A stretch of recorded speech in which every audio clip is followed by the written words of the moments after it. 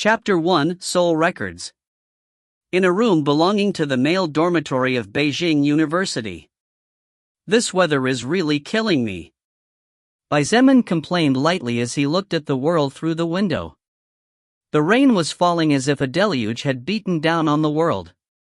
The sound of the water drops hitting the windowpane was soothing, but he could not appreciate the benefit. For the past year, the world's weather had become absurd from one day to the next. Deserts were suddenly flooded with all kinds of storms and the Earth's poles began to defrost due to high temperatures. However, this was not all. Even when icy places like Antarctica began to thaw overnight, the next day temperatures plummeted again, freezing everything over. Scientists simply had no way of explaining the phenomenon. However, as a consequence of this, the major nations of the world practically forced the rest of the smaller countries to be careful with pollution, attributing everything that happened to malfunctions in the planet's protective layer. Now even if the sun shone brightly, people always carried umbrellas in their hands, fearing a sudden storm. As if this wasn't enough, I have to go to work in this damn storm. Baizeman sighed to himself and turned around to look for warmer clothes from the closet. Baizeman was just a normal 20-year-old student. His father was a small civil employee with no power and his mother taught English at an elementary school. On the other hand, when he was still 12, his mother brought home a pretty girl who was 3 years younger than him. Her name was Meng Qi. Her parents had passed away, leaving her alone since no other family member wanted to take care of her. His mother, being the best friend of Meng Qi's mother, decided to take care of the girl. Since then, the four of them had been living together and currently, Meng Qi was a student at a prestigious high school in the capital. She would be attending the same university of Baizeman next year. As Baizeman was rummaging through his clothes, the whole world seemed to shudder fiercely as many things began to move from their places. Quickly he held onto the closet tightly, preventing it from collapsing on top of his body and crushing him. Baizeman felt something strange inside him as if he had been punched hard in the stomach, knocking the wind out of him. His face turned pale and he had the urge to vomit, barely restraining himself. After about 10 seconds, everything seemed to return to normal. Things stopped moving, the few paintings that had been saved from falling to the ground no longer threatened to fall. And the sound of the rain falling fiercely could be heard again.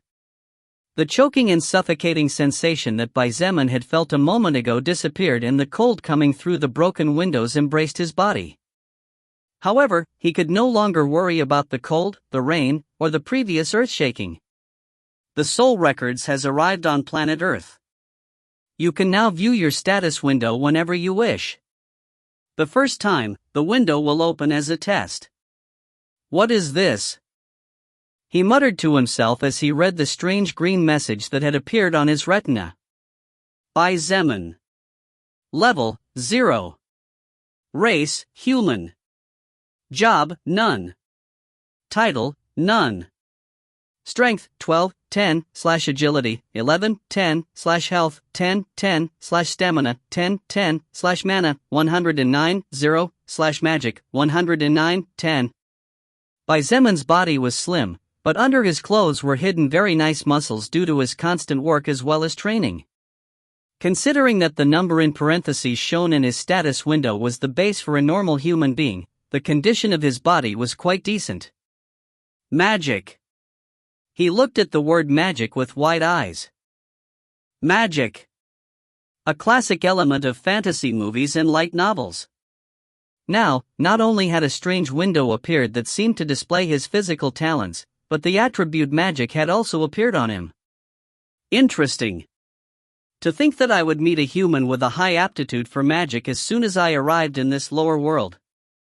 A seductive, playful, and even a bit innocent voice sounded from behind him, blocking him from thinking any further about the events that had occurred. Baizeman turned around only to be stunned. A beautiful woman capable of provoking wars between nations was there when clearly no one was there before.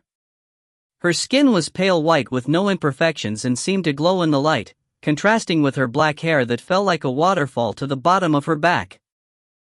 Her eyes were a striking red that shone like two beautiful rubies. A black one-piece dress hugged her seductive curves, clinging to her body tightly, exposing only her 2 slender arms and 2 long, slender legs that could make even a saint drool. Bai Zemin had never seen such a beautiful woman in his entire life.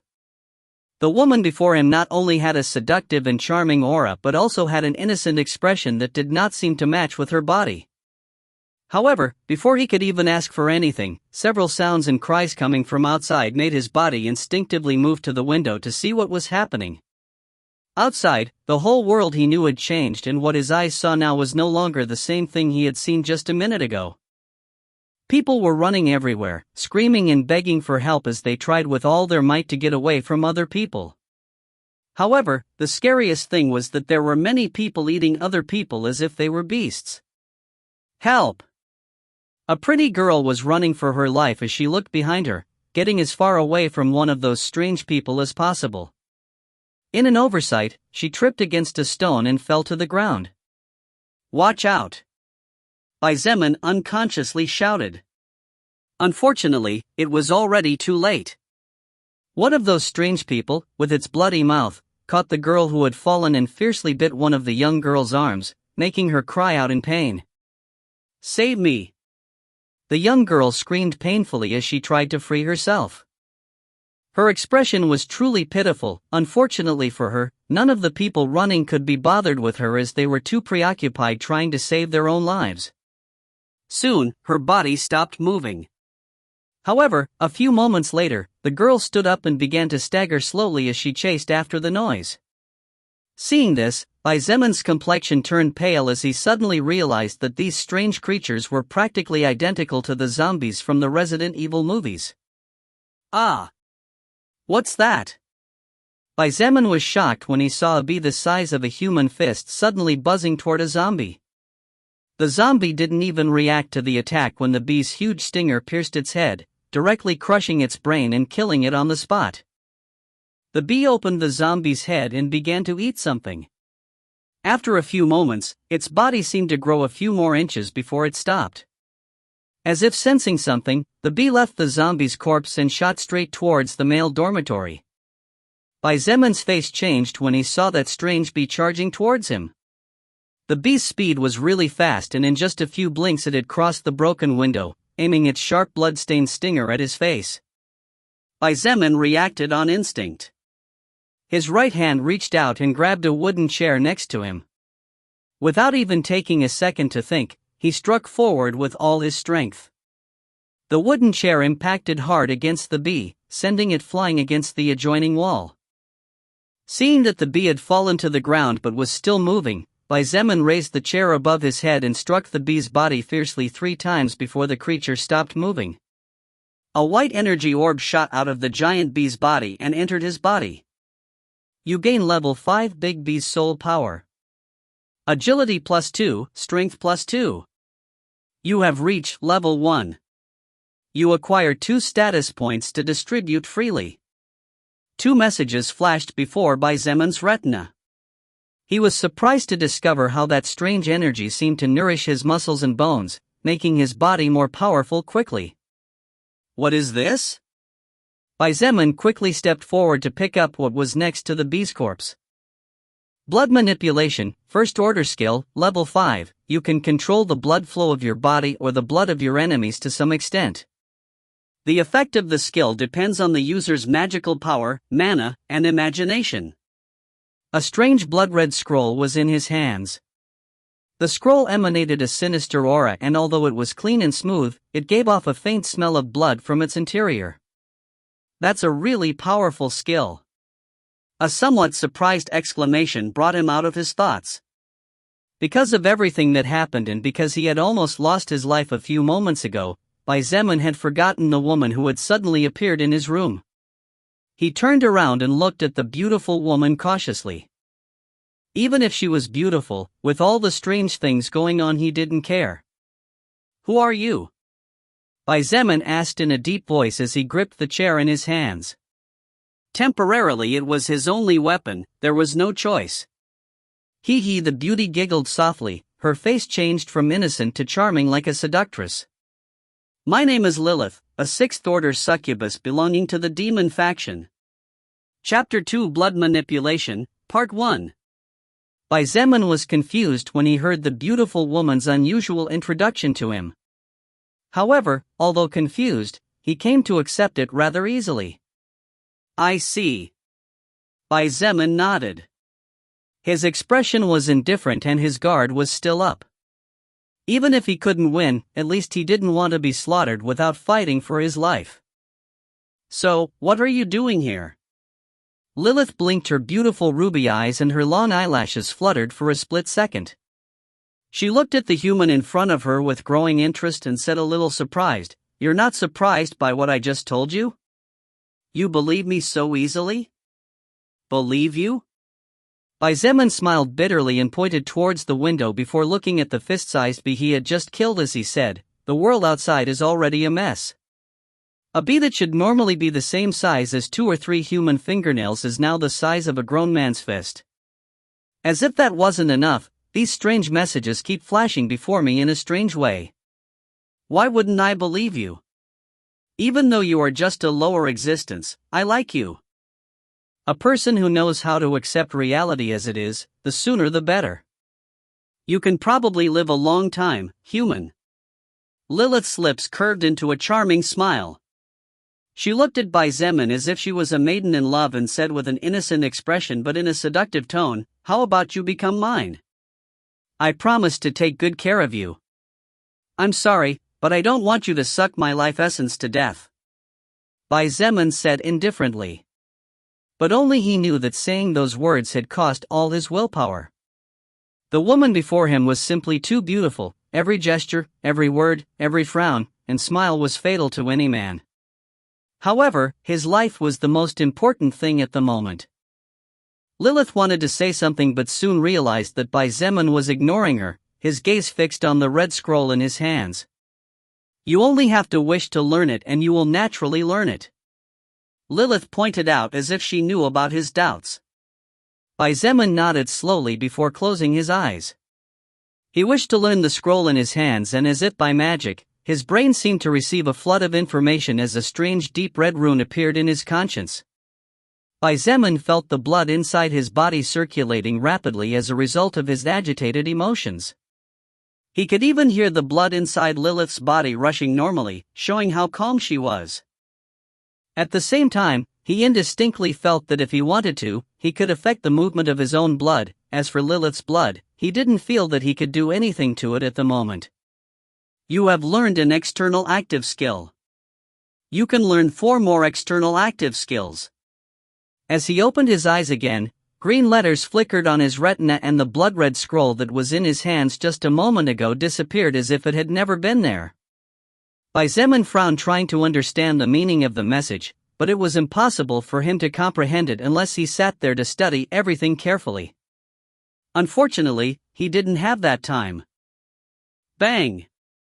The wooden door of his room received a resounding bang from the outside and Bai Zemin was forced to prepare himself for the worst. The banging continued uninterrupted and the grunts coming from the other side of the door made it obvious that at least one zombie was trying to break through and, seeing how hard the door was being hit and how the hinges seemed about to give way at any moment, he knew he didn't have too much time to stand around without doing anything. His brain worked quickly and without hesitation he rushed to the TV, ripping off the wire forcefully. He then tied one end of the long black wire to the bed and the other end to one of the desk legs. After that, he walked over to the bee and started poking at something. Lilith watched his movements curiously with no intention of commenting on it and silently so as not to disturb him. Bang! The wooden door finally could not withstand the constant assault and burst open with a small explosion. Immediately after the door was kicked down, 2 students who had turned into zombies staggered in. Their blood-stained faces looked grotesque. Bai Zemin could even see several bite marks where the flesh had horribly sloughed off. If it were him a few minutes ago, it would probably be hard for him to bear the urge to vomit from the sickening odor given off by the 2 moving corpses. However, after learning the skill blood manipulation, everything was different for him. It was well known that emotions affect the cardiovascular system of the human body to a certain extent. The greater the stress, the greater the amount of blood pumped by the heart, thus increasing circulation as a consequence. Then, Zeman came up with a slightly crazy idea. Was it possible that in some sense the blood circulation inside the body could affect the emotions a bit? Since there had never been anyone capable of controlling the blood to affect emotions, such a thing could never be proven. But after acquiring blood manipulation, Zeman discovered to his delight that while he was still a bit nervous, he was no longer as scared as before. The two zombies advanced rather slowly in Zeman's direction. Although the creature's eyes were completely white as if they were blind, they seemed to be able to smell life emanating from his body since their movements had a fairly clear direction. Just as they advanced, the two mindless zombies suddenly tripped over the wire that Zeman planted a few centimeters above the ground. The bed creaked and moved slightly due to the strong pull, but it was enough for the two zombies to fall flat on their faces. Zeman's eyes flashed as he shot forward at full speed, unwilling to pass up the opportunity.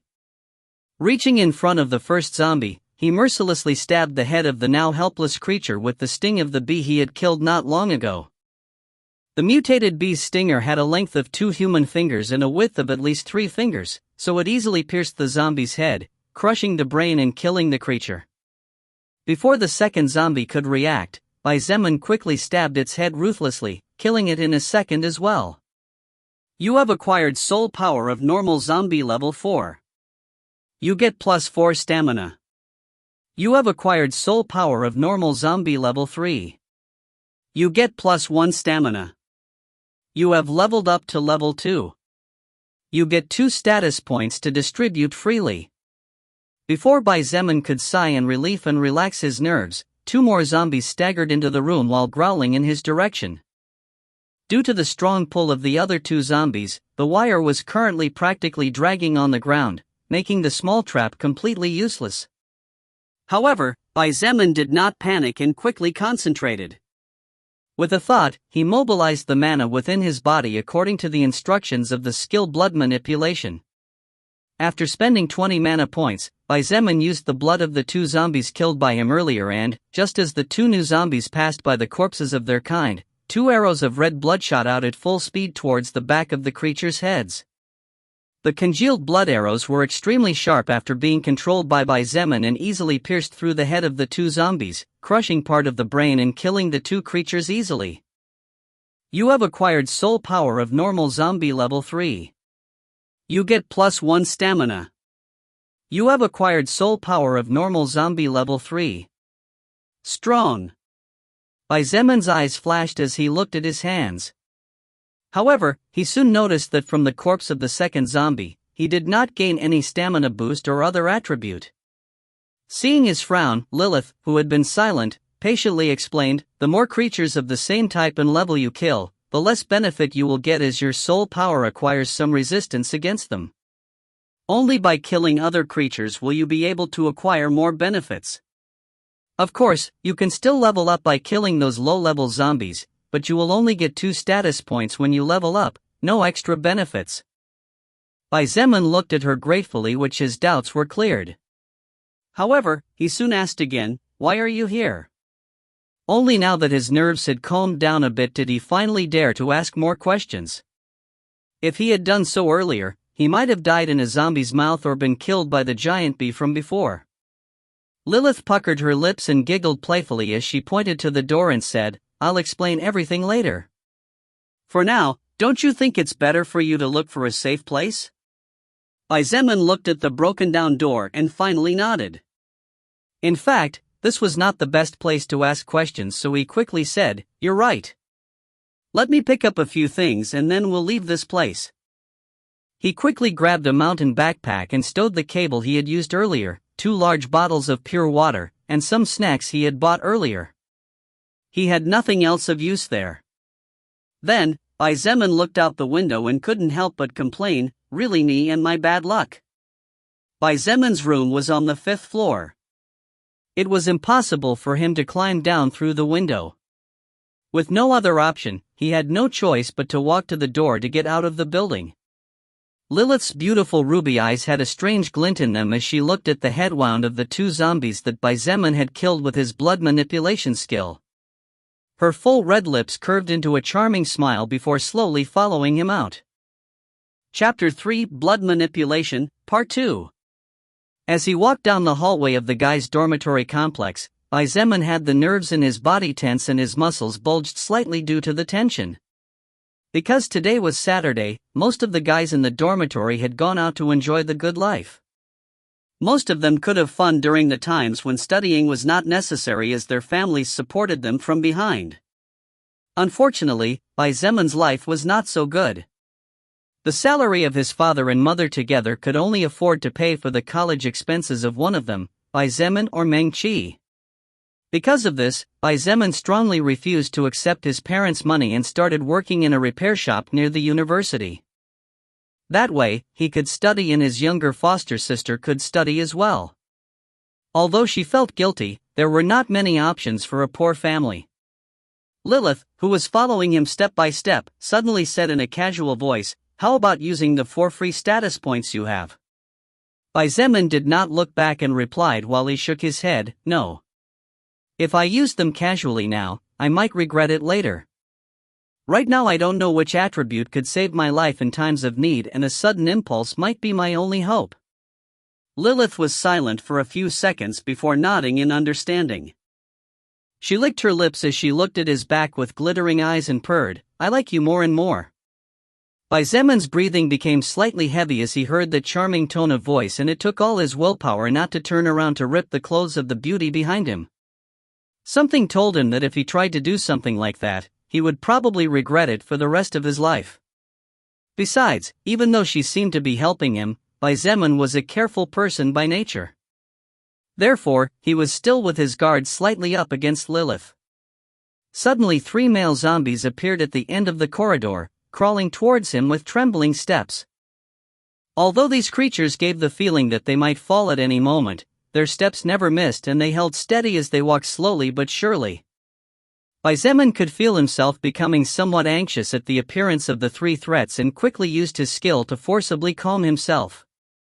He knew that losing control over his emotions at such a crucial moment could be the cause of his death. Lilith looked at his back with a smile.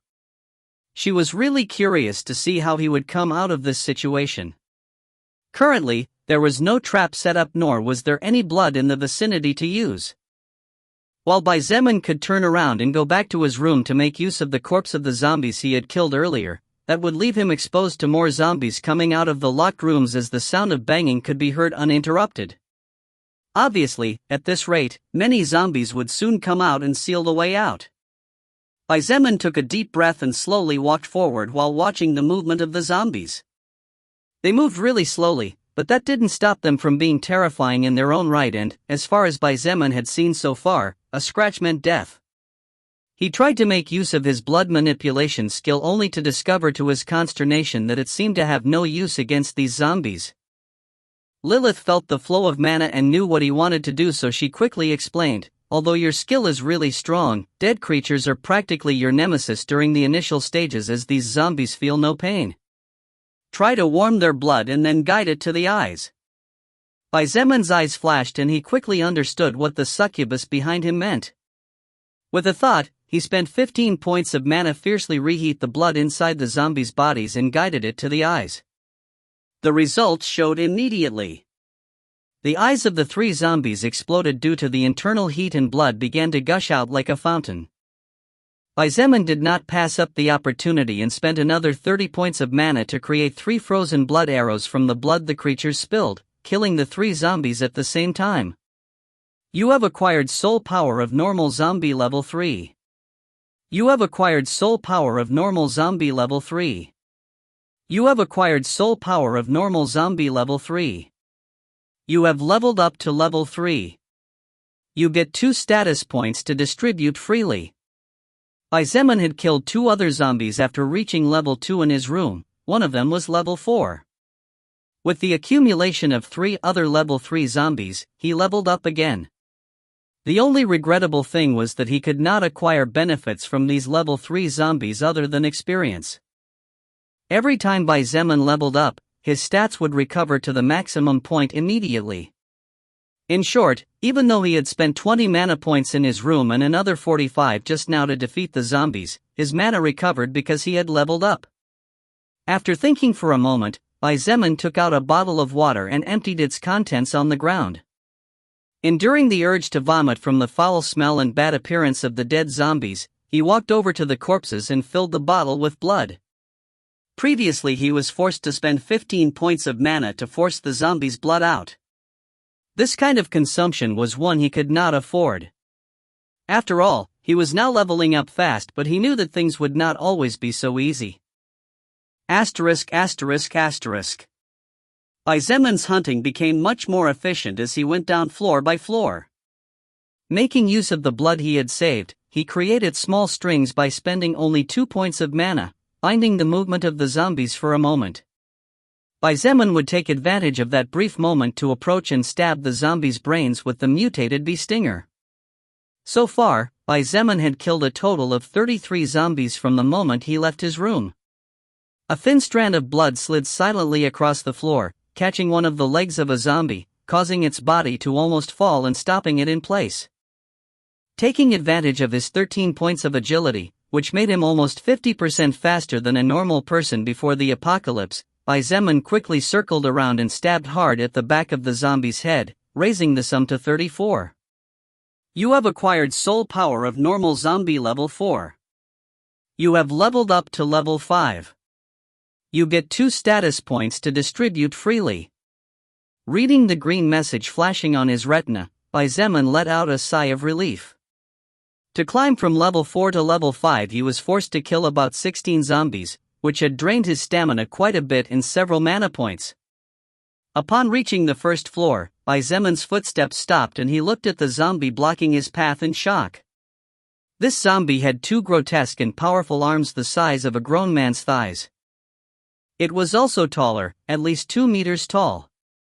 Obviously, this zombie was a more dangerous species. The hulking zombie also sensed Bai Zemin's life source less than 5 meters away and moved toward him.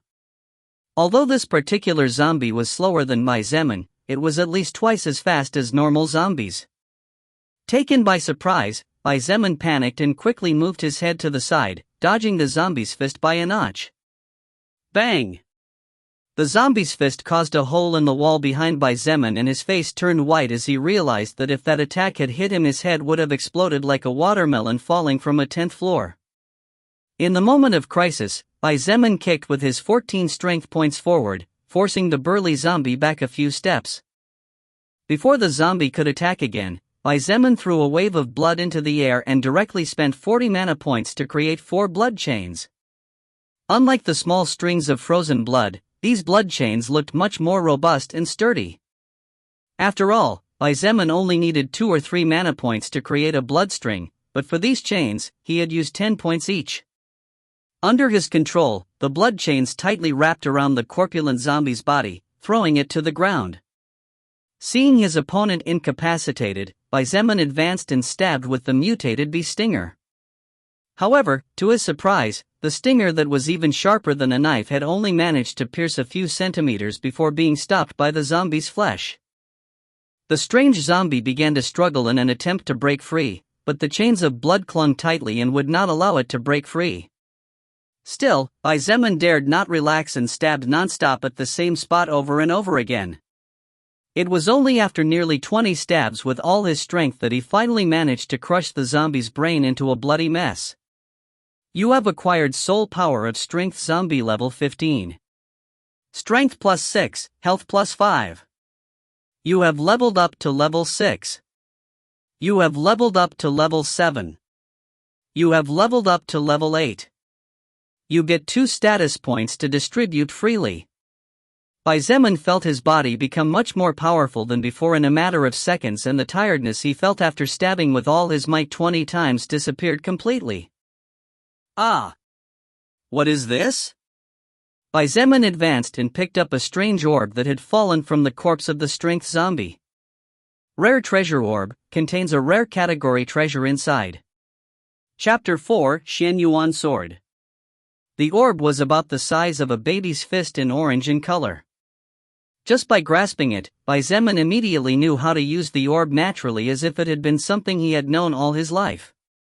Squeezing his palm tightly, the orb flashed slightly, and when the brightness dimmed a new object appeared in Bai Zemin's hand. Xianyuan sword. Its power is enough to pierce through the defenses of almost any creature below level 40 and its edge capable of piercing through the defenses of an armored car. When equipped, strength plus 20. The sword was dark golden in color with countless engravings along the blade and hilt, giving it a truly mysterious appearance.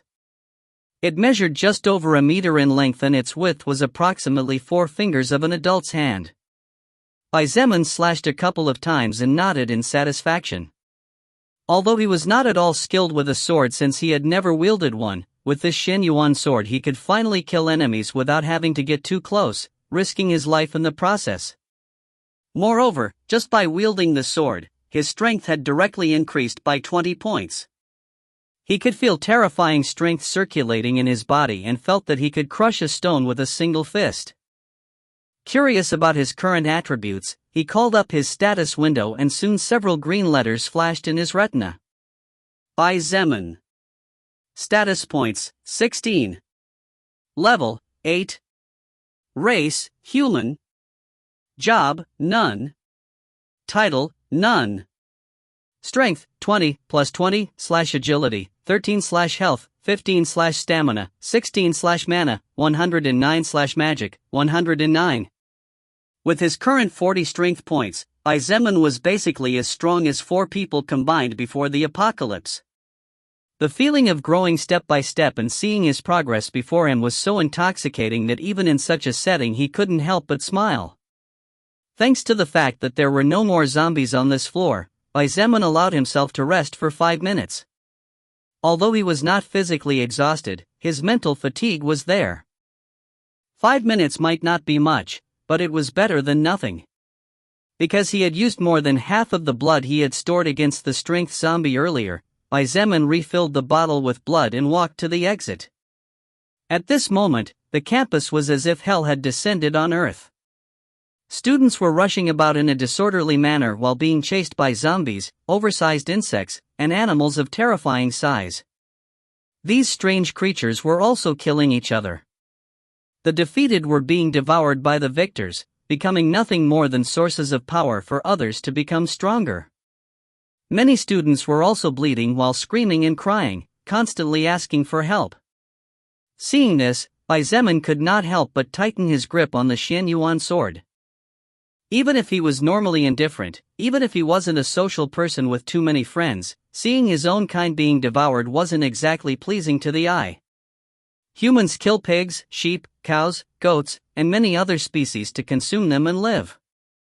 Lilith's voice, who had been silent all this time, echoed next to him.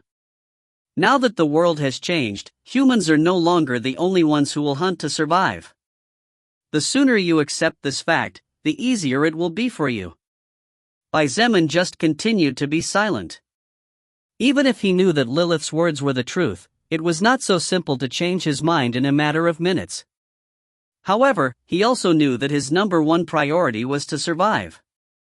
Even if he had to crawl out of the hell, he would definitely survive and search for his family. A rather pretty girl was running while a brown dog that was almost 5 feet tall was chasing her at an outrageous speed. In a matter of seconds, the giant dog pounced on the girl and threw her to the ground. The girl's eyes flashed with terror as she saw the terrifying monster open its jaws wide. Just when her throat was about to be ripped in half, there was a sharp flash that flickered for a second. The giant dog's movements stopped completely and a second later its head detached from its body. Warm blood fell on the girl's body, but after living through so many things, she did not scream and looked at the person who had just saved her life. This person was, naturally, Zeman. You have acquired mutated dog level 9 soul power. Agility plus 4, stamina plus 4. Stand up and follow me if you want to live. Quickly, he urged. Without waiting for an answer, he quickly moved towards another student who was being attacked by a big bee and cut it in two with his sword. The girl quickly stood up, scared. She didn't dare to linger as she began to follow him, knowing that he was her only hope of living. The other male student also followed in Zeman's footsteps without delay as he thanked him. Zeman moved across the campus in the direction of the gymnasium. That was probably the only place that could currently be safe since there were no glass windows for the mutated monsters to get into. Although he urgently wanted to go find his family, he first needed to understand the situation he was in. Bai Zemin knew perfectly well that rushing things in such a crisis situation would only hasten his steps towards death. Along the way, Bai Zemin helped and saved the lives of more than 15 students. These students were all chased by animals or insects. As for those who were caught by the zombies, there was no hope for them. The zombies were not as fast as the mutated animals, nor did they have unpredictable attacks like the giant insects. On the contrary, they were extremely slow and their movements were clumsy. However, a small scratch meant death. A group of 5 students ran while a group of 10 zombies chased behind. They didn't even dare to look back and just concentrated on running with all their might. Unfortunately for them, just as they turned the corner, another group of 5 zombies suddenly appeared and started staggering towards them. One of the students panicked and his movements froze, being scratched hard by one of the zombies. The pain seemed to wake him up as he quickly turned to flee, as did his companions, only to see that they were surrounded. 5 zombies ahead and 10 blocking the retreat. Just as they were wailing and crying, there were several sword flashes, and in just over 10 seconds all 10 zombies were decapitated. Strong. Zhang Ming, a tall student, couldn't help but exclaim as he saw Bai Zemin charging towards the front 5 zombies and killing them as if he was slaughtering chickens. There was a student this strong in our university? Look at all the people he saved, another student muttered in stupefaction as he watched the 15 people Bai Zemin brought in. Although Bai Zemin knew nothing about the way of the sword and simply cut using pure strength, his current agility was 17 points, almost double that of a normal person before the apocalypse. In addition, his Xianyuan sword was incredibly sharp, which allowed him to decapitate zombies as if it were nothing. After making quick work of beheading the 15 zombies, Bai Zemin felt a little tired. He had killed about 60 zombies since the moment he left the male dormitory, and added to that he had also killed about 10 giant insects and 3 mutated dogs. All those kills had only allowed him to level up once, currently being level 9. But even if he was much stronger than before, his stamina was slowly depleting, and if he wasn't careful he might die if he was surrounded. Bai Zemin walked towards the group of students, and even before they could say thank you he pointed at the student who had been scratched earlier and said in a firm voice, "You can't stay. You must leave." Upon hearing his words, the group of 5 friends had a drastic change in their expressions. However, the 15 people who were saved by Bai Zemin said nothing and simply stood behind him, looking at the surroundings in fear. "What? Why do I have to leave?" The pointed student shouted indignantly. "You were scratched by that zombie, I saw it before." Bai Zemin said coldly. "You must know what will happen too, don't you?" The student's face turned pale. However, he was not willing to die, so he denied the reality by saying, "What do you know? What do you know if those damn creatures are zombies or not?" The students looked at him with sympathy. Bai Zemin looked at him coldly and said nothing more, but turned around and started walking towards the gymnasium with firm steps. The students quickly followed him, including the student who had been scratched earlier. Bai Zemin, who had been paying attention, turned around and in a matter of seconds appeared before the student. With a heavy punch in his stomach, the student was forced to kneel on the ground as he struggled to breathe. "I told you that you can't follow me." After saying those words, he turned around and walked away. The students did not dare to say a word, not even that student's 4 classmates. Currently, Bai Zemin's mood was terrible, and after killing over 100 zombies, the smell of blood surrounding him was thick, giving him a savage aura that no one wanted to provoke. "I like this human more and more every minute, he. Lilith looked at his back with flashing eyes, and her lips curved into a beautiful seductive smile capable of enchanting any man's heart. However, no one seemed to be paying attention to her. Chapter 5: A Closed Battle. Beijing University, being one of the most prestigious universities in all of China as well as one of the most important universities in the world that even foreign students attended, was extremely large. The campus was several acres in size and the university was like a small city by itself. Supermarkets, karaokes, there were even some restaurants inviting students to stay on the premises without going out too much. The distance between the male dormitory and the gymnasium was only about 400 meters, but because all the roads were plagued with dangers in the form of zombies, evolved insects, and animals that seemed to have turned into beasts, crossing the distance had become a challenging feat. Zeman dashed relentlessly and slashed with his sword again and again. Along the way he had saved the lives of 5 others, increasing the number of survivors at his side to nearly 24. A man with gold-rimmed glasses and a rather handsome appearance was chatting with a female student who was looking at him with an obvious crush. This man's name was Lian Xian and he was the vice president of the university's student association.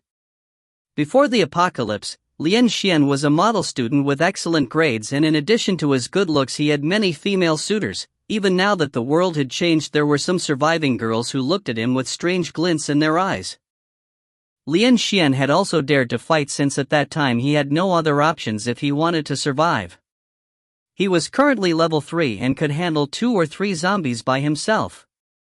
When he encountered Zeman's group he was about to be surrounded by 6 zombies, which meant death for him. After he killed 2 zombies and Zeman killed the other 4, Lian Xian joined the group and helped kill straggling zombies. After all, even for someone like Zeman, who had been fighting and killing creatures of a higher level than him constantly, it was not 100% safe to protect such a large group of people without 1 or 2 zombies slipping in. Swoosh!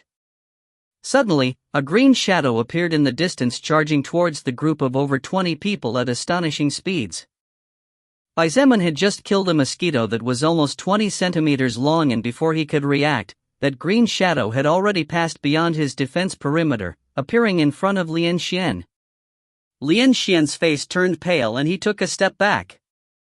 If he faced a few zombies he was still fine, but if a big bee or a mutated dog with above-average speeds appeared, then there was no way he could even react. Because Lian Xian had only killed zombies so far, he only obtained extra attributes during the first 4 or 5 zombies and only gained stamina. Lian Xian had also used the 6 status points he had gained from leveling up in strength, so his speed was merely average. Lian Xian grabbed the girl who was chatting with him and didn't even hesitate when he threw her in front of that strange shadow, taking cover in the process. The green shadow suddenly flashed and in the next instant, the girl's body was split in 2. Her blood splattered everywhere and a look of shock and incredulity shone in her eyes before she died. Even in her wildest dreams, she would never have expected that the normally cultured, polite, and gentlemanly Lian Xian would actually not hesitate to make such a cruel move. The survivors panicked and a few began to flee in all directions in a disorderly manner. Others did not move due to fear, and some smarter ones just walked away while trying to get closer to Zeman as he was the only hope they had of survival. As for Lian Xian's selfish act, no one noticed. No one except the beautiful and seductive but at the same time innocent Lilith. Though such a move was impossible to be missed by someone like her, there was no disdain or disgust in her gaze. She had seen people do worse things than what she had just seen just to survive one more day. The green shadow was so fast that no one could react to its speed. This strange creature suddenly seemed to realize something as it shot off at terrifying speeds toward Zeman. Clearly, the creature had realized that he was the best tonic for it to evolve. Zeman felt his scalp go numb and unconsciously raised his sword horizontally. Clang! The sound of metal clashing against metal echoed loudly. The green shadow was forced to stop its movements as its strength and Zeman's were quite similar. Only now could Zeman distinguish the appearance of the monster that was attacking him. The green shadow was actually a huge mantis that was almost 2 meters tall. Its terrifying eyes stared at him with killing intent flickering inside. Its 2 large side-like forelegs were pressing hard on the Xianyuan sword, trying to force Zeman back. If it was Zeman before obtaining the Xianyuan sword, he could have been seen to retreat. However, thanks to the 20 strength points the sword granted him, he could barely stand on equal footing. Be careful. That mantis doesn't specialize in strength at all. Its current speed must be almost twice as fast as yours. Lilith's voice rang in his ear, giving him vital information. In fact, even without her telling him, Zeman knew that his current speed was far below this mantis. Before, if not for his reflexes and luck, his head would have already separated from his body without even knowing how he had died. Zeman grunted as he pushed forward with all his might, pushing the mantis back. Then, without even a second's hesitation, he added all his saved status points into agility. In just a split second, he felt his muscles become stronger but at the same time softer. Zeman felt as if lightning flashed in his body, giving him a slight itch that soon disappeared.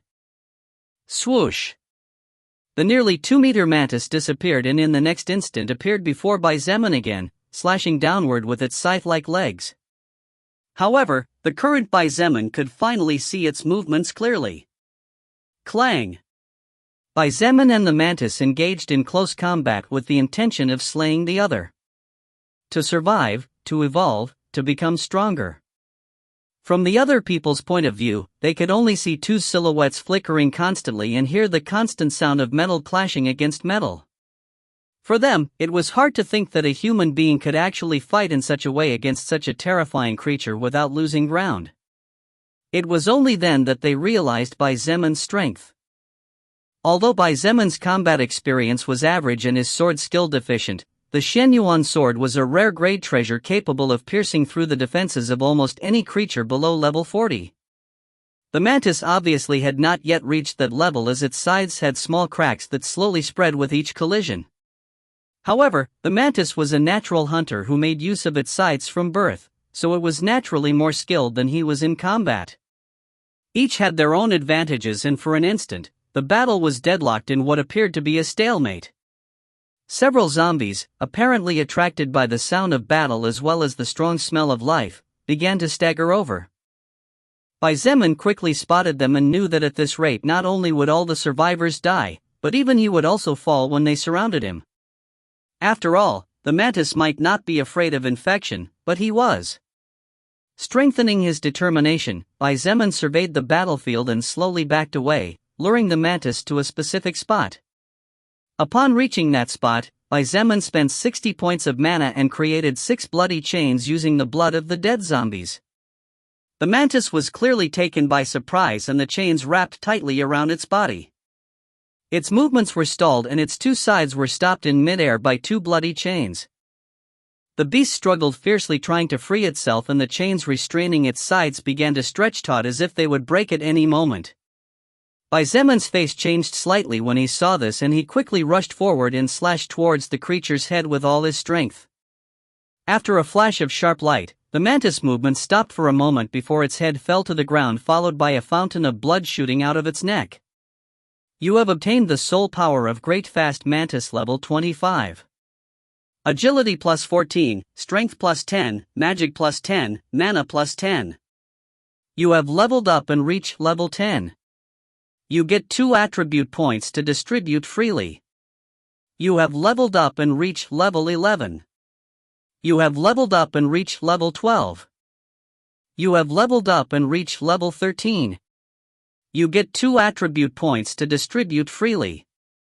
A huge orb of soul power came out of the Great Fast Mantis body and entered Zeman's body, nourishing him and taking his power to higher levels. In addition, he also directly gained 4 levels as a result. Besides, the mantis had dropped other things after its death. Next to its corpse was 1 red orb, 1 orange orb, and 1 scroll. Chapter 6 Elites. Fighting against high-level creatures was really risky. A single mistake was enough to send anyone on their way into the underworld and pay a greeting to the legendary god of death. In fact, even fighting a level 3 zombie during the first few minutes of the apocalypse was extremely difficult. One touch, the slightest scratch, and it would all be over right then and there. It didn't take a bite or too much contact for a life to end. In truth, if it weren't for Zeman's luck, he would probably be dead by now. At that time, because the window of his room was small, the level 5 Big B had no choice but to fly directly that way, which made it much simpler for Zeman to attack it since he knew where the assault would come from. Otherwise, it was impossible for him to defeat such a fast and unpredictable monster. It was also thanks to that single kill that he obtained his skill blood manipulation. If it wasn't for this skill, Zeman wouldn't even have been able to leave his room successfully and would have become zombie food by now. However, although fighting high-level monsters was risky, the rewards of being victorious were far superior to the rewards one would get from defeating monsters at the same level. Just the extra stat points alone were equivalent to 2 or more levels, considering the fact that each person only got 2 stat points per level. Not to mention the drops. Zeman took a step forward and quickly put both orbs and the scroll into his backpack before standing up again. Immediately and without even a moment's rest, he stomped hard on the ground beneath his feet and charged towards the zombies staggering in his direction. A minute later, the remaining zombies had been purged by Zeman. Teacher Jia.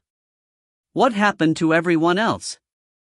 Zeman asked with a frown as he looked at a female teacher in her 30s that he had rescued earlier. Student Bai. The rest? I'm afraid they ran away when they saw things were getting ugly. As for the direction, I'm sorry, I'm afraid I don't know. The teacher replied with a bitter smile. This teacher's name was Jia Jiao and she was a teacher of the third-year students, so she knew Zeman. Her personality was quite kind by nature, and in the past, she had treated Zeman quite well even though he came from an ordinary family. I see. Zeman simply nodded as he looked at the 12 people who remained. About half of them had fled upon seeing the zombies approaching from all directions. These people would most likely die unless they dared to fight for their lives, but even then, the chances of dying were much higher than living. As for this, Zeman could do nothing about it. Currently, it was already difficult for him to survive, and a single great fast mantis had forced him to use all the status points he had been saving for times of crisis. If he were to encounter 2 of those monsters, then Zeman would most likely die unless the battlefield conditions favored him greatly. Since those people fled, then they no longer had anything to do with him. He simply saved them earlier because he was just in passing and didn't want to see his kind become food for other species. Let's go. We need to move towards the gymnasium. Only then can we get some rest, he said and turned to leave. The 12 survivors followed him, not daring to stay behind. Their eyes filled with fear for the future looked intently in all directions for dread that a strange mutated creature would take away the life they had been protecting for so many years. Asterisk asterisk asterisk. On the opposite side of the male dormitory was the female dormitory. The distance between the place where the girls rested and the gymnasium was exactly the same as the distance between the gymnasium and the male dormitory. A group of about 20 people moved in the direction of the gymnasium. This group of people was mainly composed of women, but there were also 7 men among them. However, no matter whether it was the women or the men, they all looked at the back of the woman who was leading them with respect, admiration, or love. A group of 5 zombies stumbled toward the crowd of survivors. Seeing their distorted expressions and their blank eyes, many of them could not help but shudder along with the small sound of choked sobs. The woman leading the group and carrying the lives of nearly 20 people on her shoulders had beautiful silver-colored hair and bright blue eyes. Her skin was as white as milk and as smooth as the purest silk, giving her an appearance similar to that of a real fairy. However, her expression was as cold as eternal ice with no apparent emotional flow.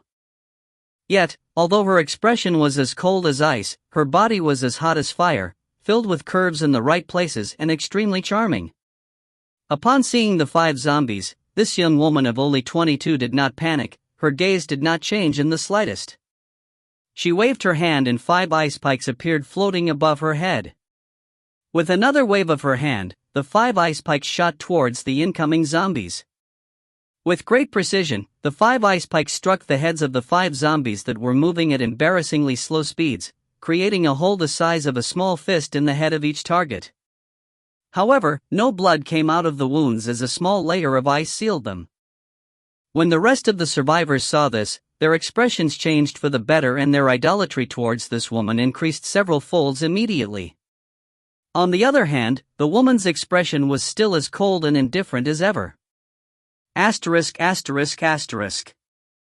From a different direction, another group of survivors was advancing at a rapid pace under the leadership of 2 men. This group had about 30 people, so the strong vital smell attracted many zombies as well as other grotesque creatures that intended to devour them in order to evolve.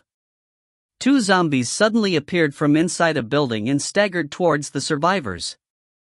However, before the survivors could even scream in terror, two arrows flew and struck the brains of the two infected, cutting them lifeless immediately. The survivors looked at the young man holding a bow, wearing sports clothes, and carrying a quiver behind his back, with admiration and envy. This young man ignored them and picked up the two arrows he had used before, wiping the blood on them with a rag of torn clothing. Swoosh! Suddenly a mutated dog appeared, charging at a speed 3 times faster than a normal person. The big brown dog opened its jaws wide with the intention of biting the young man's head off. With the jaw strength of this level 9 mutated dog, the young man's head would be shattered in a single bite. However, what greeted the dog was a huge hammer. Bang! The dog's head popped off in pieces. The dog's brain matter, blood, and flesh flew everywhere, making a bloody mess. The animal collapsed on the ground completely lifeless. Even if you are fast, if you don't attack me first, you are too weak, stupid dog. A burly man with a beard on his face spat on the dog's corpse. This man looked to be about 35 years old and the expression on his face was savage. He held a metal-colored hammer that was almost as big as a door with his 2 hands, wielding it with apparent ease although it was clearly a heavy weapon. The group continued to advance towards the gymnasium. Of course, Zeman did not know that apart from him, there were other people who had the same idea and the same temporary goal. However, even if he did know, he probably wouldn't be too surprised. After all, the gymnasium was located right in the center of the university campus, so it was accessible from all directions. Moreover, the gymnasium was also one of the few facilities that could be considered comparatively safe. Apart from Zeman, there were other people who also dared to fight or simply had no choice but to fight if they wanted to survive. As a consequence, there were several people who had their own fortuitous experiences, gaining powerful skills and treasures that did not belong to this world. 20 minutes later, and after making several detours to the area in order to find the easiest and least difficult path for the survivors he had saved, Zeman was finally only 50 meters away from the gym and reached his first goal. However, things seemed to be a bit complicated. Student Bai, now what do we do? Jia Jiao asked with a pale face as she watched the scene in front of her. Zeman frowned slightly as he crouched in a corner and saw the dense group of zombies wandering near the gymnasium. There were over 50 zombies, all of them too close together for him to pass. Even for someone like Zeman, it was no easy feat to fight against 50 creatures that could defeat him with just a scratch. If it was in a place where he could move, then Zeman was confident that he could take out a few hundred zombies given enough time. However, fighting 50 of these creatures in such a constricted place was challenging even for him who had been steadily leveling up. What stupefied him most was that these zombies didn't seem to have any intention of leaving. Chapter 7: Clearing the Path. As Zeman watched the movement of the group of zombies several meters ahead, he quickly noticed that some of them were banging on the doors in an attempt to break them down. However, these doors were completely metal, so it was absolutely impossible for these zombies to break through no matter how hard they tried. The sound of bangs from the metal door had attracted other zombies, causing that the group of a few more than 50 soon reached 80. This, coupled with the sinister atmosphere of the surroundings, caused that the disordered emotions of the students and teachers that Zeman had saved to become even worse. Could it be that there are people in there? Such a thought flashed in Zeman's mind, and the more he thought about it, the firmer that idea became. In order to survive another day, Zeman had not only been casually swinging his sword back and forth decapitating enemies, he had also been paying attention to the behavior of the creatures as much as possible. Since zombies were the largest quantity temporarily, they were the type of enemy he knew the most about. From what he had observed so far of the zombies, these slow but fatal creatures could sense the presence of any kind of life as well as notice the smell of blood from about 20 meters or so of distance, and even if that wasn't exactly the limit, it was certainly accurate enough. There are definitely people in there. Zeman finally concluded. If not for that reason, then he couldn't think of anything else why the zombies would be so intent on not moving anywhere else. He looked back and saw the people he saved looking at him, which gave him a headache. If it wasn't for these people being here, Zeman would have already taken out the treasures he obtained after defeating the great fast mantis, and, among those treasures, maybe there was something that could help him get out of the difficult situation he was in.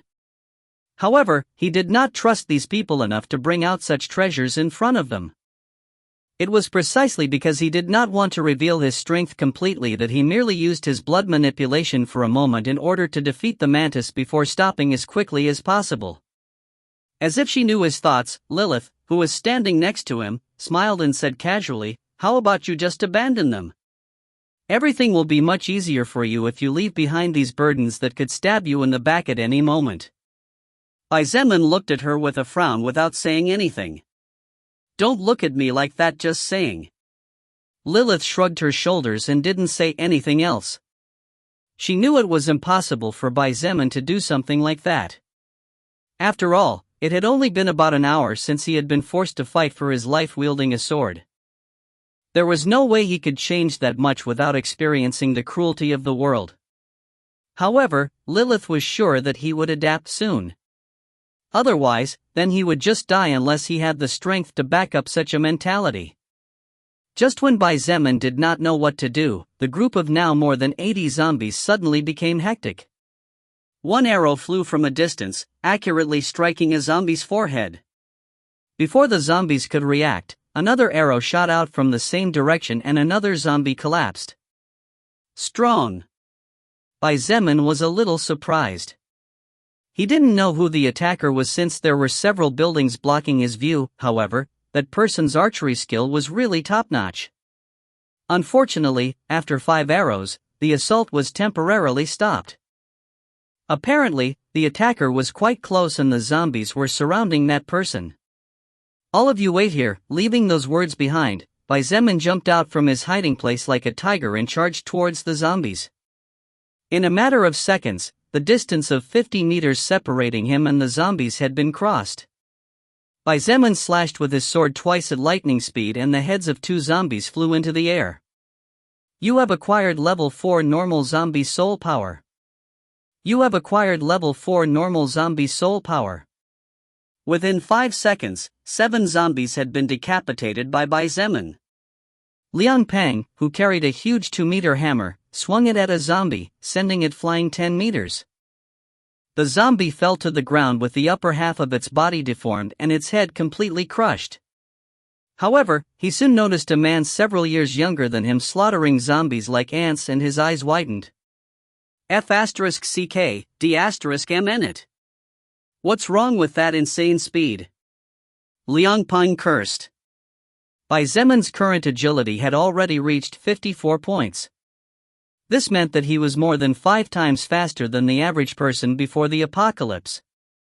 His movements were extremely fast, so when Zeman had killed 5 or 6 zombies, Liang Pang had only killed one that was close to him. On the other hand, Zeman also noticed Liang Pang with his huge hammer and was surprised. Wasn't that the university security guard? At what point had he become so strong as to carry that hammer?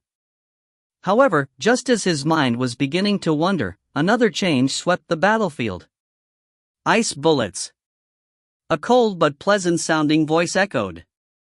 Immediately afterward, 10 tiny spheres of ice floated into the air and shot out towards 10 different zombies, hitting them in the head with accuracy and taking their lives.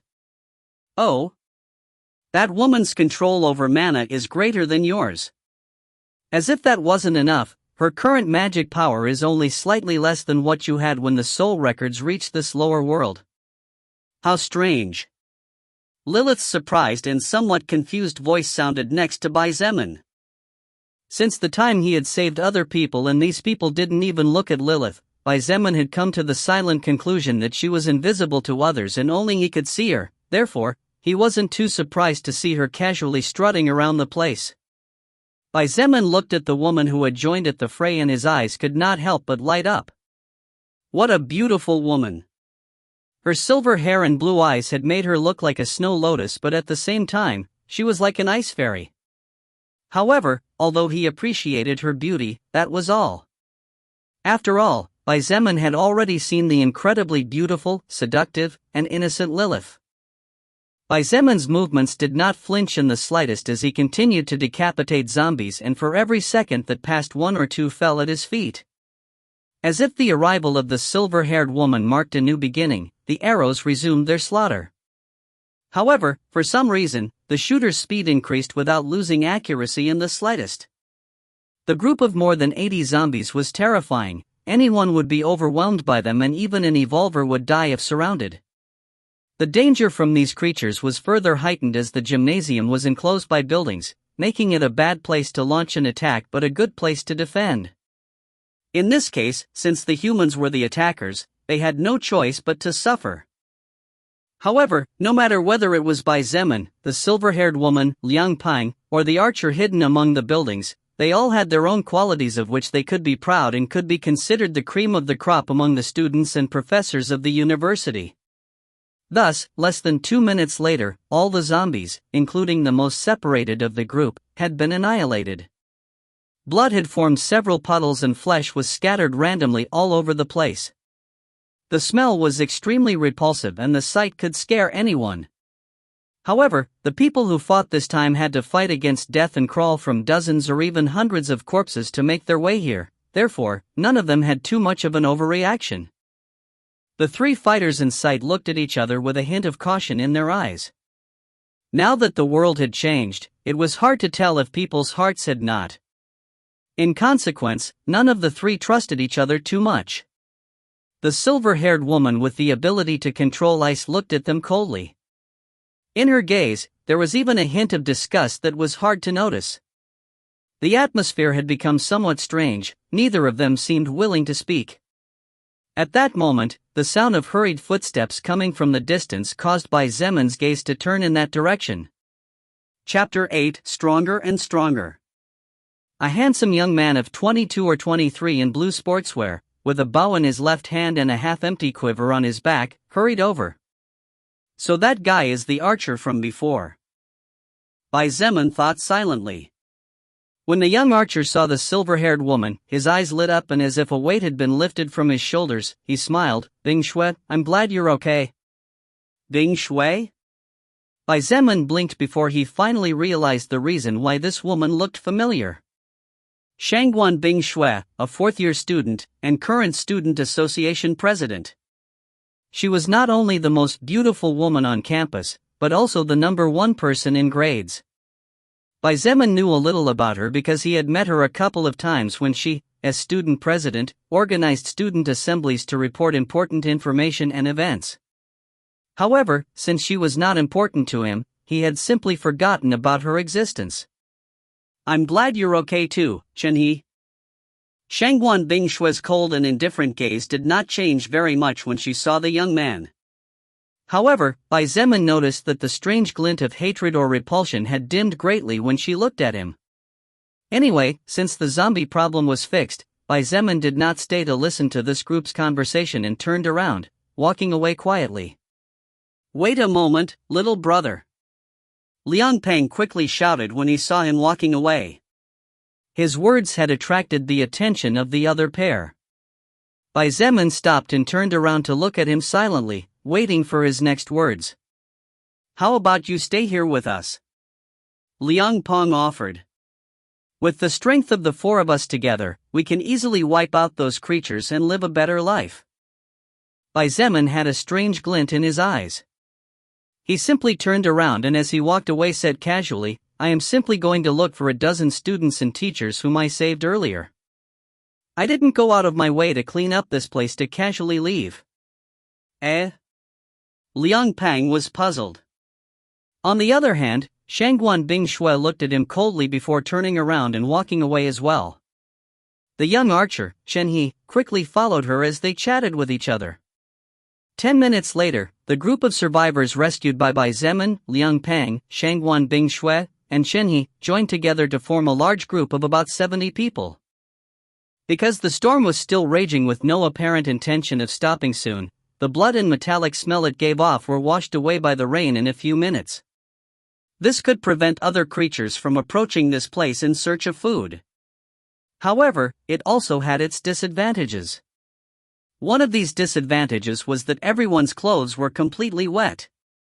Unfortunately, they could only hold on like this for now.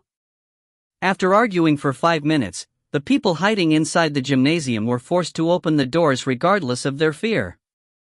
Although none of them were willing to open the doors and risk letting danger in, after Liang Ping threatened that if they did not open the doors he would break it down by force, they had no choice but to give in. Bai Zemin was surprised to discover a total of approximately 30 people hiding inside the gymnasium. Among these 30 people, there were men, women, and some teachers. They all looked at them with apprehension and suspicion. As for this, Bai Zemin ignored it.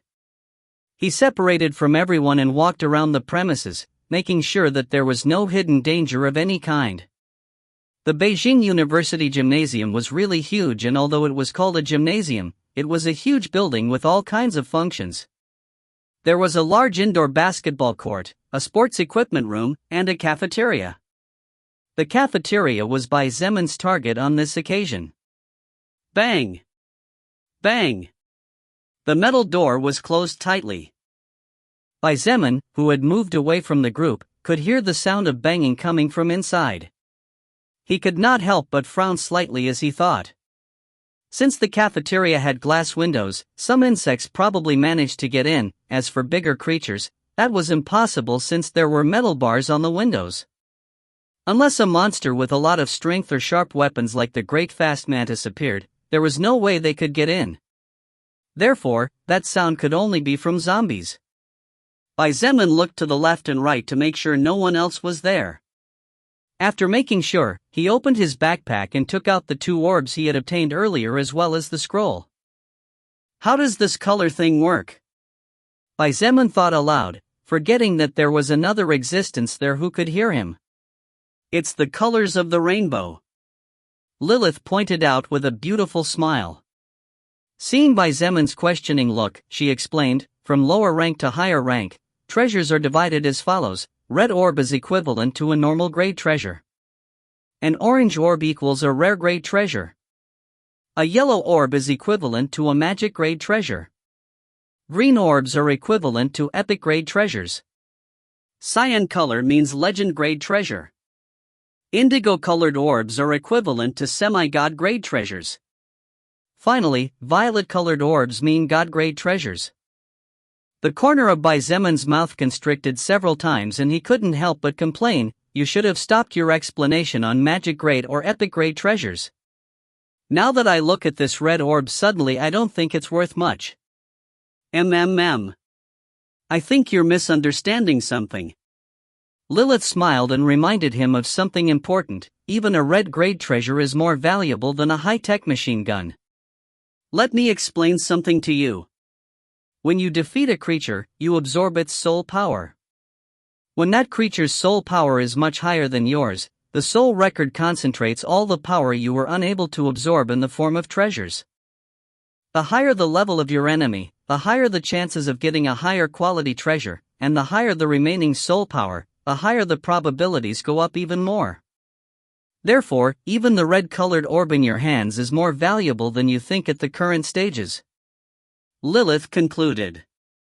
Hearing her words, Bai Zemin couldn't help but feel better. Although he felt like asking more questions, he first wanted to finish what he was about to do. The questions could be asked later. After squeezing the red orb hard, it broke and a new treasure appeared in front of Bai Zemin. Velocity boots, normal grade treasure, extremely light, easy to wear, and automatically adapts to the body. When equipped, agility plus 10. Bai Zemin's eyes lit up and his heart filled with joy. It was just a normal treasure, but these boots increased his agility by plus 10 points. This was equivalent to 1/5 of Bai Zemin's total agility. He quickly equipped the boots and immediately felt his body become much lighter than before. Now, with his 64 agility points, Bai Zemin was more than 6 times faster than a normal person before the arrival of the soul record on planet Earth. Repressing his latent excitement, he did the same with the orange orb. Full coat, rare treasure, a jacket that covers from the upper body to the knees. It can stop anything from light shotgun shells to 9mm caliber bullets. When equipped, all attributes +5. Zeman held the jacket in his hands and almost wanted to roar at the sky to say thank you. With this treasure, he was now impervious to several types of firearms. Even if medium caliber bullets were too strong, with this treasure his survivability had skyrocketed another level. He didn't even have to fear being scratched by zombies. As long as he protected his head and from the knees down, there should be no problem with his safety. Without delay, Zeman took off the wet jacket he was wearing and put on the full coat. He immediately felt his attributes improving once again, much to his delight. That treasure is good. Among the best quality within the rare grade, just like your Shen Yuan sword. Congratulations! Lilith smiled cheerfully at him. Zeman was surprised when he realized that she actually looked genuinely happy for him, puzzling him. Lilith, why are you nice to me? He asked, feeling a little suspicious. Lilith bit her lips and blinked her long eyelashes as she said in a soft voice, I already told you. I want you to be mine. Zeman rolled his eyes and wisely decided to stop asking. Although his appearance wasn't bad, he wasn't a handsome guy either. Much less so handsome that the biggest beauty he had ever seen in his entire life would fall in love with him at first sight. Without delay and fearing that someone else was coming to this place, Zeman turned his attention to the remaining scroll. Special Forces Soldier, Unranked Passive Skill, Level 5. By learning this passive skill you will automatically become a person with the same level of combat experience as Special Forces troops. At the same time, your control and knowledge of your world's firearms grow exponentially. Chapter 9, Fast and Scary. Special Forces Soldier? Zeman's eyes lit up when he saw the name of the skill. After seeing the vague but concise information available on the skill scroll, his gaze became even brighter. Currently, Zeman was countless times more powerful than any human being before the world changed. His strength had reached 55 points thanks to the Shen Yuan sword and the full coat that he had just obtained. His agility had reached 69 points and the rest of his stats were also at least twice that of an ordinary person. However, although he could currently dominate his enemies by overwhelming them due to his stats, treasures acquired, and his blood manipulation skill, Zeman was very clear that if he faced an enemy on equal terms with him but with real combat experience, the one who would be unlucky and meet a fatal fate would probably be him. What Zeman lacked the most at this moment was combat experience, control of different martial arts, etc. But with the skill scroll in his hands, this problem could be solved immediately. He only needed to wish for it and he would immediately become an experienced person as an elite soldier with years of training and battle experience. However, Zeman hesitated. Unclassified skill, he muttered under his breath. Although he didn't know how the level of skills and their rankings worked, Zeman, who obtained a skill ranked as first order skill, couldn't help but feel that this skill Special Forces Soldier wasn't that good in the long run. Before he could think any further, the beautiful and charming Lilith interrupted him with a sweet smile, you don't need to worry. Although in fact, in the long run that skill might not be so good, it's a passive skill. Listening to her, Zeman's eyes shone brightly as he realized that the word passive was the key in this matter. Even after facing so many dangers, Zeman had not forgotten about the warning he received when he decided to learn his blood manipulation skill. That warning was reminding him that he could only learn 4 more external skills. External active skills are those skills that need mana movement to function and that you didn't learn on your own throughout your life. Lilith explained patiently. Before, you were just a normal human with no training and yet, nevertheless, you were able to learn a terrifying skill in just a few seconds. Zeman did not dare to miss any words and focused all his attention on her. Lilith continued, although it might be fine now, if you learn too many external active skills, in the long run your brain will be overloaded by all the accumulated information and your body cannot support such a stress. That's precisely why you can only learn 5 active ones at first. I'll explain more about this when we have time, as I prefer not to rush things. However, you don't need to worry at all. The passive skills you can learn through skill scrolls are endless. That was all he needed to hear. Zeman looked at Lilith with a rare smile and slowly said, "You really are my lucky demon, Lilith." Without waiting for a reply and without seeing her reaction, he closed his eyes and wished to learn the contents of the scroll in his hands. The scroll in his hands turned into countless particles of light that flowed into his body. In the depths of his soul, a bronze-colored rune appeared with countless engravings on it. Zeman immediately felt a slight prickling in his mind that instead of being painful, was uncomfortable. Martial arts of self-defense, fighting skills to kill the opponent in the shortest amount of time possible depending on the circumstances, control over bladed weapons, knowledge about firearms as well as the correct way such weapons worked and the optimal way to use them. So much information flooded Zeman's brain, it was so much information that for several seconds his mind went blank not knowing how to react. He looked at his hands in disbelief and couldn't help but mutter, "That's how strong the elite soldiers were before the world changed." At this moment, only he himself knew how horrible his strength had become. His stats had not changed at all, but Zeman was confident that if he met the great fast mantis again, he could finish it off in less than 3 seconds even without using his blood manipulation skill. In fact, Zeman did not know that even his gaze had changed. His eyes had become sharper and more piercing, like a sheathed blade waiting for the moment to show its lethality to the world. Well, you gained the combat experience of the best elite soldiers in the history of your world, so it's understandable that your strength took a big step forward. Lilith smiled. Her voice was extremely pleasant to listen to. Although you were strong by human standards before, your combat experience was simply too lacking. Now, you can barely consider yourself a novice. Zeman looked at her doubtfully. A novice? He didn't think so.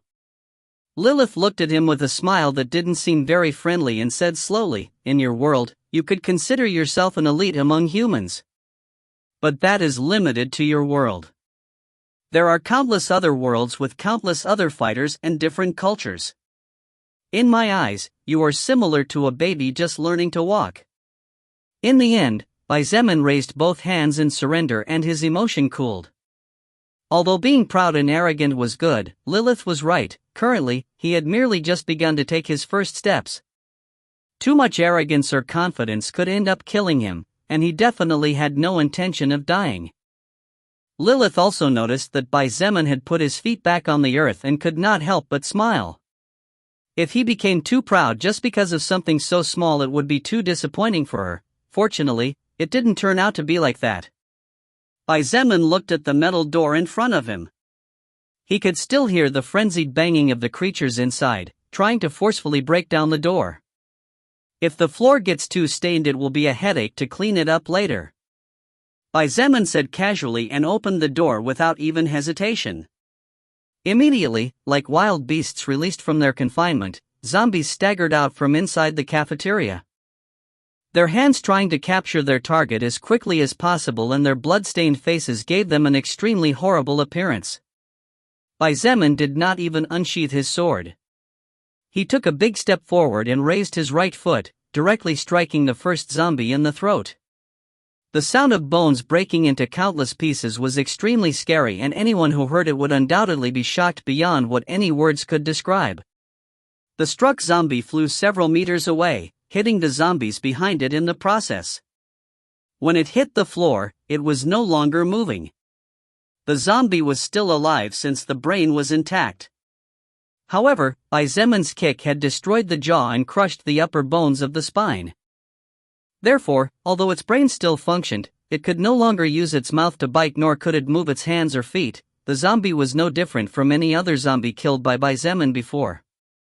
No. If there was a difference, there was no blood flowing like water from a fountain. In total, there were more than 15 zombies inside the cafeteria. With almost 70 agility points, Zeman's body was constantly flashing, appearing and disappearing amidst the group of zombies. The sound of bones breaking into pieces along with the sound of the zombies' bodies falling to the ground after being hit was extremely clear in the place. Sometimes he used his fists, sometimes he used his palm or the side of his hands, his feet, his knees, and sometimes he used his elbows. Bai Zemun's entire body had become an extremely robust, sharp, and formidable weapon capable of claiming the life of any enemy. Less than 10 seconds later, all 15 zombies lay on the ground, alive, but no different from those who were actually dead. Some had all 4 limbs broken, others had their jaws snapped and their spines separated into countless pieces, and the heads of others had been turned at an impossible angle, disconnecting the brain from the rest of the body. Bai Zemun's expression stayed impassive at the horrifying sight. With his blood manipulation skill coupled with the experience of humanity's strongest elites, his heart could no longer be shaken by such a thing. However, the sound of bones breaking, the sound of bodies hitting the walls and tables, naturally attracted the attention of other people. Shangguan Bingshui, Chen He, and Liang Peng appeared outside the cafeteria. They had obviously come to see what was going on after hearing the commotion. Chen He, who was holding his bow and an arrow ready to be shot at any moment, could not help but suck in a breath of fresh air when he saw the miserable condition of the corpses on the ground. Even the usually wild and strong Liang Peng had a distinct change of expression. He looked at Bai Zemun standing amidst the corpses and could not help but mutter, "Is he still human or not?" On the other hand, Shangguan Bingshui's beautiful but cold face had slight frown. Her cold gaze switched back and forth between Bai Zemun and the zombies on the ground.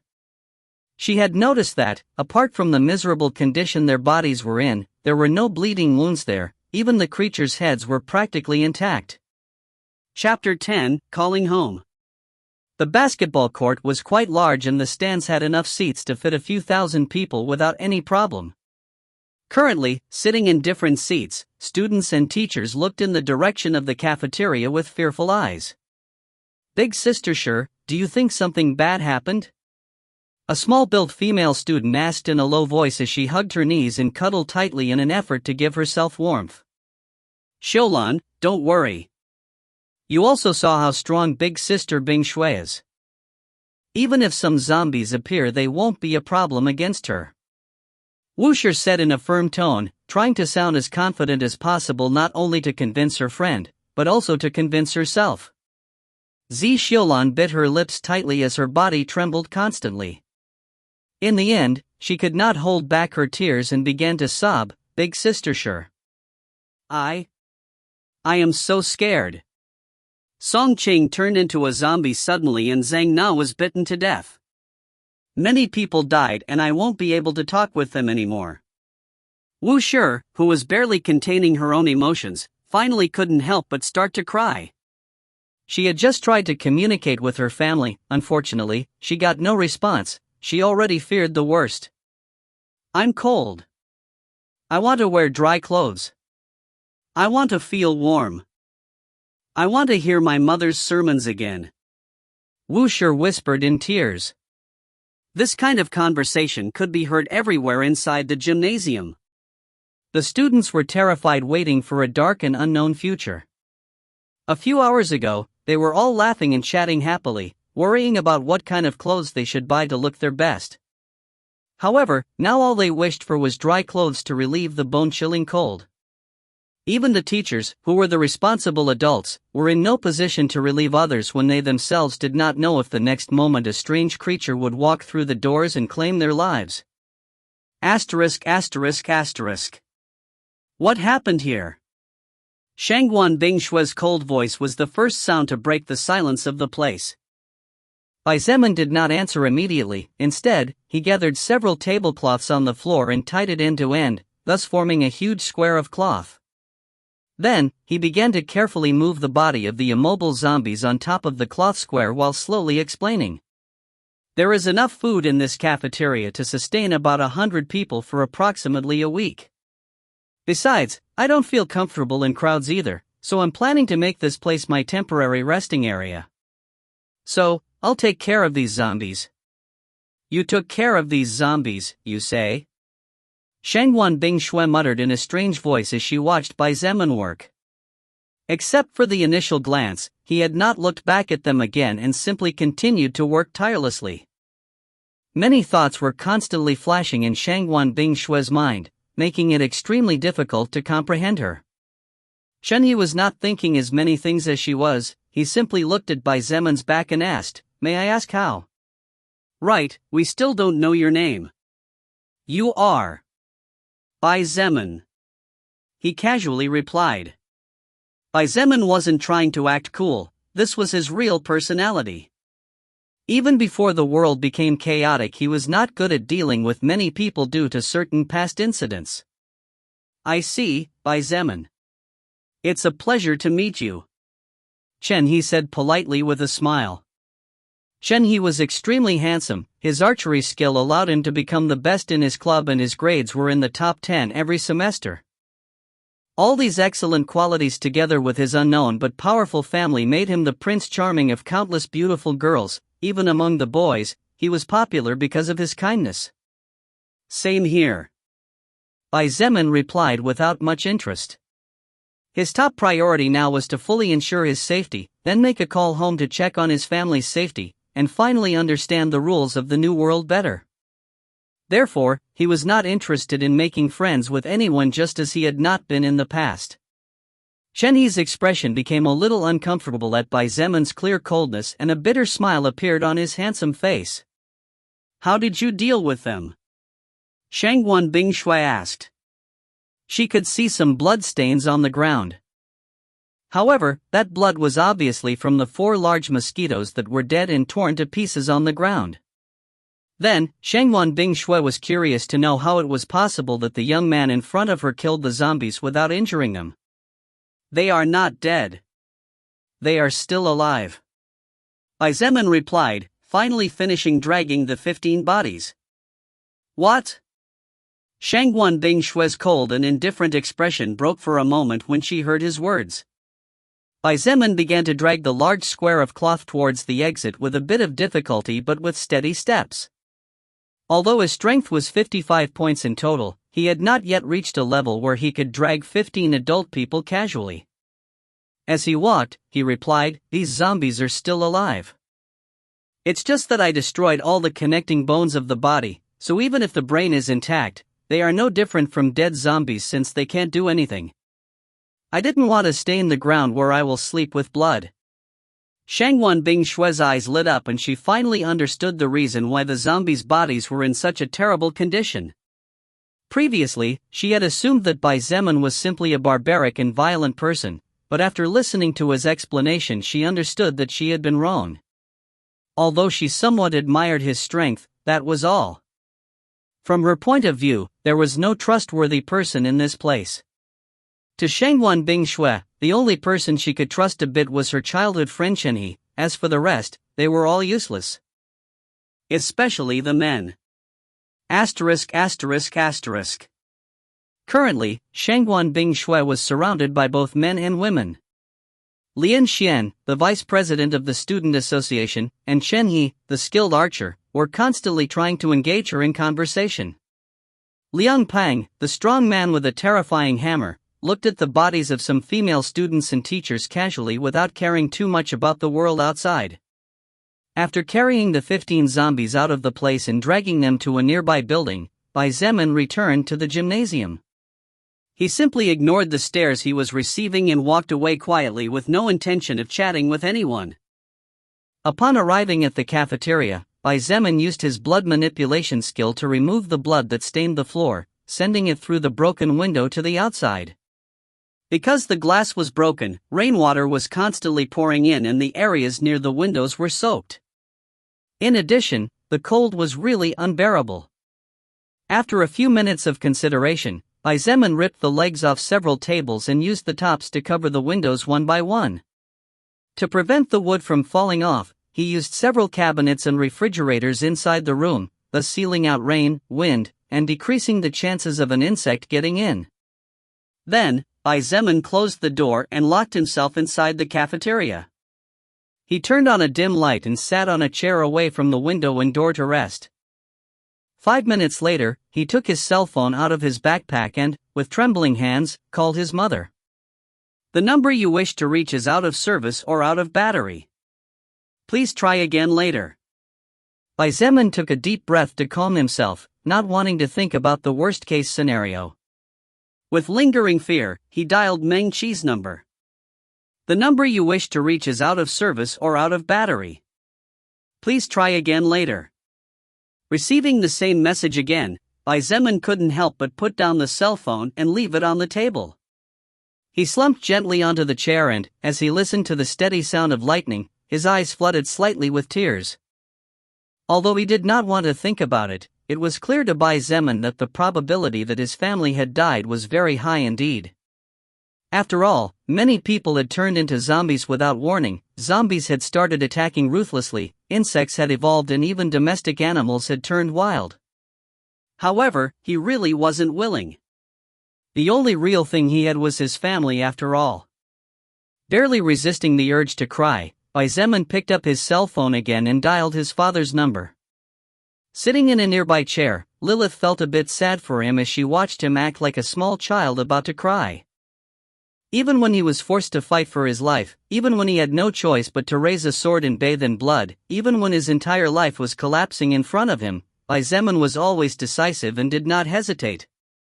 He fought when it was necessary to fight and used his brain to perfection to survive. However, in the face of his family's possible death, his calm had flown out the window. Chapter 11: Mana Consequences and Hope. The reason why Lilith felt a little sad about Zeman's situation was because she had decided to trust and believe in him since she currently had her own problems. However, it could not be said that Lilith felt pain for seeing him like this.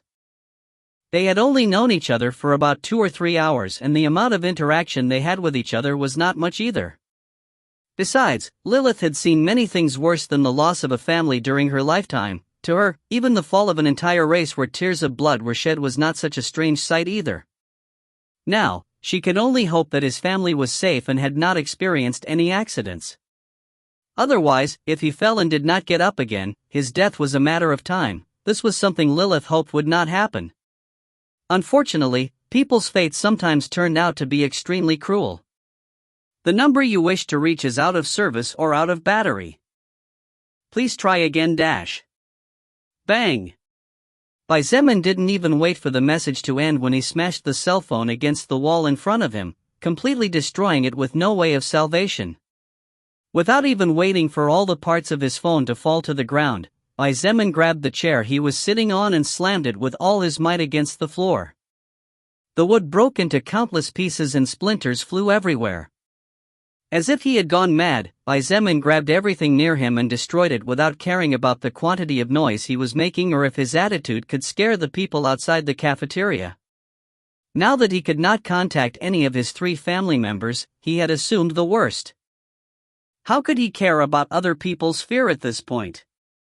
After destroying more than 20 chairs and several tables, Zeman's stamina began to drop rapidly due to the misuse of his strength, exhausting him faster than usual.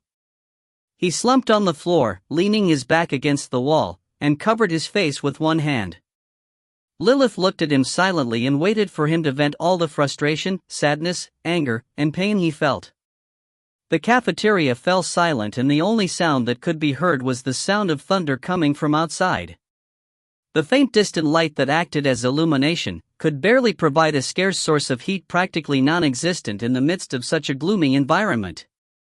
Zeman did not cry. After venting in an illogical but realistic manner, he simply became silent and motionless. He had once been betrayed by people he trusted from the bottom of his heart in the past. At that time, he had felt as if his world had collapsed before his eyes and he no longer felt like doing anything. Even leaving his room was a challenge every day. In the midst of all that sadness, pain, and desolation, his family was there for him, just as they had always been, but he hadn't noticed.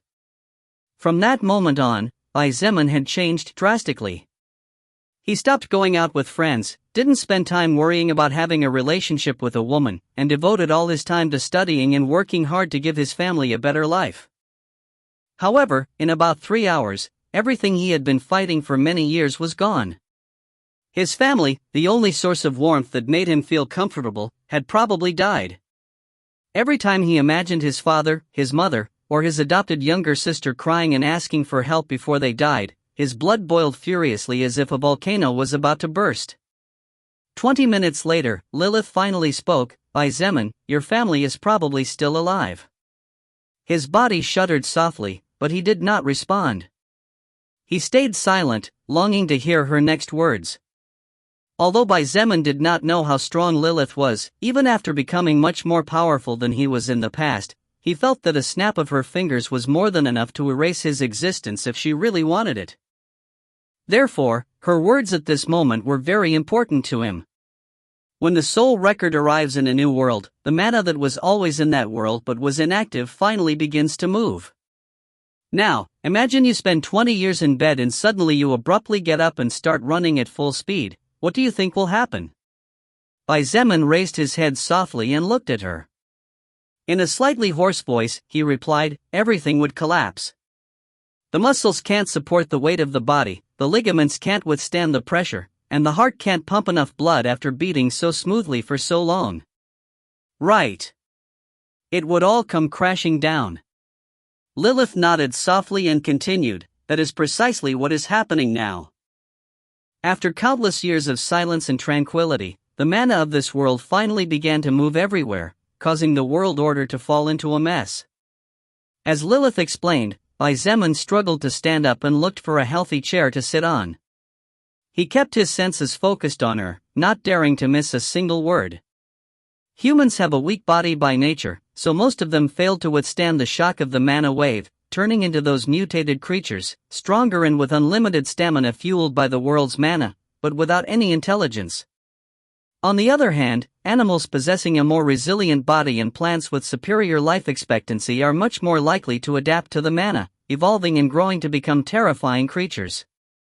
Zeman finally understood many things after listening to Lilith's explanation. From the initial function of this strange entity called soul record to the reason why so many humans turned into zombies and why previously harmless insects and animals had suddenly changed so much. At this moment, however, he couldn't care less about all of that. So, what about my family? He asked in an apathetic voice.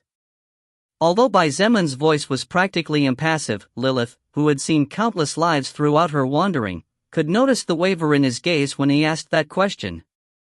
Obviously, although he was trying to act calm, his heart was in chaos as he tried to cling to any hope.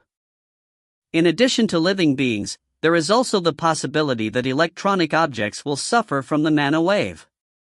Then, it's not impossible that the communication devices would be damaged or the distance reached by the signal would have been infinitely shortened. Lilith pointed out. Zeman's eyes glinted as he listened to her explanation. Indeed, Lilith's words made quite a bit of sense if one carefully observed the illogical world outside the window.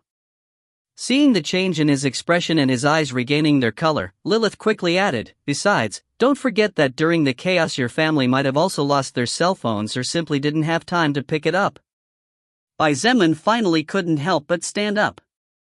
His previously dull gaze had flared up once again, burning with hope. Previously, he had been too overwhelmed with emotions, unable to think of even something as small as what Lilith had just mentioned. In fact, it was very plausible that his family simply hadn't had time to pick up their cell phones or they simply broke during their escape.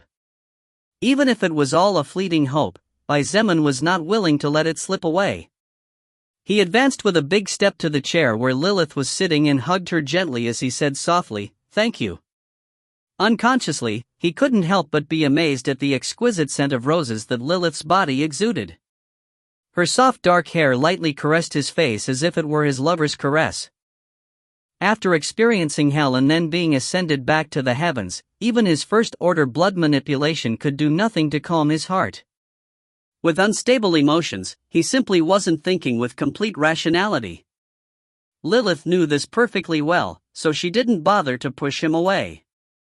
To her, Zeman was a little boy. On the contrary, she joked, "If you really want to thank me, how about taking me right here?" As if he had received an electroshock, Zeman quickly backed away from her and looked at her suspiciously as he said, "You can forget about it." In fact, if it wasn't for the heat of the moment and the emotions clouding his judgment, Zeman would definitely not dare to approach Lilith. Her whole being was too charming and every action of hers was brimming with seductiveness. Even he, who is usually quite calm, didn't have the slightest confidence in resisting if she really wanted to. "Oh come on, don't be a spoilsport." Lilith pouted extremely cute, which was a great counter to her seductive body. With this cold weather, I'm sure if we hug each other affectionately our bodies will be happy.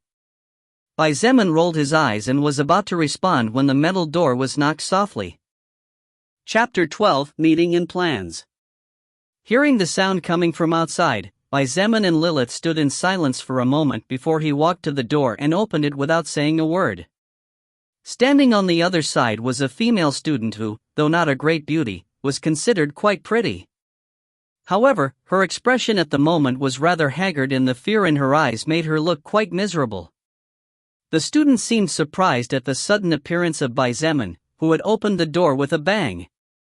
She unconsciously looked inside the room and when she saw the mess inside was shocked. The place was a mess with splinters of wood everywhere as if a hurricane had hit there. "Do you need anything?" Bai Zemin asked as he looked at the girl 1 or 2 years younger than him. "Ah. Sorry."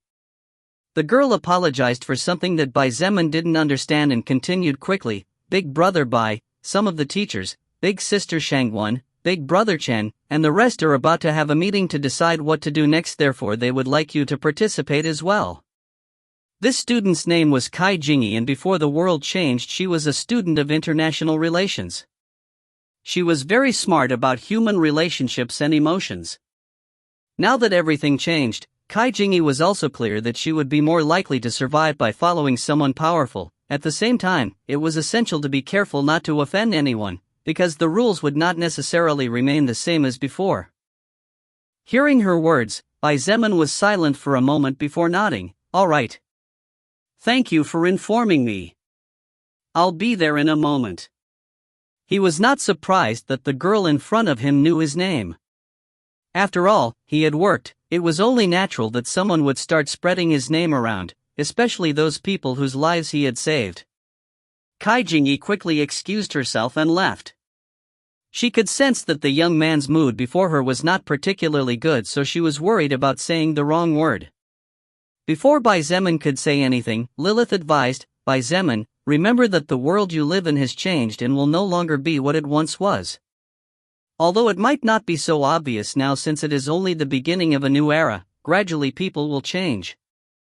Be careful of the people around you or your death might not be caused by a monster or mutated plant."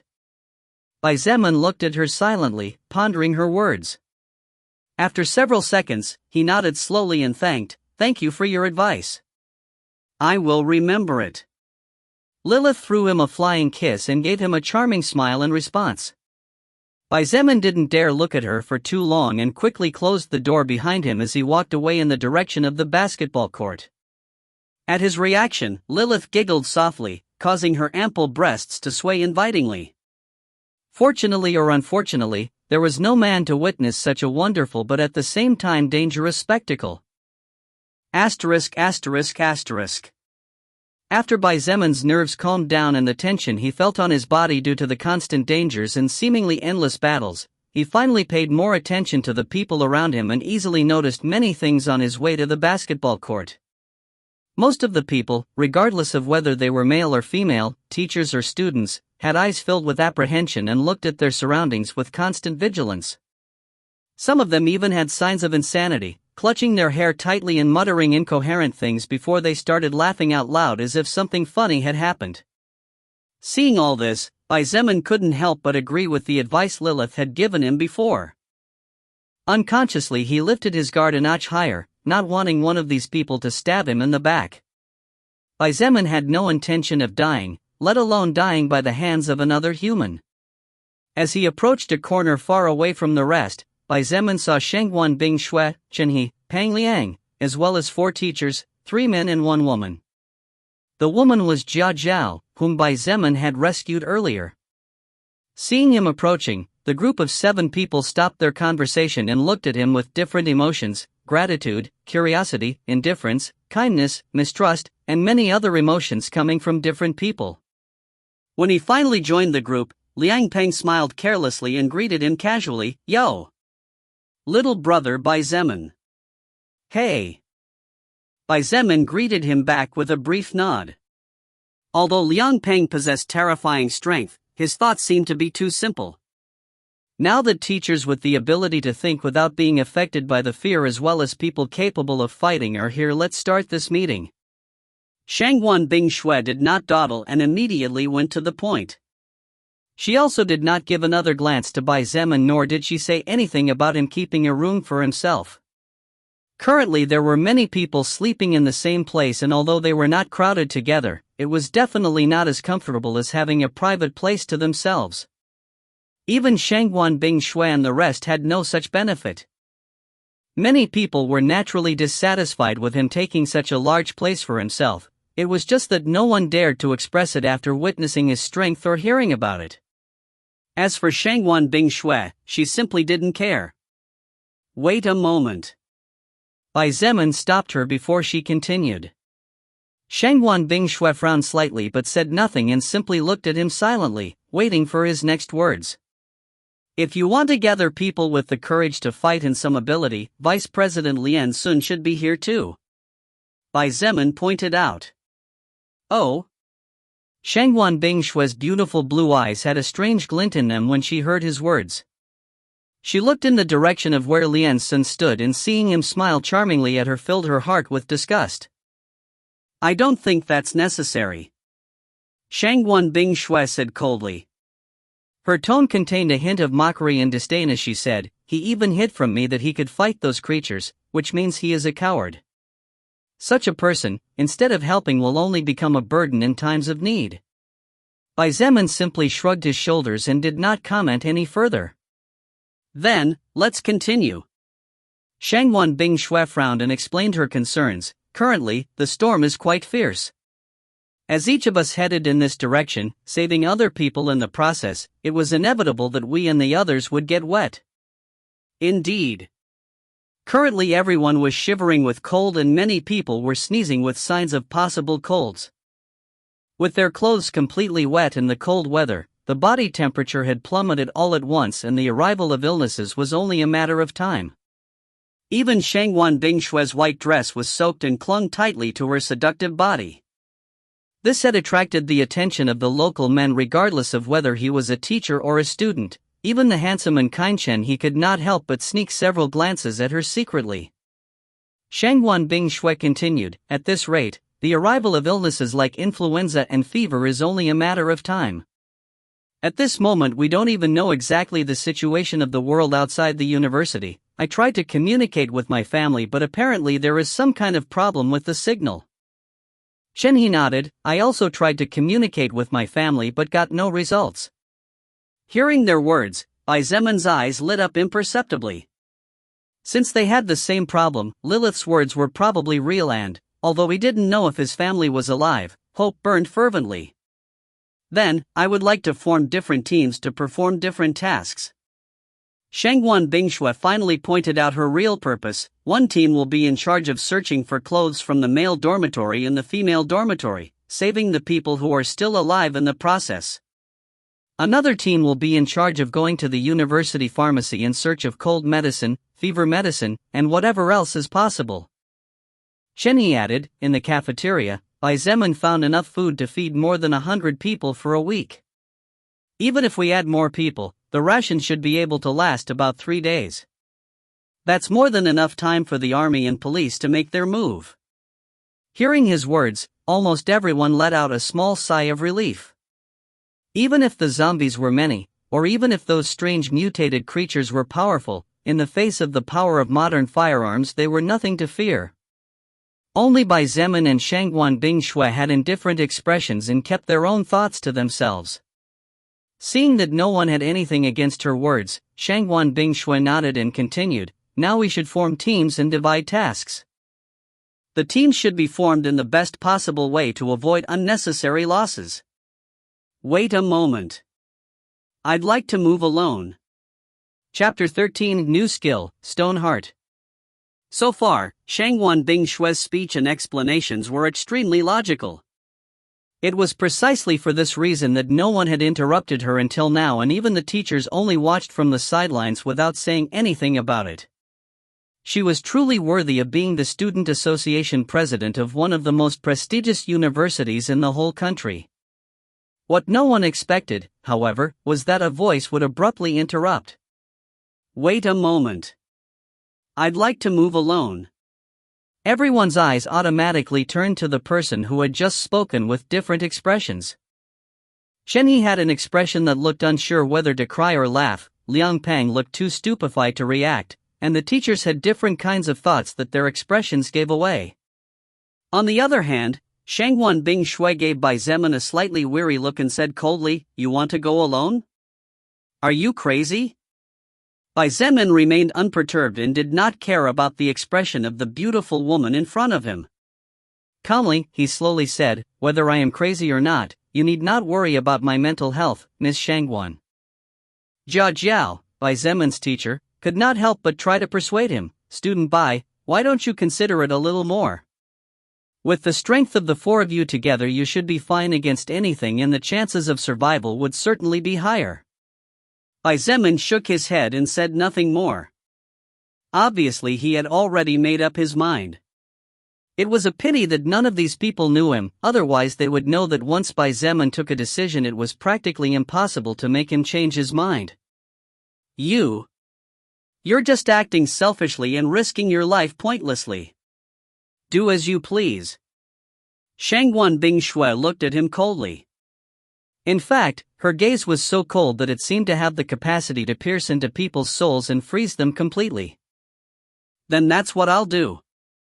Bai Zemin nodded calmly and turned to leave as he said, "Considering the current time, I guess this task will be left for another time.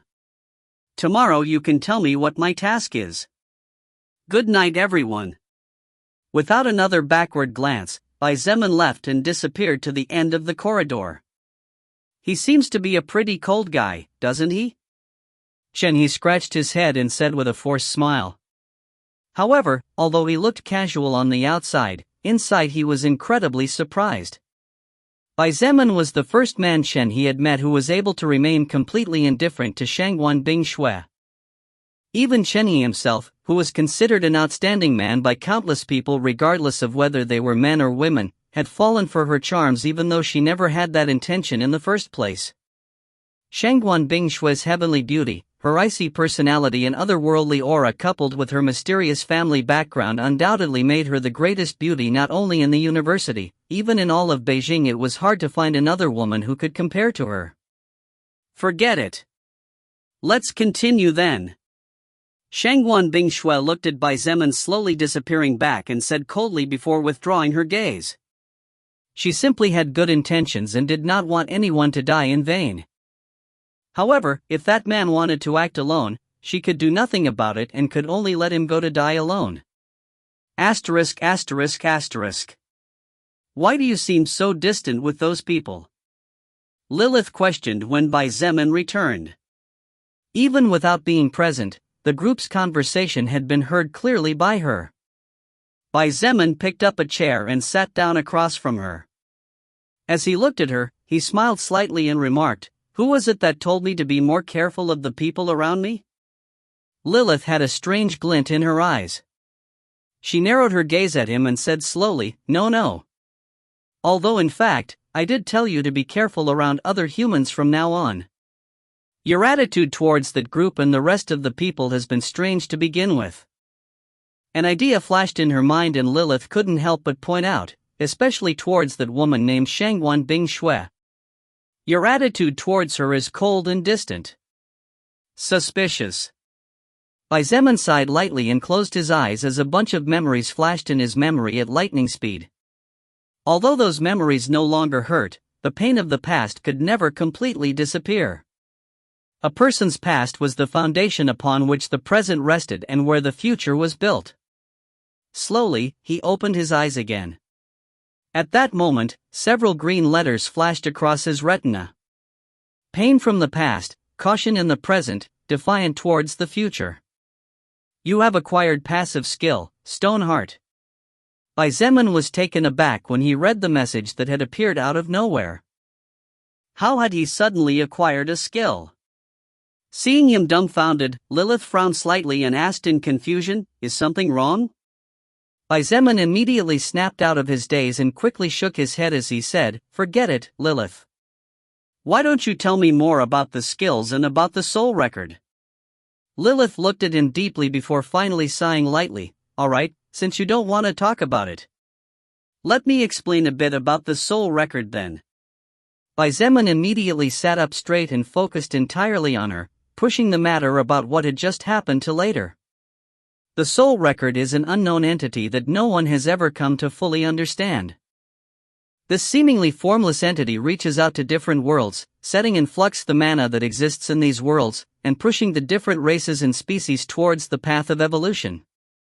Lilith explained slowly, choosing her words carefully. As you have already seen for yourself, when defeating enemies an orb of light comes out of their bodies and yours absorbs it.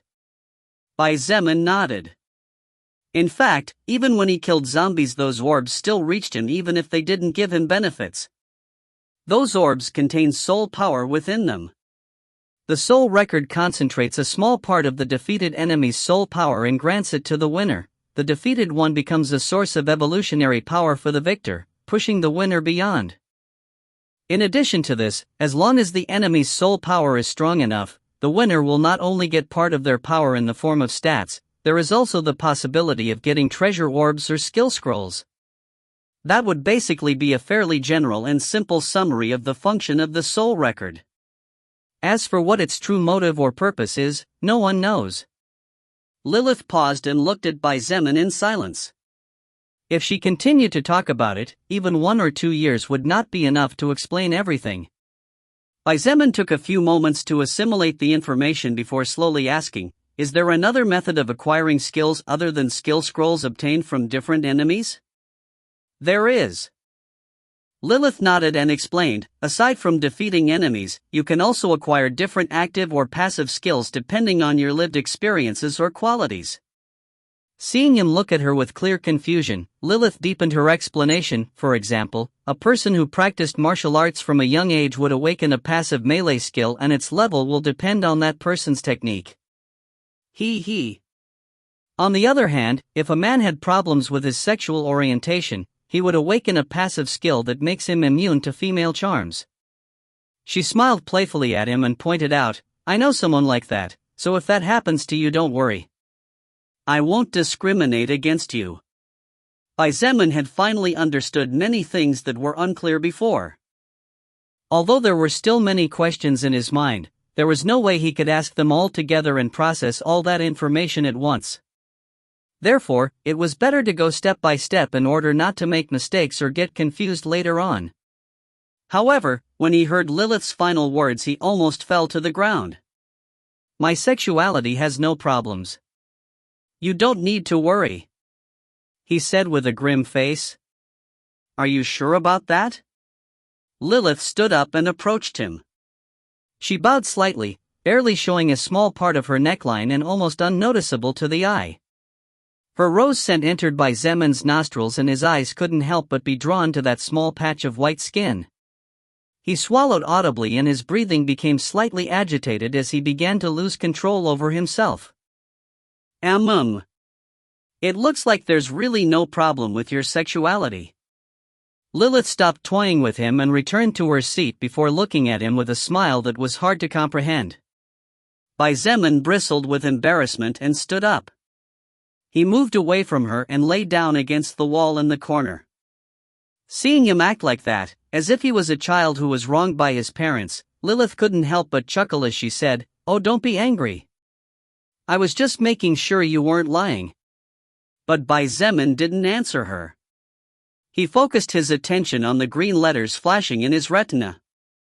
Stoneheart, 3rd order passive skill, level 5. It becomes extremely difficult for people not close to you to move your heart and shake your emotions. This effect is especially strong against the opposite sex. As a side effect, your love and affection for those close to you grow exponentially. Chapter 14 Evolution Requirements. Looking at the description of the skill, it would be a lie to say that Zeman was not surprised. However, the surprise was not so much after hearing Lilith's explanation earlier. The soul record clearly creates skills depending on the qualities of each person, further adapting that person to evolve and paving his or her path. Any strength or any personality characteristic of a person was categorized as a skill as long as the trait interfered in any way with the possessor, regardless of whether it was a positive or negative trait. Due to certain past events, Bai Zemun's personality had become very indifferent towards people, and to some extent, he only cared for those close to him. However, he had not reached the point of possessing a stone heart where even a drop of water would find it difficult to enter. Obviously, this strange entity called soul record could also enhance a person's traits and take them to a higher level than normal. Bai Zemun estimated that this could also be one of the side effects of mana. However, from his current point of view, it did not seem to be a very useful skill. It did not contribute strength in any way, nor was it an active skill that would allow him to make use of supernatural powers such as his blood manipulation. After hesitating for several minutes, Bai Zemun asked, "Lilith, between an unclassified skill and a first-order skill, which one is better?" Lilith, who was silent, was surprised to hear his voice again and even more surprised to hear his question. However, she soon seemed to understand something when she softly exclaimed, "Ah! You ask this because of your skill blood manipulation and your passive skill special forces soldier, right?" Bai Zemun opened his mouth, wanting to say something. However, the next instant he regretted it and simply said, "That's right." Although Lilith had helped him a lot so far, Bai Zemun could not trust her completely. Even if he didn't know how strong Lilith was, at least hiding one or two things from her, especially skills that appeared without warning, temporarily might be better from his point of view. When the trust between them grew, he might tell her about his private issues if she didn't do anything to betray him. For now, it was better to be safe early than sorry later. Skills are separated into 5 levels, from level 1 to level 5, Lilith thought for a moment before slowly explaining. When an unclassified skill reaches the highest level, in other words, level 5, that skill acquires the right and the possibility to evolve into something more powerful. Bai Zemun, focus on your blood manipulation skill for a moment. Bai Zemun quickly did as she told him, and the results showed immediately. A window with many green letters flashed in his retina, displaying a message. Blood manipulation, first order skill, level 5. This skill can evolve to the next level if the following requirements are met. Collect 100 liters of blood from 50 enemies level 5 or higher, 0/100. Collect 10 liters of blood from 5 first-order enemies, 0 out of 10. Collect 1 liter of blood from 1 second-order enemy, 0/1. This is what it says here. Bai Zemun was surprised before he began to describe in detail everything the status window described. Although I was already expecting it, really how horrible. Lilith whispered with a bitter smile after hearing the requirements needed to evolve the skill blood manipulation. Hearing her words filled with bitterness, Bai Zemun's heart couldn't help but sink when he asked, "Is something wrong?" Bai Zemun, your blood manipulation skill is much more powerful than you imagine. Lilith took a deep breath before speaking in a serious voice. After defeating an enemy for the first time after the arrival of the soul record, depending on the level, the qualities of the defeated enemy, as well as luck, a skill roll will definitely drop no matter what. From the corner where he was sitting, Bai Zemun stared at her. His eyes from the darkness looked exceptionally bright, a proof of how focused he was currently. The qualities of a normal human, at their maximum, definitely did not exceed 10 stat points before the advent of the soul record. However, due to your high magical power, your body and physical conditions were slightly higher than normal. Lilith revealed, and after thinking for a moment continued, a normal level 2 monster is generally twice as powerful to a normal person, so unless that person is very lucky or knows and possesses some means to defend themselves, that person will definitely die. Now do you realize how lucky you were to be able to kill that level 5B? She finished with a serious question. Bai Zemun couldn't help but nod unconsciously. If it wasn't because all the circumstances were in his favor, as well as a stroke of luck back then, he definitely couldn't have killed that level 5 big bee. Due to the characteristics of the normal bee, when evolving the bee needed blood to evolve anew, by defeating such a monster with a significantly lower level, naturally acquired a very strong skill. Lilith said. Although I know that my blood manipulation is strong, I don't think it's as terrifying as you describe it, no? Bai Zemun couldn't help but point out. If his skill was as strong as Lilith made it sound, then shouldn't he be invincible? After all, Lilith's tone was truly surprised even now, several hours after seeing the blood manipulation skill scroll. You say that because right now you can only use that skill to do small things without great effect. When your skill starts to evolve. Lilith's eyes lit up with a hint of joy indiscernible to Bai Zemin before continuing. In my entire life, you are the first person that I know managed to acquire a first-order skill at its peak level. Even the leaders of the various higher existent factions were unable to do such a thing before they got to where they are now. When he heard this, Bai Zemin felt excited and couldn't help but ask while complaining, Lilith, what is this lower existences and higher existences you've been talking about all this time? To be honest, it's a bit annoying to hear you refer to me as a lower existence all the time. Lilith blinked her two beautiful eyes slightly in surprise before shaking her head and saying, I apologize for that. No offense, it's just habit. I had no bad intentions, nor was it my intention to make fun of you. As for what the higher existences are, you don't need to know it temporarily. For now, just worry about reaching level 25 as quickly as possible. Hearing her sincere apology, Bai Zemin felt much better. At the same time, he couldn't help but think once again that this stone heart skill really didn't seem so useful. Since Lilith didn't say anything else, Bai Zemin also had no intention of asking any more questions temporarily. Instead, he closed his eyes wanting to sleep. However, his mind was filled with thoughts that impeded him from sleeping comfortably. To be completely honest, Bai Zemin longed to rush off to find his family. However, such a thing was too unrealistic given that his family was currently on the other side of the city. Beijing was a very big city, even bigger than some countries in the world. Even in normal times, it took many hours by car to get from the university to his home, not to mention now that the outside world was filled with chaos. God only knew how many roads had been blocked with all kinds of transports, zombies, and other wandering creatures. In the midst of such conditions, even a month of travel was not necessarily enough considering that he would have to fight countless battles to make his way through. Therefore, Bai Zemin had no choice but to restrain the growing urgency to venture out in search of his family. After all, if he died, nothing would make sense. At the thought of his family, his eyes filled with tears again and he could only barely restrain himself from crying a second time. Bai Zemin looked at his stone heart skill and couldn't help but inwardly groan, damn thing, you're no good with this seductive woman but you affect my heart now?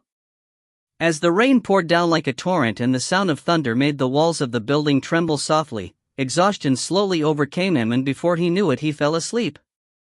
I will wait until you trust me, boy. Lilith whispered with a complicated smile as she watched him sleep on the floor.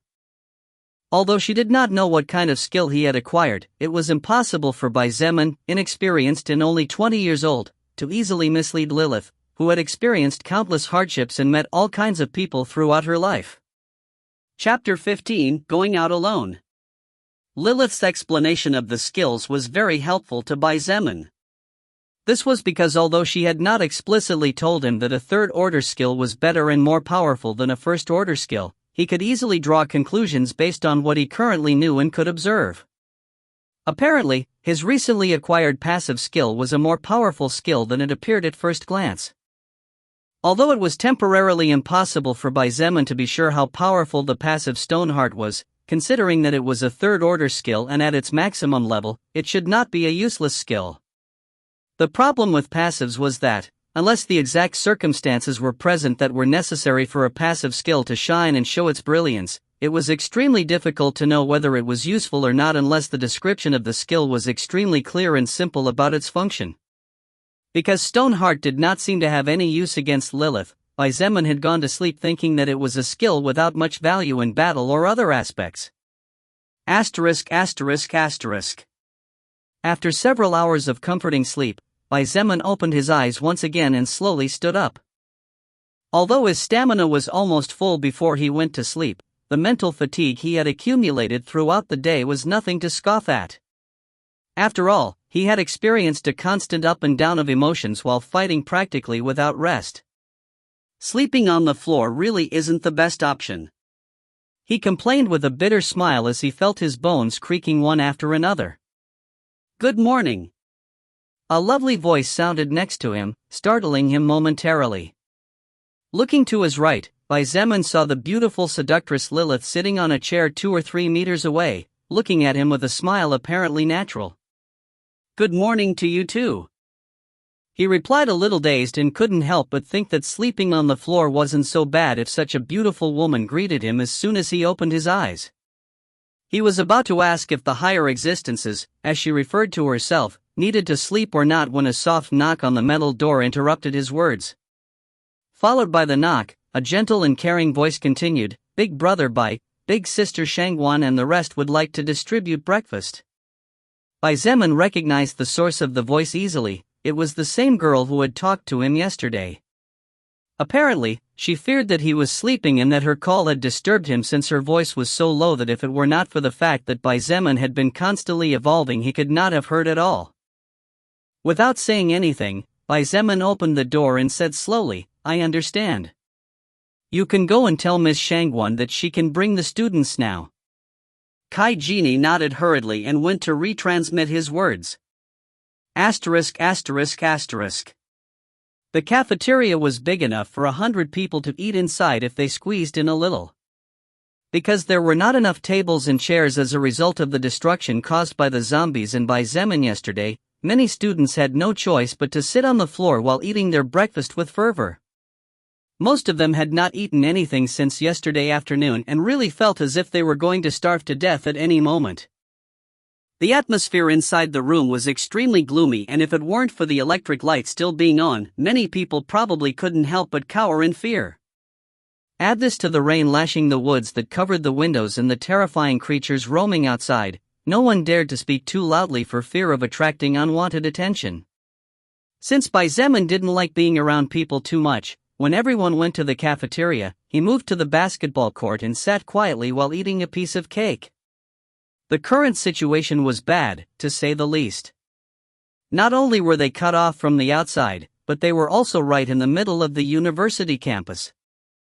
Beijing University had approximately 1 to 2 million students in the past, and, although they did not all attend classes at the same time as there were 2 rotations, such a large number of students was proof enough to show just how big the campus was.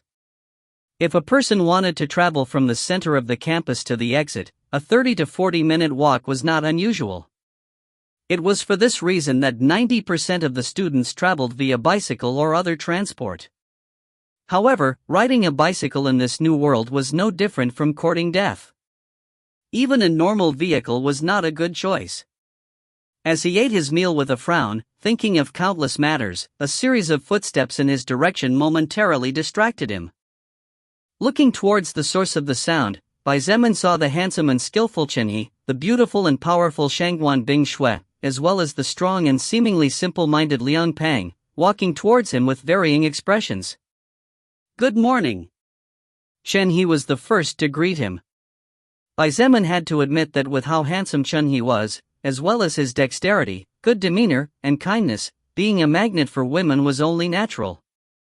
"Good morning to you all as well." Zeman returned the greeting. After taking a last bite of the cake and finishing it in one mouthful, he asked, "Is something wrong?" From Shangguan Bing Shui's slightly frowning expression, Zeman felt that something must have happened for this cold and indifferent woman to show a worried face. Shangguan Bing Shui looked at him for a moment before nodding and explaining, "Actually, there is a problem.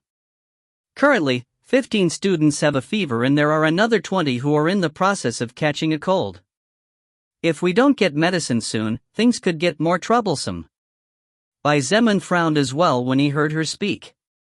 After spending a whole night with their clothes and body completely wet from the freezing rainwater, getting sick was just natural. It was just that he didn't expect that only one night later, more than 30 people would present problems.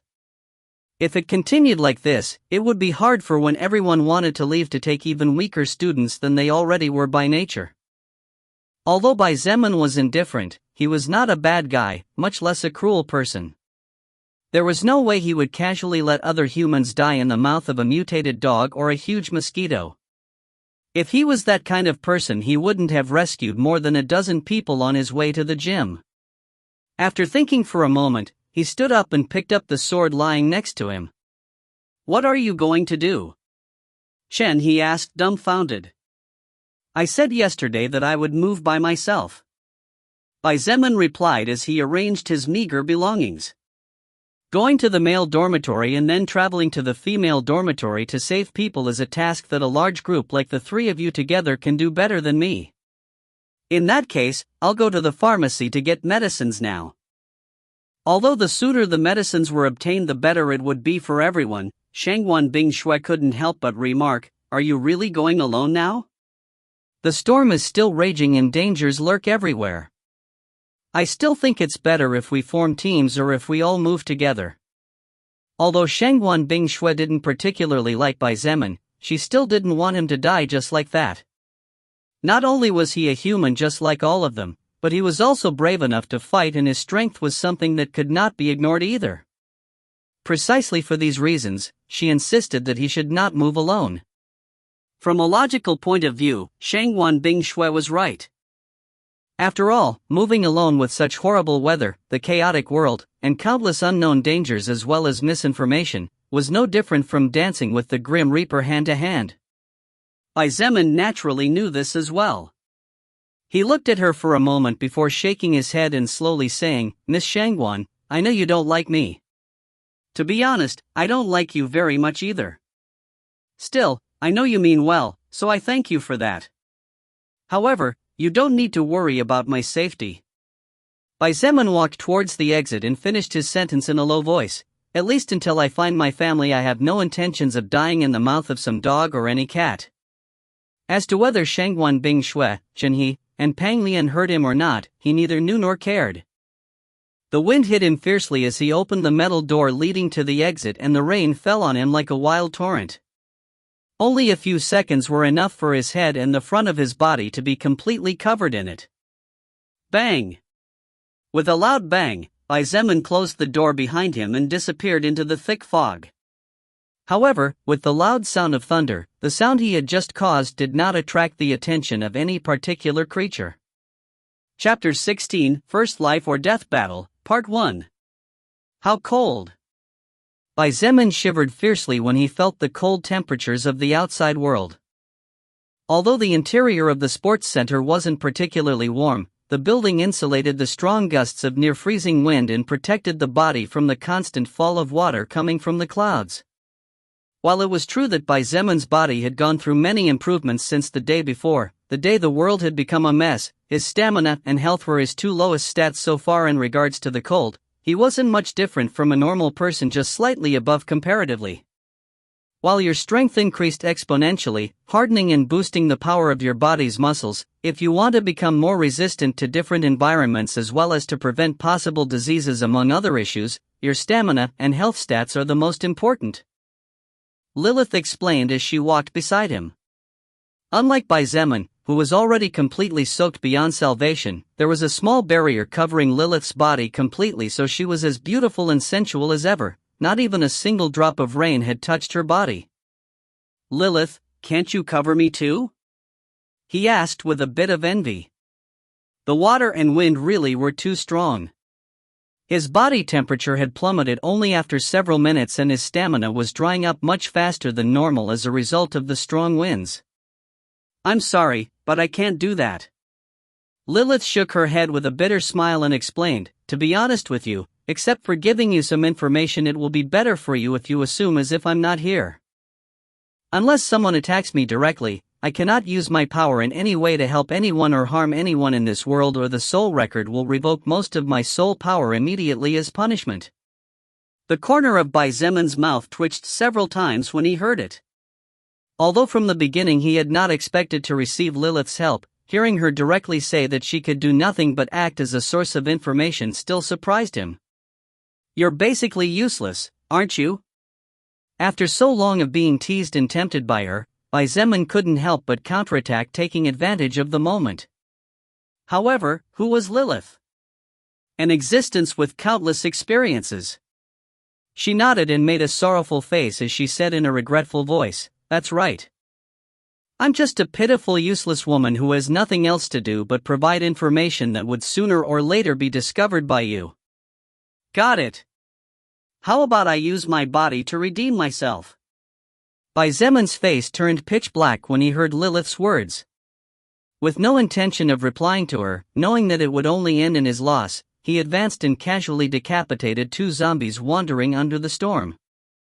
The 2 zombies were decapitated with such ease and in 2 extremely fluid movements, it was as if Zemon was venting his powerlessness on them. Seeing the dark expression on his face and seeing how he was clenching his teeth while killing the zombies, Lilith couldn't help but point out, "Oh? Could it be that you have opened your eyes to violence?" With agile movements and as if he had done this for countless years throughout his life, Zemon claimed the lives of 5 other zombies that had come out of a nearby building as he replied, "That's right. Violence is fun. One day I'll kick your ass too. Kia." Lilith let out a delighted yell and her face flushed as if she was a woman who knew nothing about life. She looked at Zemon through her long eyelashes and whispered, "Instead of kicking me, I would rather you spank me with your big hands." Zemon. He, who was killing zombies like that as if it was nothing, lost his balance and almost fell to the ground when he heard the words of the seductive woman beside him. In his mind, an extremely depraved scene flashed and he had to shake his head fiercely to bring himself back to reality. Wisely, he decided to stop teasing her and continued moving forward. Seeing him silently admit defeat, Lilith giggled out loud, causing her big assets to show off their beauty and charm to the world. ******. The university pharmacy was located in a westerly direction from where the gymnasium was located. Normally, a 10-minute walk was enough to get there. After all, the pharmacy that contained most of the medicines and healing measures was most needed by people who played sports and were susceptible to injuries during training. But, if a normal person wanted to reach the pharmacy under such environmental conditions and with so many dangers, he or she would definitely die miserably without even knowing what had happened to him or her. Even Zemon did not dare to act rampantly. The fog was so dense that it was difficult for him to see more than 5 meters in front of his eyes, and this was already amazing on its own. A normal person without as many upgrades as Zemon probably couldn't even see their own nose at this moment. While advancing with careful but constant and solid steps, Zemon suddenly felt a strange movement from his left side. Not caring about anything but his own safety, he directly kicked with all his might in that direction. His left leg had turned into a whip-like weapon, his 69 agility points cut the surrounding mist in 2 and his 55 strength points completely blasted out as he felt his leg hit something hard. Roar! The enemy roared in pain and was sent flying several meters away. Although it was only for a split second that the surrounding mist was forced back by his strong and swift movement, Zemon managed to see the silhouette of his enemy before sending it flying, causing it to disappear into the mist again. The enemy turned out to be a cat the size of a leopard. That cry of pain sounded more like a tiger's roar than a cat's meow. Zemon was stupefied.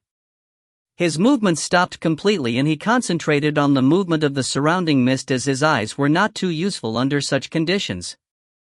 If it was before he learned the passive skill Special Forces Soldier, Zemon would have already been killed by the earlier attack of the leopard-sized cat.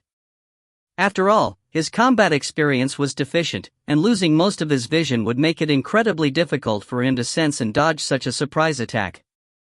However, now not only could he sense the attack, but instead of dodging, he managed to make a last-second counterattack. The strange huge cat was even faster and more agile than the mantis that Zemon had killed yesterday. Adding to the surrounding mist, he had no way to use his blood manipulation skill since he didn't even know where the enemy was.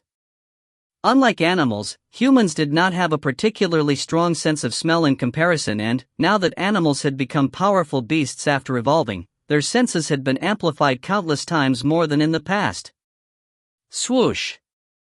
Almost 5 minutes after standing in the same place without moving, a practically imperceptible swooshing sound was covered by the sound of the storm. However, Zemon's battle instinct had taken a quantum leap after learning the Special Forces Soldier skill, so such a sound did not manage to escape him. In a split second, Two blood-red eyes appeared in front of Zeman, and a pair of coldly glowing claws pointed towards his head with the intention of slashing his neck. Swoosh! Boom! A sharp flash shone, followed by a mighty thunderclap that illuminated the surroundings and shook the ground slightly before everything returned to normal. You have acquired the soul power of Great Mutated Cat level 23. Agility plus 17, Stamina plus 12, Magic plus 10, Mana plus 10. You have leveled up and reached level 14. You get plus 2 status points to distribute freely. You have leveled up and reached level 15. You get plus 2 status points to distribute freely. Zeman coldly looked at the body of the level 23 Great Mutated Cat that was cut into two parts with a swing of his Xianyuan sword and marveled at the feeling of power. From a certain point of view, this leopard-sized Great Mutated Cat was even more fearsome than the Great Fast Mantis, as its agility was superior and the environment played in its favor. However, Zeman needed only one swing of his sword to end with its life. Chapter 17, First Life or Death Battle, Part 2. While it was true that the Great Mutated Cat was faster, and the mist, the sound of thunder, as well as the constant rain, blocked Zeman's senses, except for its speed and sharp claws, the terror of this mutated beast could not compare to the Great Fast Mantis level 25. The Great Fast Mantis possessed two forelegs that were like two huge scythes capable of holding Zeman's Xianyuan sword, which was a rare grade treasure, for a certain period of time. In addition, the battle instincts of the Great Fast Mantis were much greater than those of the Great Mutated Cat. Furthermore, the Zeman at that time was much weaker than the one who fought against the Great Mutated Cat. As if all of the above were not enough, the Great Mutated Cat had been seriously injured by Zeman's earlier kick. After all, the cat was a creature that specialized in agility but whose defense was lacking, so when Zeman's 50+ strength points came into contact with the beast's weak body, several internal organs probably suffered the consequences, lowering the creature's threat by a considerable margin. After making sure there was no danger nearby, Zeman crouched down and picked up a red orb that had fallen from the monster's body before quickly putting it away in his backpack. Zeman did not delay and continued moving towards his destination. After another 5 minutes in which more than 20 zombies perished by decapitation at Zeman's hands, he finally saw the small building where medicines and other medical-related items were kept. Zeman kicked open the door and a shadow shot out towards him.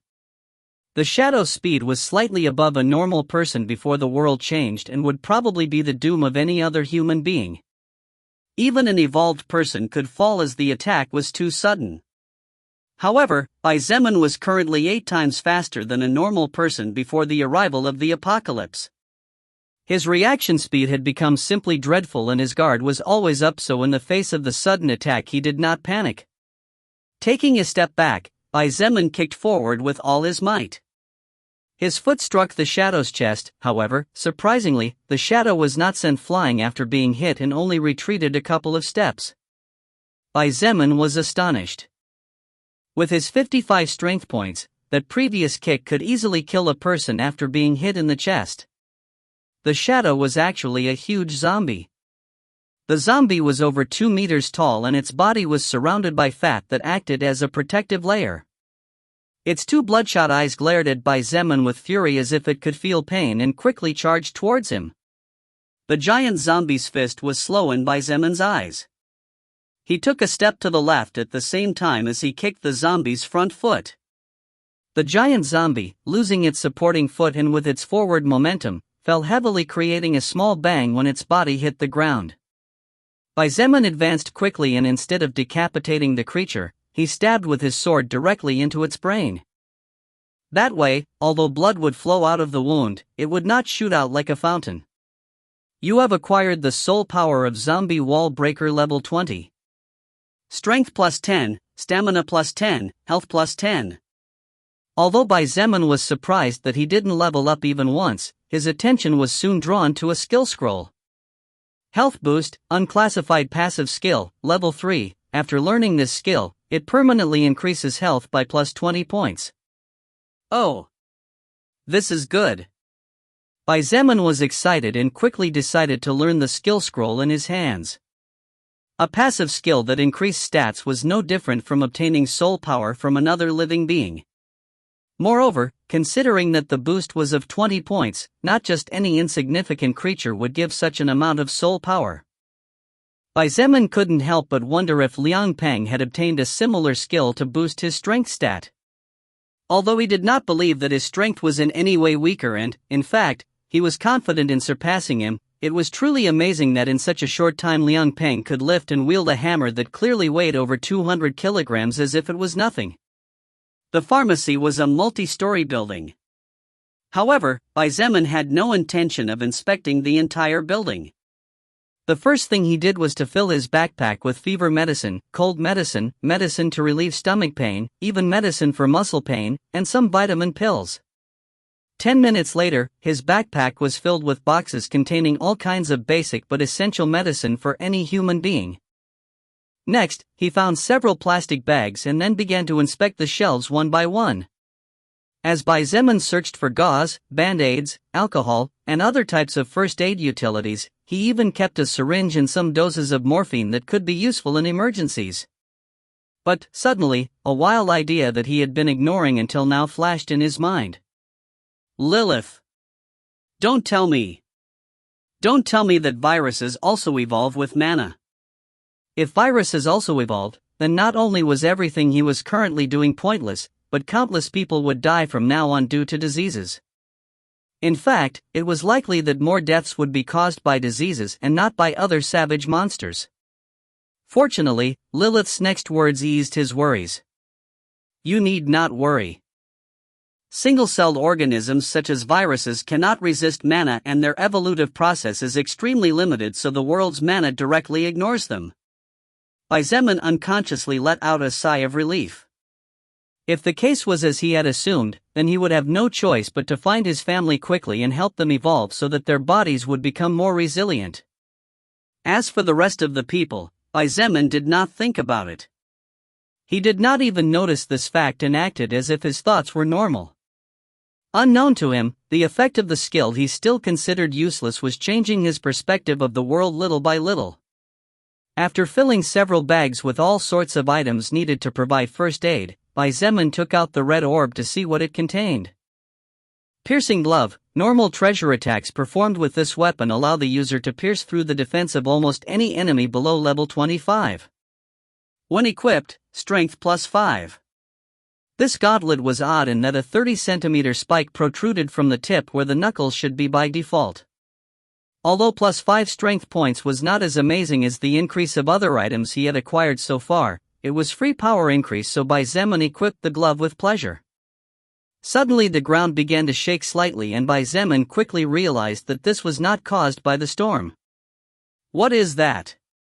As he approached a window, the fog seemed to be disappearing in some parts. However, the strangest thing of all was that instead of fog, a dense cloud of vapor was slowly ascending into the sky. Also, as if a giant was slowly advancing, the ground was constantly vibrating and the buildings were shaking lightly. Bai Zemin. As he watched the environmental change outside the window and prepared to leave the building for fear of its collapse, Lilith's serious voice sounded beside him. When Bai Zemin turned around to look at her and, for the first time since he met her, he saw a grave and even a little anxious expression on her face. Lilith looked out the window and warned, "You'd better get ready because this could be your first life and death battle. If you win, you will undoubtedly become stronger. If you lose, then your path can only end here." Chapter 18: The Cruel Path of Evolution. Since Bai Zemin met Lilith, only about a day had passed. Although it was not a long time, his mind had already formed a small idea of the kind of person she was most of the time. Playful, charming, even a little mischievous. As for kind, Bai Zemin restrained himself from thinking about that possibility since he didn't believe Lilith was helping him out of pure kindness. Still, it was undeniable that she had helped him on many occasions by providing him with information that, while he might have discovered on his own after some research, it was also true that time was precious in eras of chaos. However, this was the first time Bai Zemin had seen such a serious expression on her face and, although he was not so sure, there even seemed to be a touch of anxiety in her voice. "I won't die. At least I have no intention of dying yet. Zeman replied as he shook his head. Lilith was a little surprised to realize how calm he sounded when he said those words. She looked at him as he took off his backpack and left the plastic bags containing medicines hidden in a corner, and her eyes couldn't help but glint with a hint of praise and even a small glint of unfamiliar satisfaction. You know, you really are a weirdo, Lilith pointed out as she walked beside him in the direction of the exit. You think so? Well, I've been told that many times. Zeman shrugged and held on tightly to his sword as his eyes flashed with a hint of resolve. You really aren't afraid of dying? This time you really might die. She raised an eyebrow and reminded him. I am afraid to die. Of course I'm scared. Zeman nodded impatiently and continued, but what I'm afraid of is not death itself. What I'm afraid of is not being able to see Meng-Chi and my parents again. What I'm scared of is not being able to help them when they need me. But I am not afraid of death. For me, death is no different than eternal sleep, and you know what? I love to sleep. You. Hearing that he even dared to joke in such a situation, Lilith didn't know whether to laugh or cry, and a look of helplessness shone in her beautiful eyes. My God. As the heavy rain poured down on his body and lightning lit up the sky quite frequently, Zeman looked at the scene in front of him and his heart squeezed slightly. The dense fog in the surroundings had disappeared and a ring of at least 100 meters around was now visible. However, what surprised Zeman was that in the middle of the building, there was a monster as big as an elephant. This monster had various parts of its body surrounded with yellow flames that danced at high temperatures, which erased the surrounding fog. Its body was about 3.5 meters long and was surrounded by a thick kind of armor that glowed as if it were metal. Its 6 legs were as thick as a door, and it had a powerful horn nearly 2 meters long protruding from its mouth. Since when did elephant beetles get so big and have flames around them? Zeman felt his hair stand on end as he saw the giant insect slowly advancing towards him while looking at him with its 2 eyes filled with murderous intent. Stop joking. Lilith struck him gently and warned, that's a monster that has already gone through its first evolution. That is a first-order monster. Besides, as you also realized, that insect already noticed you, so it will chase you no matter how much you run away. Zeman nodded silently as he rushed towards another building nearby. With a heavy stomp, the ground beneath his feet shuddered softly, and using his 70 strength points he jumped over 3 meters with relative ease. Such a feat would be impossible before the advent of the soul record and without the aid of soul power, but with the power of evolution available to all, the rules of the past were no longer written in stone. Upon reaching the top, Zeman observed the large insect covered in flames approaching in his direction. The pressure he felt just from being watched by that pair of red eyes was so immense that he had to resist the urge to turn around and leave. Lilith tried to help him in every possible way so that he could survive and pass this test, so she quickly explained, upon reaching level 25, all living beings acquire the ability to choose a job or class. As you advance in order, the power of each living being becomes tremendously higher, and the difference is not as simple as adding 1 plus 1. The difference between level 24 and level 25 is as big as the difference between level 1 and level 24, if not bigger. An even bigger difference? Zeman could not help but gasp when he heard this. He was very clear about how big the difference was between the current him and a level 1 person. It was like comparing a small ant to a shark. There was no comparison to begin with. Then what about yesterday's mantis? Zeman quickly asked. In his battle against the great fast mantis, Zeman had been in danger several times, and a single mistake would have cost him his life. However, he never at any time felt such immense pressure as he was feeling right now as he came face to face against the giant elephant beetle.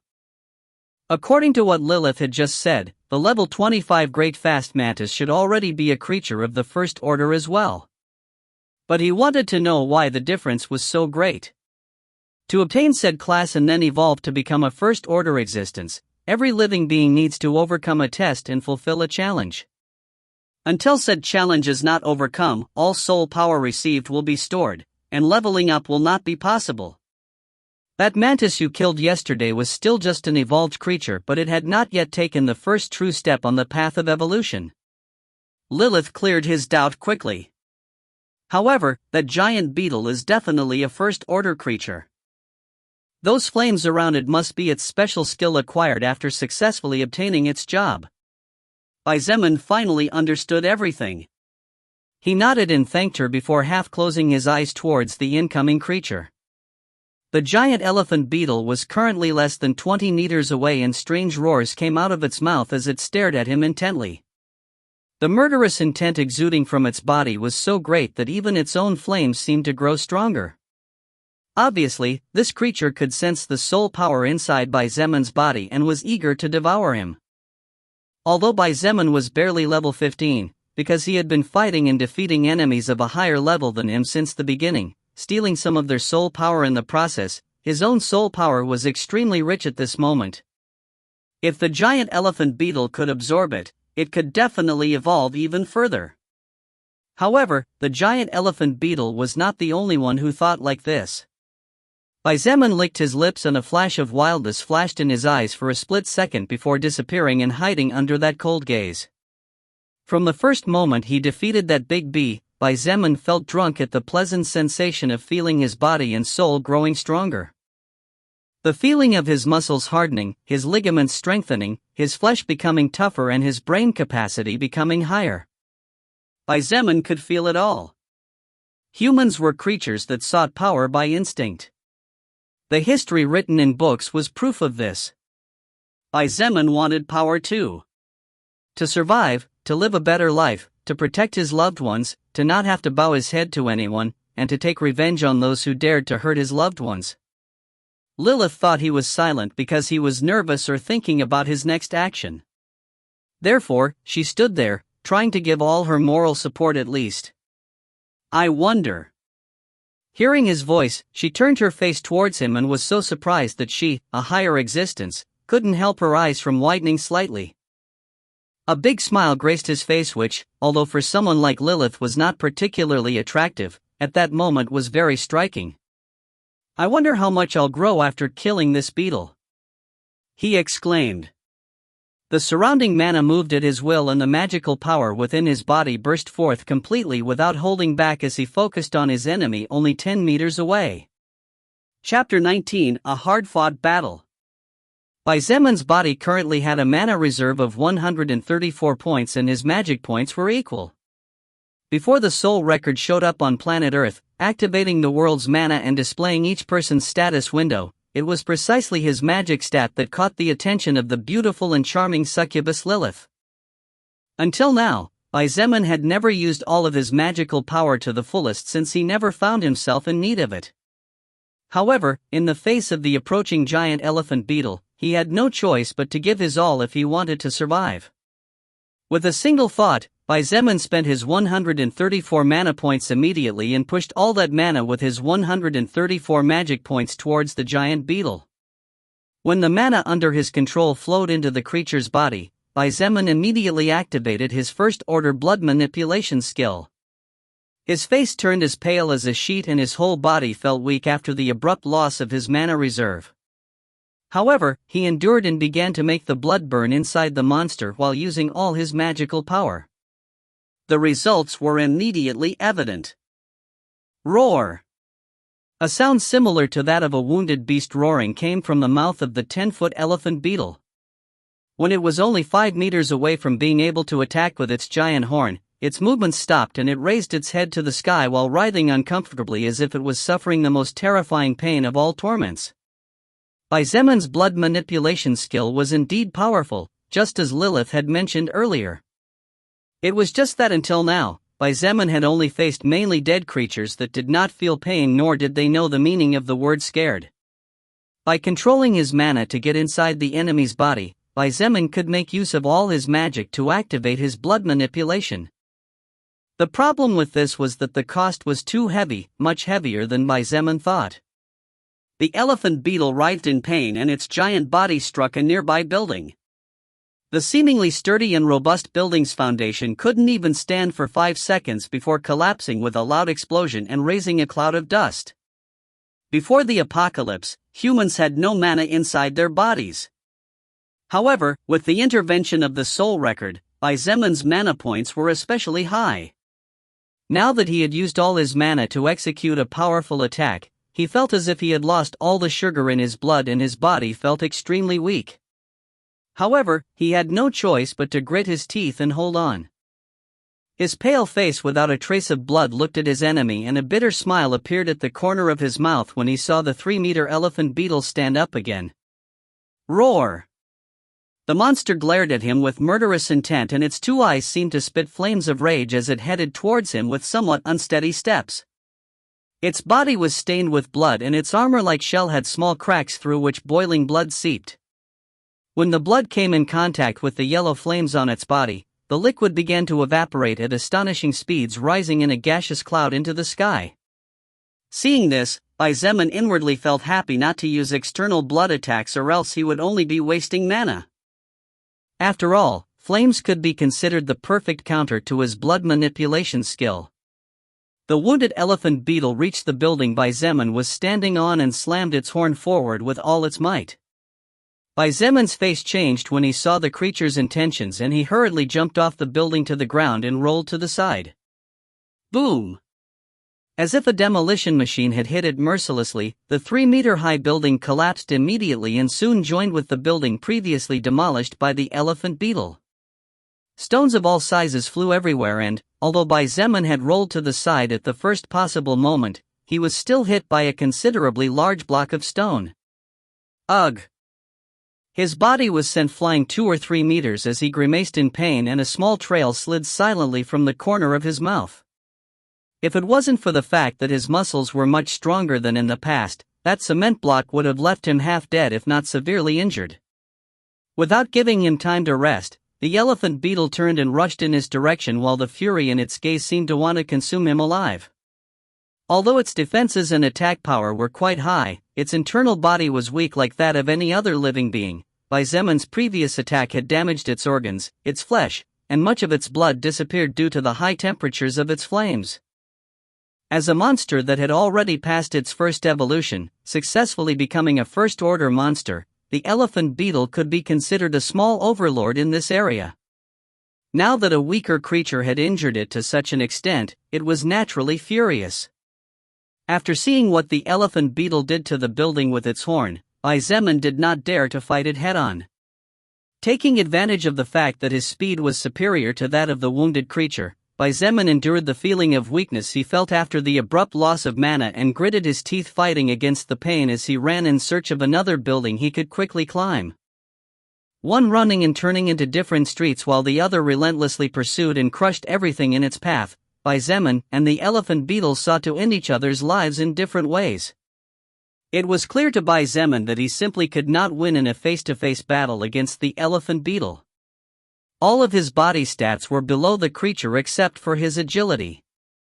Therefore, to survive and win, he had to make use of his intelligence.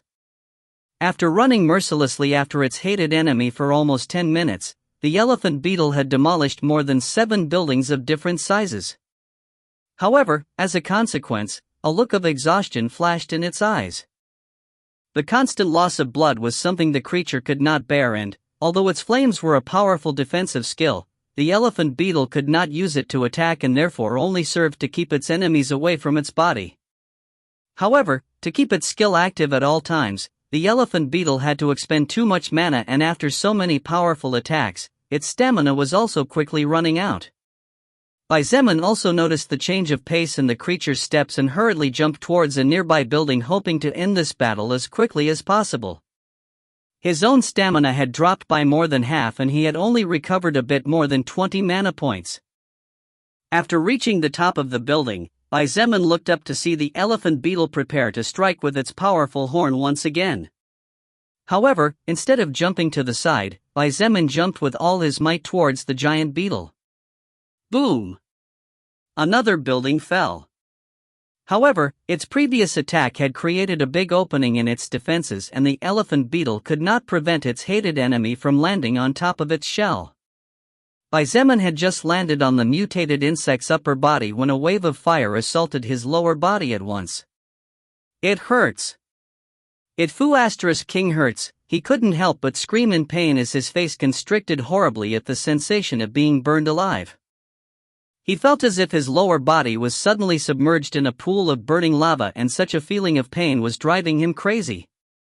Although his defensive cloak protected his body, from the knees down he had nothing capable of fighting off the elephant beetle's fire.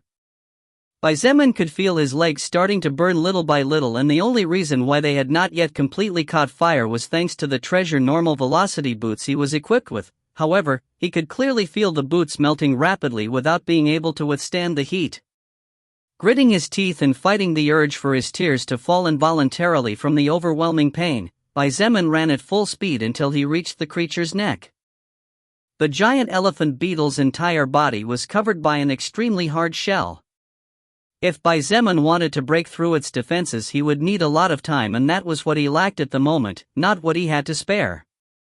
However, the junction between the head and the rest of the body, the creature's neck, was not surrounded by that shell.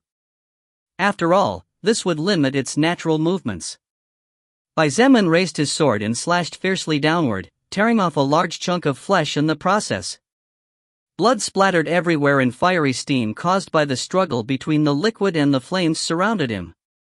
The elephant beetle sensed danger of death, and its body began to shake violently as roars of pain escaped from its mouth. Chapter 20 First Order Blazing Beetle. For safety reasons, Zeman immediately held his breath as the blood evaporated after coming into contact with the heat of the flames. He had no way of knowing if this monster's blood had obtained poisonous attributes of some kind after eating different organisms to evolve to where it was currently. In any case, with his current stamina he could endure several minutes without breathing for several minutes without experiencing any kind of problem. Enduring the overwhelming pain that enveloped the lower part of his body and slowly began to affect the other parts, Zeman raised his sword and fiercely slashed the neck of the huge creature again. Another large chunk of flesh was cut in half, and an even larger wave of blood than the previous one came out of the monster's body. The pain was so great that the giant elephant beetle began to run while roaring in pain. Boom! The huge sturdy body of the elephant beetle hit a building, knocking it down in the process. Several stones of all sizes flew everywhere, and Zeman was hit by several of them. His face constricted even more in pain, and a big stone struck his head, making him feel dizzy. He felt his whole world spinning and had to bite his lips with all his strength to the point of breaking them to fight the drowsiness that had suddenly overwhelmed him. A thick line of blood slid silently from his forehead to his left eye, partially covering his vision. Because the rainwater could not overcome the flames of the elephant beetle, the blood over his left eye accumulated until everything within his left vision range turned crimson red. Using the pain and hatred he felt after being injured to such an extent, Zeman not only did not stop his attacks, on the contrary, he began to slash more and more ferociously. The Xianyuan sword in his hands had become a whirlwind of blades that cut large chunks of flesh per second. The giant elephant beetle was very strong. Its defense was powerful, and its horn was strong enough to knock down minor buildings. However, its mobility was its greatest weakness. With Zeman on its upper body, the giant elephant beetle had no way to reach that area, so it could only do its best to force him down from it. Roar! Like a beast that had gone completely berserk, the mutated beetle began to writhe ferociously as it slammed against every nearby building in sight. Some of these buildings collapsed immediately, while others held firm even after being hit several times. Zeman felt his head spinning, and the weakness his body and mind felt was slowly overwhelming him to the point where even his right eye began to see his surroundings blurred.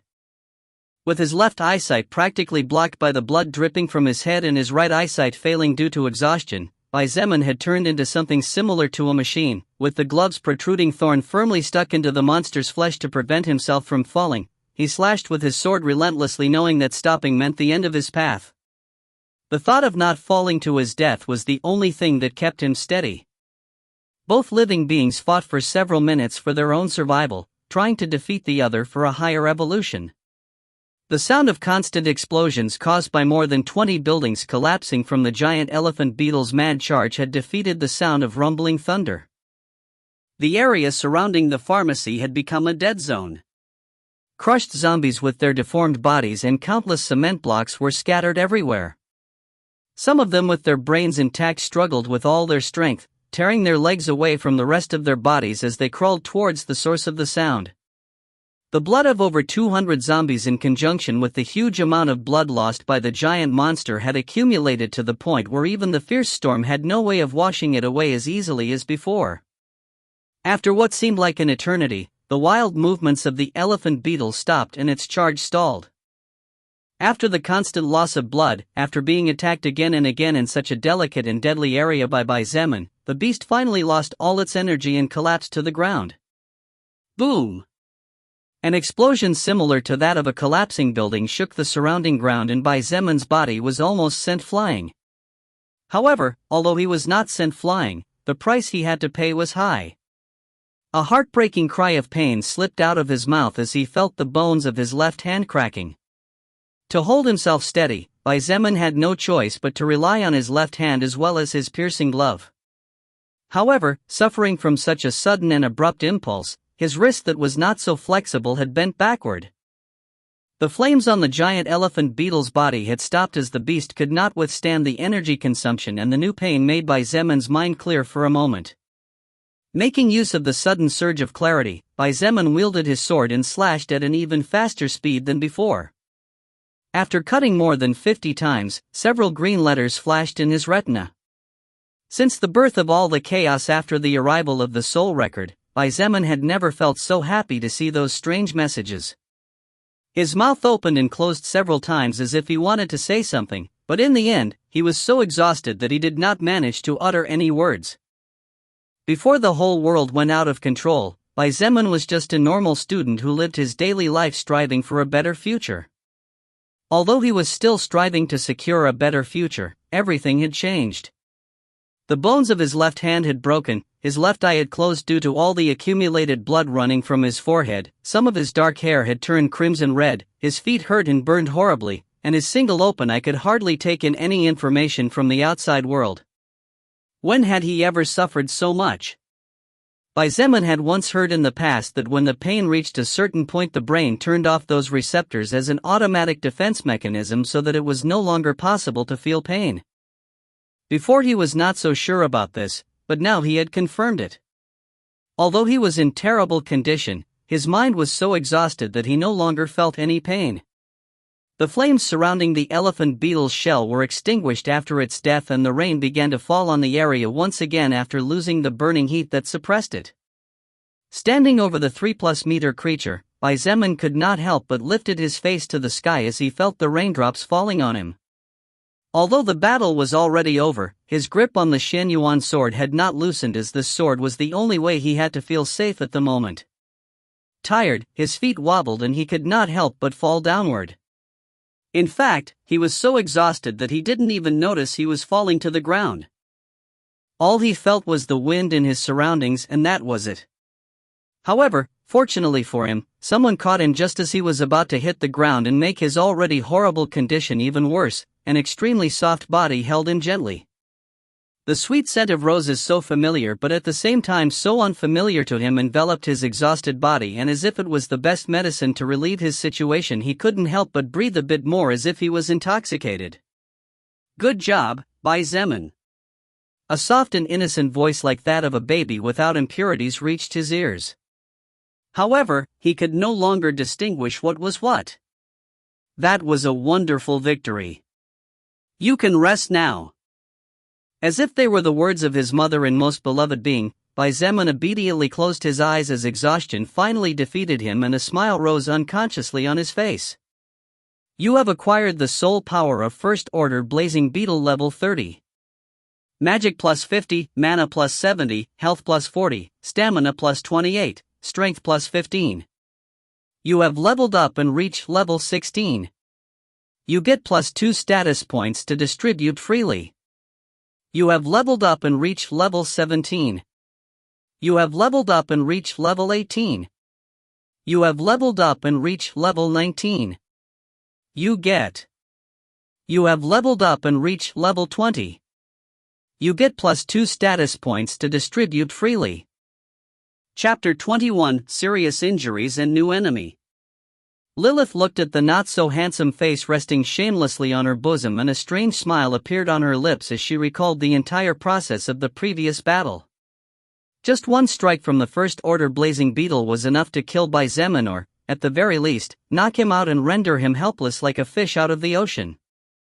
However, Zeman managed to evade the most dangerous attacks and was only hit by the aftermath of those attacks. Whenever his life was in danger, Lilith could only clench her fists and look on helplessly, wishing that his path would not end here. But Lilith knew very well that Zeman's enemy this time was too strong. Even if his stats were overwhelmingly higher than a normal level 15 evolved due to his constant absorption of soul power from stronger enemies, the difference between a normal evolved and a first-order monster was simply too difficult to overcome. Unlike humans who acquire stat points to distribute after each level, monsters don't get any of that. However, in return, they get a powerful boost in their overall stats after successful class advancement. She led him towards the pharmacy building, which, coincidentally, was just a few meters away. The corpse of the first-order blazing beetle lay dead, surrounded by all sorts of debris, with almost the entirety of its huge head separated from the rest of its body. Lilith pointed towards the monster's body and some things floated towards her. After a glance, she simply put them away. At least I can do so much. Zeman couldn't rest for long. Although his mental fatigue was very great, he was feeling tearing pain and itching similar to that of thousands of red ants crawling all over his body. When he opened his eyes, he couldn't help but grimace at how horrible his current condition was. Thanks to the fact that the rainwater had washed away the blood on his face, he could now see out of his left eye. However, due to mental fatigue, his eyesight was not as focused as it used to be. The blood that was dripping from his wound after being hit by a large cement block on his head had also stopped completely, and he could feel that part of his head stinging horribly. He felt his heart bleed when he saw that the velocity boots had already melted to the point of no return. Even if it was just a normal treasure, plus 10 agility points was an improvement too great that he had suddenly lost. Moreover, looking at his practically destroyed wrist, Zeman didn't know whether to feel happy or sad. Happy because he fortunately fractured a hand and not a leg, which would practically render him an invalid in this world. Being an invalid in a world where dangers lurked around every corner was no different from being dead. You finally woke up, sleepyhead. A soft, honey-sweet voice brought him out of his thoughts. Looking ahead, he saw the beautiful Lilith looking down at him with a smile that, for the first time to him, looked real and not faked. Good morning. No. How long did I sleep? Zeman suddenly became anxious about something and quickly asked as he tried to stand up. Unfortunately, he failed miserably as he felt burning pain from his feet. Only now did he realize that he had suffered burns of varying degrees. Moreover, the stinging he felt in that area was especially annoying. It's only been about 30 minutes, don't worry. Lilith's words calmed him once again. Gritting his teeth and with his forehead now beaded with sweat, Zeman growled, "What's wrong? What's wrong with all this itching I feel? You suffered different kinds of injuries during your battle against that first-order monster." Lilith slowly explained, "If you were the previous you could have died. However, after absorbing an amount of soul power purer than yours, all of your stats underwent a drastic change. Your health stat also affects the speed at which your body recovers from different injuries. The reason for the itching you are feeling right now is because your high health is healing your body's wounds at higher rates than you are used to experiencing." Zeman, curious, couldn't help but call up his status window to see how high his stats were now so he could draw his own conclusions. Zeman. Status points, 22. Level, 20.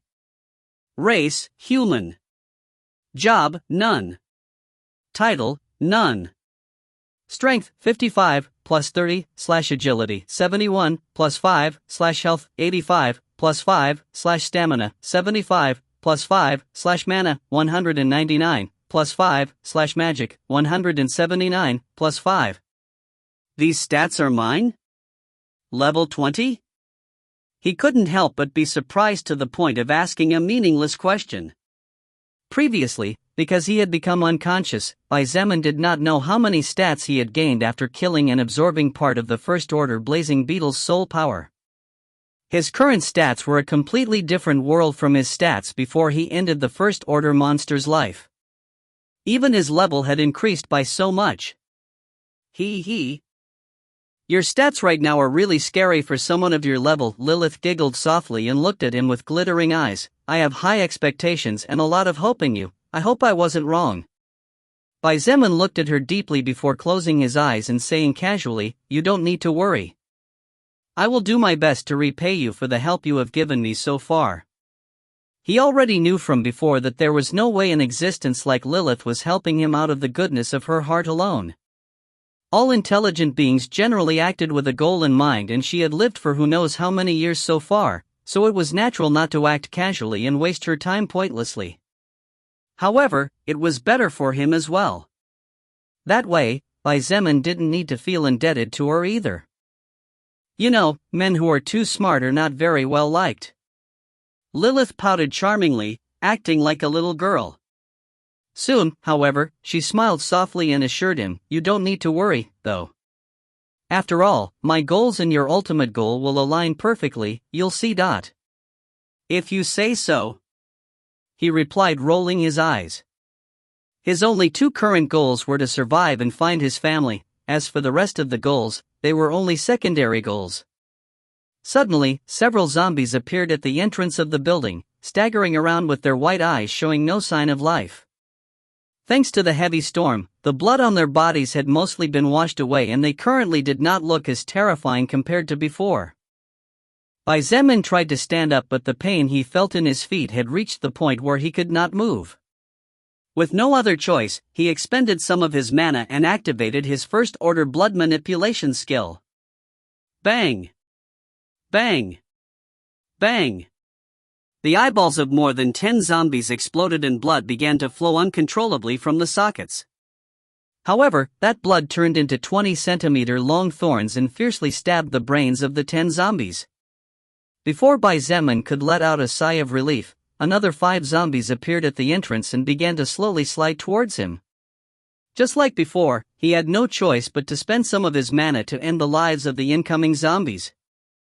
Although the drain was fewer thanks to the blood of the zombies he had killed earlier, at this rate all of his mana would be depleted and, with his current condition, he would end up dying miserably. Under normal conditions, even a group of 200 zombies was nothing in his eyes. However, he was currently unable to move, and if those weak level 3 to 4 zombies scratched him or bit his skin, no matter how high his level and stats were, he would definitely not be able to survive another day. Lilith also noticed the current problem and frowned.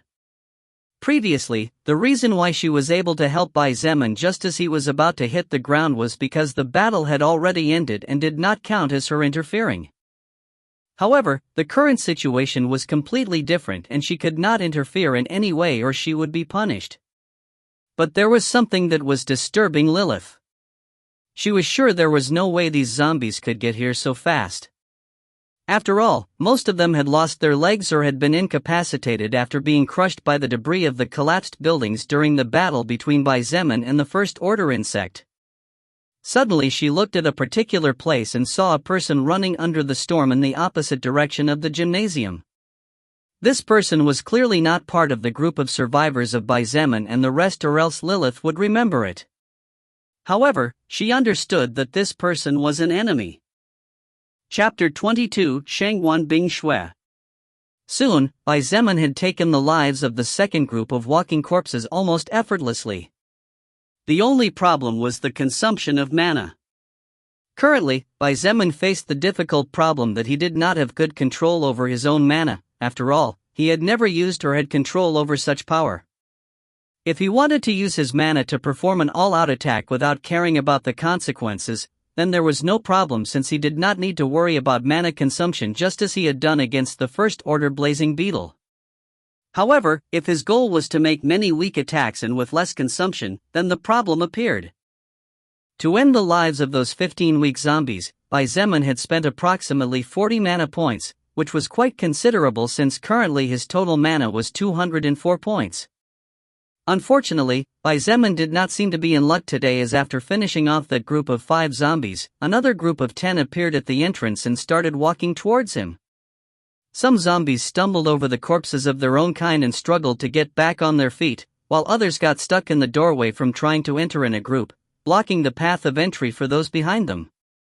Zeman spent a total of 15 mana points to end the lives of those who had successfully entered and left alive those who got stuck at the entrance blocking the way. Although I can temporarily make use of those zombies, if a mutated beast or an evolved zombie appears and lets this group of endless zombies start charging towards here, my little life might be in trouble. Zeman frowned and felt incredibly frustrated. Lilith, who could only look on without being able to act, was about to give Zeman something when a playful smile rose on her lips and she slowly said, "Apparently you're more appreciated than you thought." He looked at her confused and with questioning eyes. However, the answer he was looking for came not from Lilith, but from the outside. The temperature seemed to drop several degrees suddenly, and the already cold atmosphere due to the raging storm became even colder. The sound of zombies growling and bodies falling to the ground one after another could reach Zeman's ears even with the ongoing storm. After about 5 minutes, the zombies that were stuck were hit by something and their bodies fell limp on the ground to never get up again. On the back of their heads was a small wound the size of a baby's fist, completely frozen by a thin layer of ice. Seeing Shangguan Bingshui dressed in white slowly walk into the building like an ice goddess, Zeman's expression became a bit complicated. She looked at him silently for several seconds and observed his condition carefully. After almost a minute where the two observed each other with different thoughts, Shangguan Bingshui lightly clenched her pearl-white teeth and took a step forward as if she was fighting against something. Zeman observed all this in silence. The reason he wasn't afraid that she would want to do something to him was because at the first strange move he could end her life by destroying her from the inside out with his first-order blood manipulation. Even if she was powerful, she definitely couldn't have higher stats than him. However, the facts proved that his precaution was not necessary. She crouched down beside him and without a word supported him to stand up. Zeman quickly picked up the backpack and the few plastic bags with his healthy hand. He put the backpack on his right shoulder and held the bags with his right hand. With Shangguan Bingshui's help, he slowly stood up. However, he had to grit his teeth to the point where his mouth began to bleed from the embracing pain and the uncomfortable itching under his feet.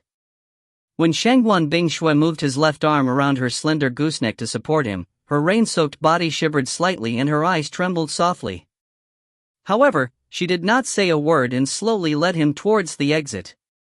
After reaching the outside again, Zeman was shocked to see over 100 corpses scattered everywhere. All of these zombies had been killed with a clean shot and their heads only had a small wound that had been frozen with a small layer of ice preventing the blood from escaping from inside. Obviously, to save him, Shangguan Bingshui had no choice but to end the lives of this huge group of zombies by herself. However, one thing Zeman could not understand was why she was alone here and the other two were not. After all, Zeman knew that she didn't like him. Another thing that was bothering him a bit was why she was here to begin with. After all, the agreement was that he would look for the medicines alone and not join her, Shenhe, and Liang Peng's group. So, it didn't make much sense for her to show up at this place when she should be waiting in a relatively safe place where the freezing water wouldn't be able to reach her. However, the truth was that Shangguan Bingshui's appearance had gotten Zeman out of a big trouble that in the long run could have cost him his life. However, seeing that she had no intention of speaking, he also said nothing and focused on supporting the pain he felt with every step he took. When they passed by the corpse of the giant first-order blazing beetle, Shangguan Bingshui hesitated as if she wanted to ask something, but in the end she seemed to be too focused on something else as her teeth were still clenched tightly. Without saying a word, she continued to move forward. The two walked and the raging storm attacked them mercilessly.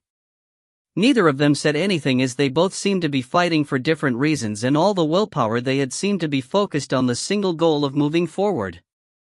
The only good thing about all this was that fortunately, the fog had receded quite a bit thanks to the wild charge of the first-order blazing beetle and its flames, so they could see much better than in the past. Suddenly a group of 15 zombies rounded a corner and appeared before the group blocking the way. However, Shangwan Bingshui casually waved her free hand and 15 ice pikes appeared. As if they had a mind of their own, the 15 ice pikes flew swiftly and the next second they had appeared before the 15 zombies. The mindless creatures were struck in the head with precision and collapsed lifelessly a moment later. The group of two had not even taken 20 steps when a mutated dog with brown fur appeared out of nowhere and charged towards them furiously. The mutated dog's speed was very high, at least 30 or 40 points. A normal person would not even have time to cry out before their throat was ripped to shreds. However, Shangwan Bingshui said only one word to end its charge. Freeze! Following the fall of her cold voice, the mutated dog's body stopped dead in its tracks. Using the water under its feet, the beast's body began to gradually freeze until it became a lifeless ice statue. Seeing this, Zeman could not help but feel a tinge of jealousy. If he had the high mana control that she had, his life would be much simpler and he wouldn't have to fear losing all his mana after several attacks. However, he was so focused on how powerful and precise her attacks were that he didn't notice how her voice, for the first time since he met her, quivered slightly. She immediately gritted her teeth again as if that simple word had cost her all her energy and continued to support him slowly. Asterisk asterisk asterisk. No matter whether it was Zeman or Shangwan Bingshui, both of them were soaked from the tips of their hair to the tips of their toes, and if it wasn't because they were both evolved humans with much higher stats than their respective levels, they would have definitely gotten sick as a result. Due to Zeman's injuries, Shangwan Bingshui had no choice but to move forward at a snail's pace, and by the time the two returned to the gymnasium it had been a little over an hour since they had left the pharmacy. Chapter 23: Different Gazes, Different Attitudes. The atmosphere inside the building was extremely gloomy. The sound of stifled sobs along with whispers containing words of fear and worry could be heard almost everywhere. Some men were comforting beautiful women and vowing to protect them with their lives, thus gaining the favor of those helpless women who had no one else to trust. However, how could those men who did not have the courage to pick up a weapon to fight defend them? But, with the condition the world was in, sometimes even false hope was welcomed with open arms. Among these men was Liang Pang.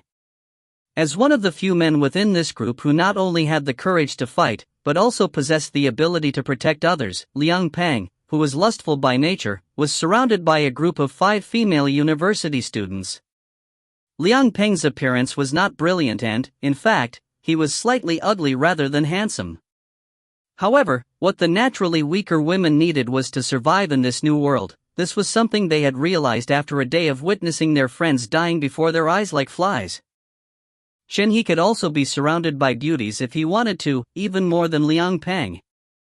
However, he simply stood in a corner as he looked at Liang Pang with a casual glance. Bang! Suddenly the door opened with a loud bang, drawing everyone's gaze. Each of them praying to God or any saint that no more enemies had appeared. At first, when they saw Shangwan Bingshui and Zeman, they unconsciously let out a sigh of relief. However, after seeing her supporting him and seeing his staggering footsteps, their expressions were filled with disbelief, especially those people who had been saved by him. He was injured? What creature could have been able to injure him to the point of taking away his capacity to move on his own? How could this be possible? The group of surviving students and teachers began to murmur and their gazes were filled with terror and apprehension. If there was an existence out there capable of causing Zeman, one of the strongest people in this group and one of the few who actually had the courage and ability to fight, to be left in such a miserable condition where he couldn't even move on his own, then how were they going to survive? Dread and worries about the future overwhelmed their weak minds once again. Liang Pang also had a slight change in his previously smiling expression and for a moment forgot that he was apparently living the best moment of his life. As for He was stunned for different reasons. Seeing Shangwan Bingshui supporting Zeman, He could not believe what he was seeing and for a moment even doubted whether his eyes were working properly. Bingshui, you. Are you okay? With eyes wide open and full of disbelief he asked. I'm fine. Shangwan Bingshui's reply was short and cold as usual. As for Zeman, he couldn't help but look at He as if he was an idiot. The injured person here who couldn't even move properly was him, not her. Who was he asking then? However, he didn't care too much, and the next second he forgot about it. I won't say thank you, since currently that word is even less valuable than it was in the past. Zeman looked at the beautiful woman beside him, who was once again completely soaked because of him, and said in a deep voice, "Today, it could be said that you got me out of a trouble that could have cost me my life. In the future, I will definitely return the favor to you until I'm even." Without waiting for a response, he gritted his teeth and removed the arm he was using as support on her.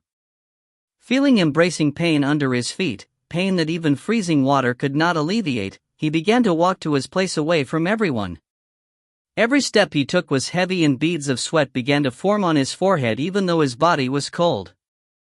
Seeing this, it didn't matter if it was Shangguan Bing Shui, Chen He, Liang Peng, or the rest of the survivors, they all realized the pain he was feeling at that moment was too great for words to describe. Chen He seemed to want to say something, but as he looked at Shangguan Bing Shui he preferred to remain silent. As for Shangguan Bing Shui, she watched his back slowly disappearing at the end of the corridor, and although she really didn't like Zeman, she accepted that at least, he was a man with courage and bravery, unlike others. She looked at Liang Peng and her eyes flashed with disgust, hatred, and disdain as she coldly whispered, "You piece of scum." In fact, the reason why Shangguan Bing Shui was alone when she went to find Zeman was because Chen Yi had to stay behind to see to it that Liang Peng didn't do something stupid, since when she invited the two of them to go find him, Liang Peng was the first to immediately refuse, saying that Zeman had wanted to go out alone on his own. While Liang Peng's words were true, Shangguan Bing Shui had received the highest education in society. Apart from personal talent, she had worked very hard to become what she was today. She, intelligent, could see the bigger picture and knew that Zeman's help would be needed in the long run because regardless of his negative points he was a good fighter. Therefore, when Liang Peng refused and upon discovering the almost naked lust in his eyes, Shangguan Bing Shui had no choice but to leave Chen He here to take care of him and prevent him from doing anything stupid. As for why she didn't stay and let Chen He go find Zeman, it was because even with her self-control she had no confidence in putting up with the strong man's stupidities and might end up turning him into an ice statue. "Bing Shui, are you really okay?" Now that they were finally a little further away from the rest of the people, Chen He looked at her worriedly and asked. Shangguan Bing Shui did not answer and, as if tired, closed her eyes as she sat down in a corner. Her white dress was completely wet, hugging and outlining the curves of her body, making her even more charming than she naturally already was. Even the gentlemanly and kind Chen He couldn't help but let his eyes run wild and secretly stole a glance or two before closing his eyes to avoid looking anymore. Countless gazes fell on her and seemed to want to eat her with their eyes. But she had no intention or energy to pay attention to them. She had gotten used to this a long time ago anyway, to the looks of desire, lust. F *CK its mother. Zeman couldn't help but curse as he gritted his teeth and dropped to the ground like a broken rag without caring about anything but relieving the pressure on his feet. A person could never imagine how horrible the pain of feeling their own skin peeling off and their flesh tearing after being burned by the fire was. Zeman had never in his life experienced such dreadful pain like this, and he never wished to experience it again if possible. That's what you get for acting all proud. Lilith teased him mercilessly. Still, she reached over and helped him lean back more comfortably against the wall with careful movements. "Leave me alone." Zeman rolled his eyes and grunted. His chest rose and fell as he took deep breaths, fighting the pain he felt. "I already owe that woman and I am truly grateful for her help. Whatever her reasons, the fact is that she helped me in my weakest moment. But I do not wish to owe her anything more." "You and that woman have known each other before?" Lilith asked as she sat down beside him. "No. Before the world became this hell, she and I had never interacted and probably never in our lives would have." Zeman closed his eyes and replied quietly, feeling exhausted. "Then why do you seem to be so wary of her?" Lilith had noticed that while Zeman kept his distance from everyone, he seemed especially guarded against Shangguan Bing Shui. While all the men were enchanted with her in some way or another, Zeman was doing his best to stay away, the more the better. This was something that had confused her until now, so she decided to ask around to get to know him better, since there seemed to be a backstory. That was the reason why Lilith had thought that they had known each other before. Zeman, exhausted, unconsciously replied, "All of you women are not a good bird." Eh? Lilith was surprised by his words. She wanted to ask him what he meant, but when she looked at him she realized that he had already fallen asleep. The pain was so great that Zeman had immediately fallen asleep as soon as he was in a relatively safe place. After all, he was not only in physical pain, his mind was exhausted beyond words, as he had not yet had a proper rest after fighting a battle in which his life was about to end on several occasions. In fact, he was so tired that he didn't even notice what he had said at the end before he fell unconscious. Chapter 24, Magic Grade Treasure. Although it had only been 5 or 6 hours since he had awakened, the battle to the death against the First Order Blazing Beetle, his first enemy who had actually taken a step on the true path of evolution, Zeman felt as tired as a person who had not slept for 2 days in a row. Therefore, after his exhausted mind and aching body forced him to sleep after reaching a relatively safe place, he was not allowed to wake up until the next day. The world had changed drastically. To say that the previous society had completely collapsed was not an exaggeration in the least, and what all the survivors inside the sports center were hoping for was to get out of this place and get back under the protection of the government and the military. Only then could they feel a little more at ease. None of them knew the situation in which the army equipped with modern weapons was in. The reality was that none of them knew the situation of the outside world. However, for the sake of their own mental health, none of them dared to speak words of despair and even tried not to think of the worst possible situation. When Zeman opened his eyes again, the second day since the beginning of the change had ended and the third day had officially begun. The rain stopped, he muttered with still slightly sleepy eyes as he concentrated on the noise outside. The sound of thunder, the illumination of lightning flashing between the small cracks in the window that the timbers could not cover, as well as the fierce sound of water lashing the world as if it were a punishment from the heavens, it had all stopped. A few hours ago the storm stopped. The reason behind the strange weather in this world was because the sleeping mana could sense the approach of the soul record. Now that the soul record has finally reached this world, things will slowly return to normal. A soft, charming, playful, but also kind voice sounded a few meters away from him. Looking to his left, Zeman saw an extremely beautiful woman sitting elegantly on a table next to the window that was now no longer being covered by a block of wood. The few rays of sunlight that slipped through the clouds surrounded her, creating a great contrast with her black hair and her dark as night dress. Without a doubt, this was one of the most beautiful scenes he had ever seen in his entire life. Angel? Still half asleep, Zeman couldn't help but mutter. I'm not an angel. I'm a demon. Lilith gave him the most beautiful smile he had ever seen in all his life. Good morning. Although her smile was beautiful, to Zeman it was extremely dangerous. As if he had received an electric shock, he flinched and looked away as he responded, "Good morning to you too."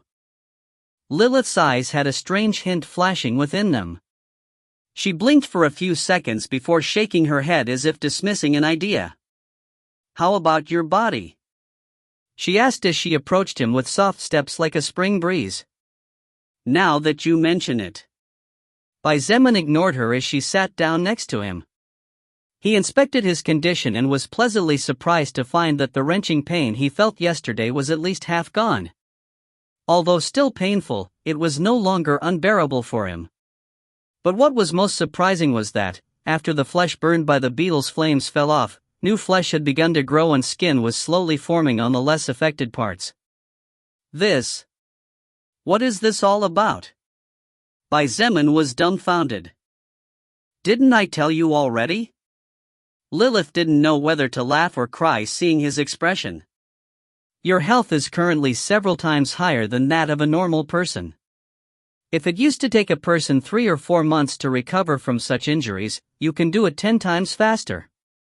In fact, with the 90 health points he currently had, his recovery speed was approximately 9 times faster than that of a normal person with no evolution cell reproduction, repair of damaged cells, and regeneration of new tissue. Everything was much faster. At this speed, I only need a couple more days to fully recover. Bai Zemin felt excited and let out a complicated sigh. He felt happy since by recovering quickly he would finally not have to fear.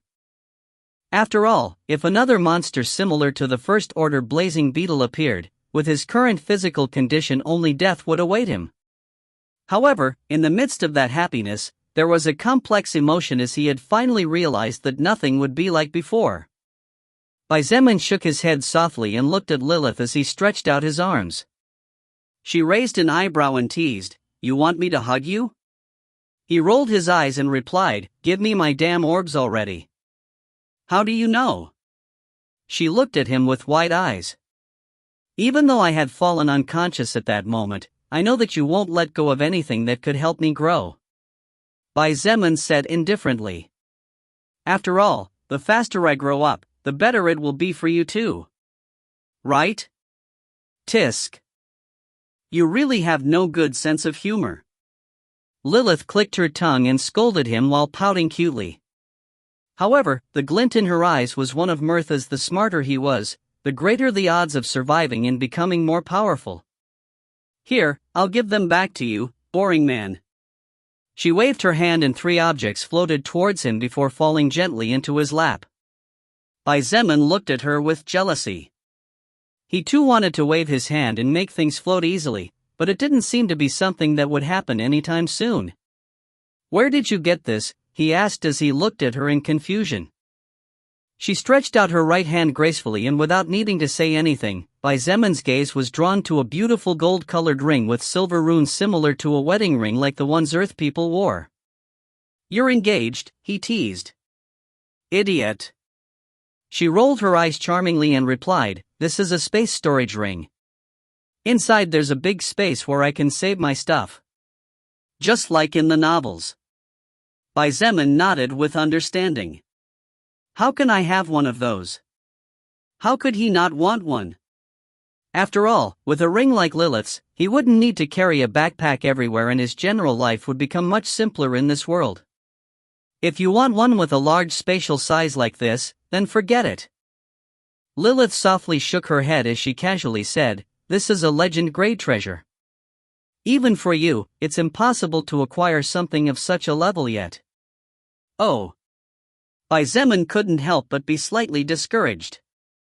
Forget legend treasures, he had yet to even see a magic-grade treasure, and his 2 strongest and most precious items were only rare grade.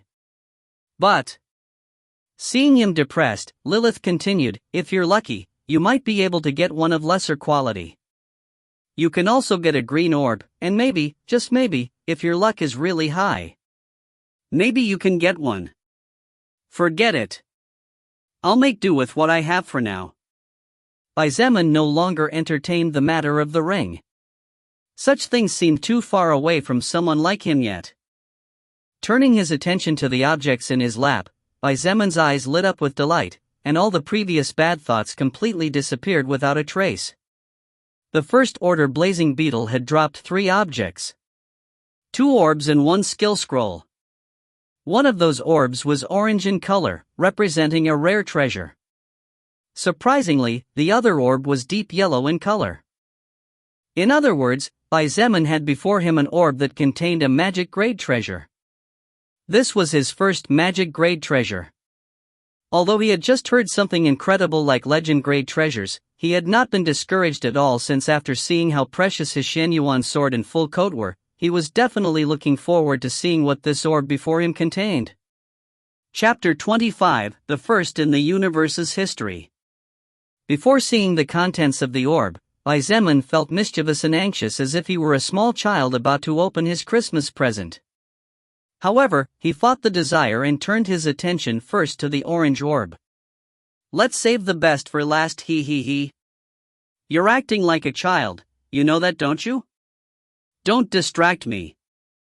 In the midst of light conversation, as if the outside world was still peaceful and as if the danger of death did not lurk around every corner, Bai Zeman squeezed the orange orb with a bit of strength, and after a flash of light, a new object appeared before him. Honestly, what Bai Zeman was looking forward to was another pair of boots that could replace his previous boots that were destroyed by the flames of the First Order blazing beetle. Unfortunately, things didn't always turn out as one expected. Blazing ring, rare treasure, a ring that contains the power of burning fire within it. When equipped, magic plus 10 points. Once per day it can release a flare of fire that can be used to attack or defend.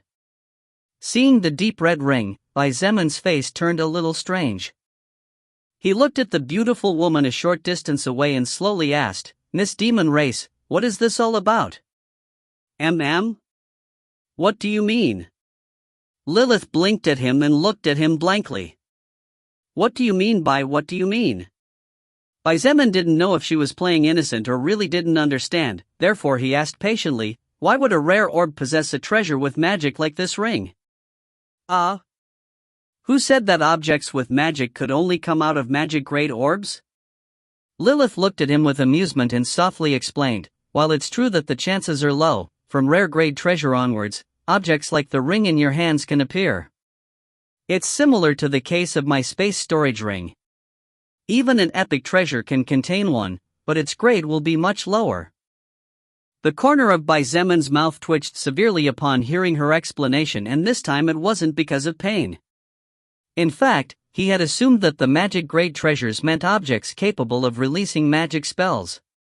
However, he had apparently misunderstood the name of the ranks, attributing those names to the contents of the orbs. With a much more open mind and much more expectant than before, Bai Zeman turned to the deep yellow orb and crushed it.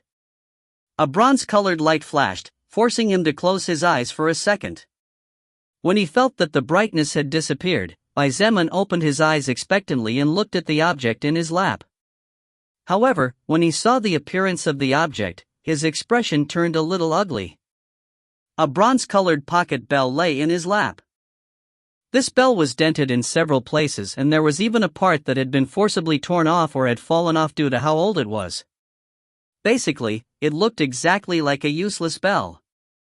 However, even though the appearance was extremely ugly, Bai Zeman was never one to judge a book by its cover. Although his expression was not very good, his hopes had not been dashed in the slightest, and he picked up the object to inspect it. Broken bronze bell, magic treasure, an ancient bell that was broken and whose current defensive power is practically non-existent. When worn, it automatically increases magic power and mana by 20 points. Effect: when the user is attacked, the bronze bell automatically releases a shield that protects the user from imminent danger. The amount of damage received affects the duration of the effect, and after exhausting all its energy it takes 24 hours to recharge its power. Bai Zeman's expression was a bit erratic and difficult to describe. On the one hand, he felt happy, but on the other hand, he felt confused. Practically non-existent defensive power. Well, just by looking at the appearance of the bronze bell he didn't expect much but that description. Forget it. 20 magic points and 20 mana points is great. He spoke aloud to himself as if to lift his own mood. Curious, Lilith picked up the broken bell, and green letters flashed in her retina with the object's information. She handed it back to Bai Zeman and assured him, although this bell is broken and its description says that its defensive power is almost non-existent, in reality, it is probably the best treasure you could ever possibly obtain. Oh? His ears twitched gently and his interest piqued. He looked at her with sparkling eyes, waiting for her next words. While the defensive power of this item might not be as strong against evolved beings, against other humans it will be your best ally. Lilith smiled, her eyes glittering strangely. Currently, this world is not especially advanced in technology like other worlds. Therefore, it is likely that forget it, you will see for yourself when the time comes. Although she had not finished her words, Bai Zeman felt that he understood what she meant. His mood lifted once again and he carefully put away the broken bronze bell in the pocket of his full coat. His life had now acquired another layer of protection, which in this world was more than appreciated. Finally, let's see what this is. Bai Zeman picked up the skill scroll and the information immediately appeared. Elephant Skin, unclassified passive skill, level 5, increases stamina by plus 50 points. To say he wasn't a bit disappointed would be a lie considering he was expecting a much stronger skill. However, 50 stamina points was a huge amount of boost to his strength, even after so many battles and so many upgrades. Bai Zemun's stamina was only 75 points, not counting the extra 5 from his full coat. Moreover, since it was a passive skill and did not take up space among the few available ones he possessed to learn active skills, this skill was welcome. With a thought, the skill scroll disappeared and several particles of gray light entered his body. Deep within his soul, a dull gray rune formed and Bai Zemun felt his entire body suddenly become much harder and tougher than in the past. However, before he could think of anything else, several green letters flashed across his retina. Evolution requirements fulfilled. Do you wish to evolve Elephant Skin skill to the next level? This. Whoa! Bai Zemun was dumbfounded. What happened? He hadn't even done anything and it hadn't even been 2 seconds since he learned the skill, but it could already be evolved to the next level? Lilith. Looks like I can evolve a skill, he said in a weird tone. You probably fulfilled some relatively easy requirement? Lilith wasn't sure either. Focus on that skill and look at the evolution requirement to confirm it. Bai Zemun nodded and quickly looked at his newly acquired skill. Elephant Skin, unclassified passive skill, level 5. This skill is at its maximum level and can evolve to the next level if the following requirements are met. Stamina stat above 100 points naturally without external support, 125/100. Requirements met. Do you wish to evolve the skill Elephant Skin to the next level? Ah. Apparently, each skill had different difficulties to evolve. At least for Bai Zemun, it didn't seem difficult at all to reach 100 points in a stat. However, when he told Lilith the evolution requirement, she didn't know whether to laugh or cry when she said, "You little brat, do you think it's easy for a person of your level to reach and surpass 100 points in stats? While there have been more people who have achieved that, there aren't many. Besides, you are the first living creature I know in the universe's history who is able to evolve a skill so fast." Bai Zemun felt happy at her words, but he did not let that happiness go to his head. While he might be the first to evolve a skill so fast according to Lilith's knowledge, it was just an unclassified passive skill, so Bai Zemun did not believe that his act was something incredible. Of course, Bai Zemun had no idea that Lilith was comparing him to monsters like the God of the Bible that Christians worshipped, or else his thoughts would not be so simple. Chapter 26: Sex Machine. The real reason why Bai Zemun did not feel that such an achievement was a big deal was mainly because he was only evolving an unclassified to first-order skill. It was not as if he was evolving a particularly powerful skill by any stretch of the imagination. Furthermore, while it was true that Bai Zemun's stamina had reached 125 natural points without external support, the reality was that almost half of those points came from the Elephant Skin skill itself. Of course, even with all the aforementioned, the fact that he could achieve so many stamina enhancements in just over 2 days was the real achievement. Lilith had never met or heard of another existence capable of improving so quickly. With a single thought, the Elephant Skin skill began to evolve. The dull gray rune that was engraved deep within Bai Zemun's soul lit up. Countless flashes of lightning flickered from deep within him and his entire body began to heat up as a strange tickle-like but not so unbearable feeling was transmitted through every millimeter of his skin. After several minutes, the lightning flashing inside his body receded and was absorbed by the rune from which it came before. However, the once dull gray rune had now become a deep bronze rune. Elephant Skin, unclassified passive skill, level 5. Bronze Skin, first order passive skill, level 1. Bronze Skin, first order passive skill, level 1. Your skin becomes much tougher than that of any living being on Earth before the awakening of mana. Increases stamina plus 100 points. Bai Zemun was grinning from ear to ear as he looked at his 180 total stamina points. He could feel practically unlimited energy from his body, and the feeling of becoming stronger once again excited him to the point of forgetting about his injuries. You should be careful now that you have such monstrous stamina. Lilith said out of nowhere, dragging Bai Zemin out of his daydream. What? Why? He looked at her with some alarm. Could it be that there was really something bad? Maybe it was because his stats were a little off balance? After all, Bai Zemin's stamina stat was his current highest physical stat and by a wide margin. Maybe the body needed to balance itself somehow. Lilith looked at him with a serious expression and slowly said, well, your current stamina is almost 20 times higher than that of a normal man and woman. Imagine what would happen if you suddenly decided to unleash your libido wildly on a woman's body? The poor girl would probably be devastated. Bai Zemin's face rotted when he heard her words. She thought he was a sex machine or something like that? With his face as black as coal, Bai Zemin gritted his teeth and bellowed, I swear I'll kick your ass someday. Ha ha ha. Seeing him gritting his teeth and looking at her as if he wanted to bite her to death, Lilith felt so amused that she started to laugh out loud. This was the first time she thought that a lower existence was so interesting. Asterisk asterisk asterisk. 3 days later, the 6th day since the mana was awakened by the soul record. During these 3 days, Bai Zemin did not leave the cafeteria and closed the door firmly, isolating himself from the rest of the people. Except for eating and drinking, Bai Zemin's only entertainment was chatting with the beautiful and charming succubus Lilith. Fortunately, due to constant evolutions, his digestive system was no longer as problematic as that of a normal person. In this time, he focused on recovering from his injuries without doing anything else. In addition, to avoid any kind of trouble, Bai Zemin had talked to Chen He and asked him to take all the food out of the cafeteria, leaving only what he needed for himself and a bit for emergencies. This way, he did not have to be in contact with people he did not know and did not trust while he was still injured. Bai Zemin stood up and stomped on the ground several times as if checking something. The wounds on my feet and legs healed completely. He nodded in satisfaction and relief.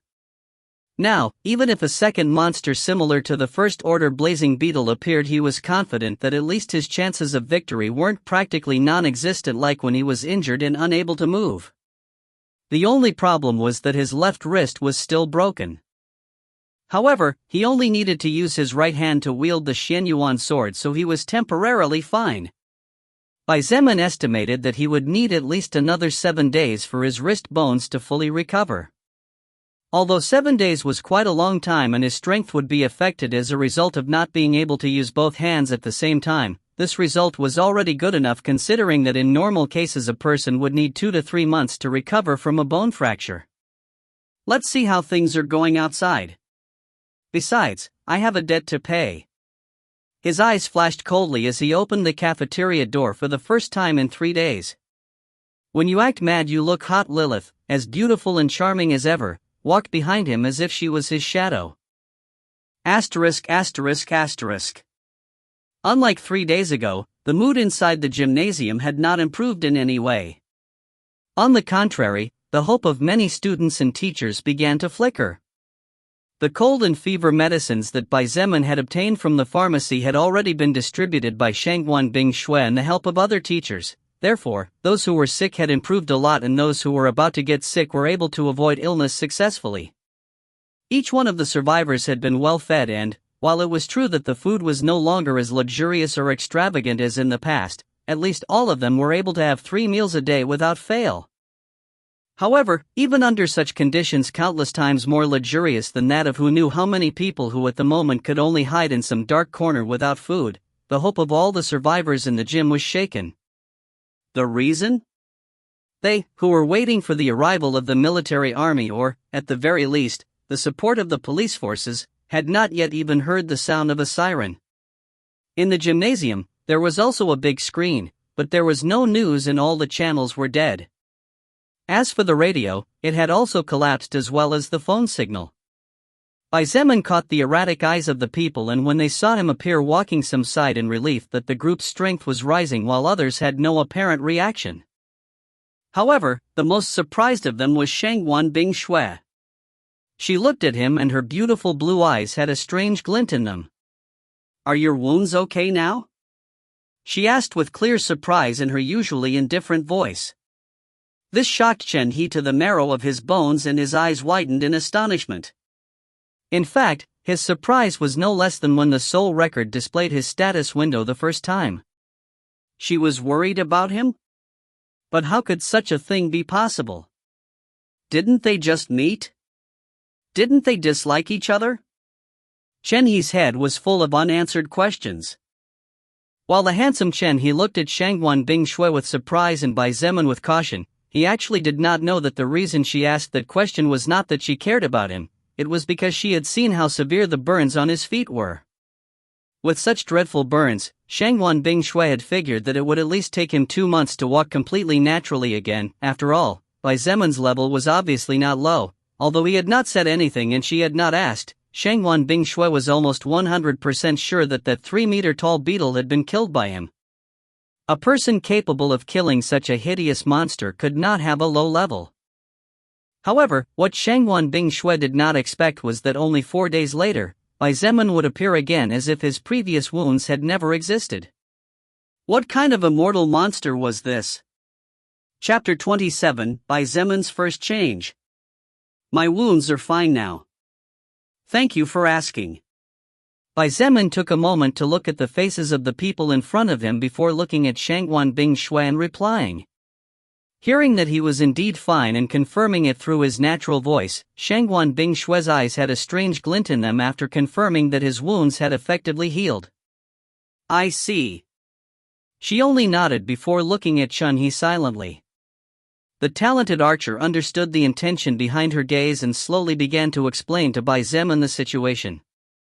During the past 3 days when you were recovering, the condition of the sick due to the low temperatures of their bodies improved with the help of the general Kalefaction. Thank you for that. He honestly thanked on behalf of the rest of the survivors. Soon, however, he frowned and continued, but there is another problem at present. Bai Zemin was not surprised. He nodded slightly and finished his words instead. The food is running low, isn't it? That's right.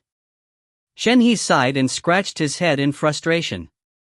Currently, because we didn't want to make the situation any worse than it already is, we let everyone eat their fill.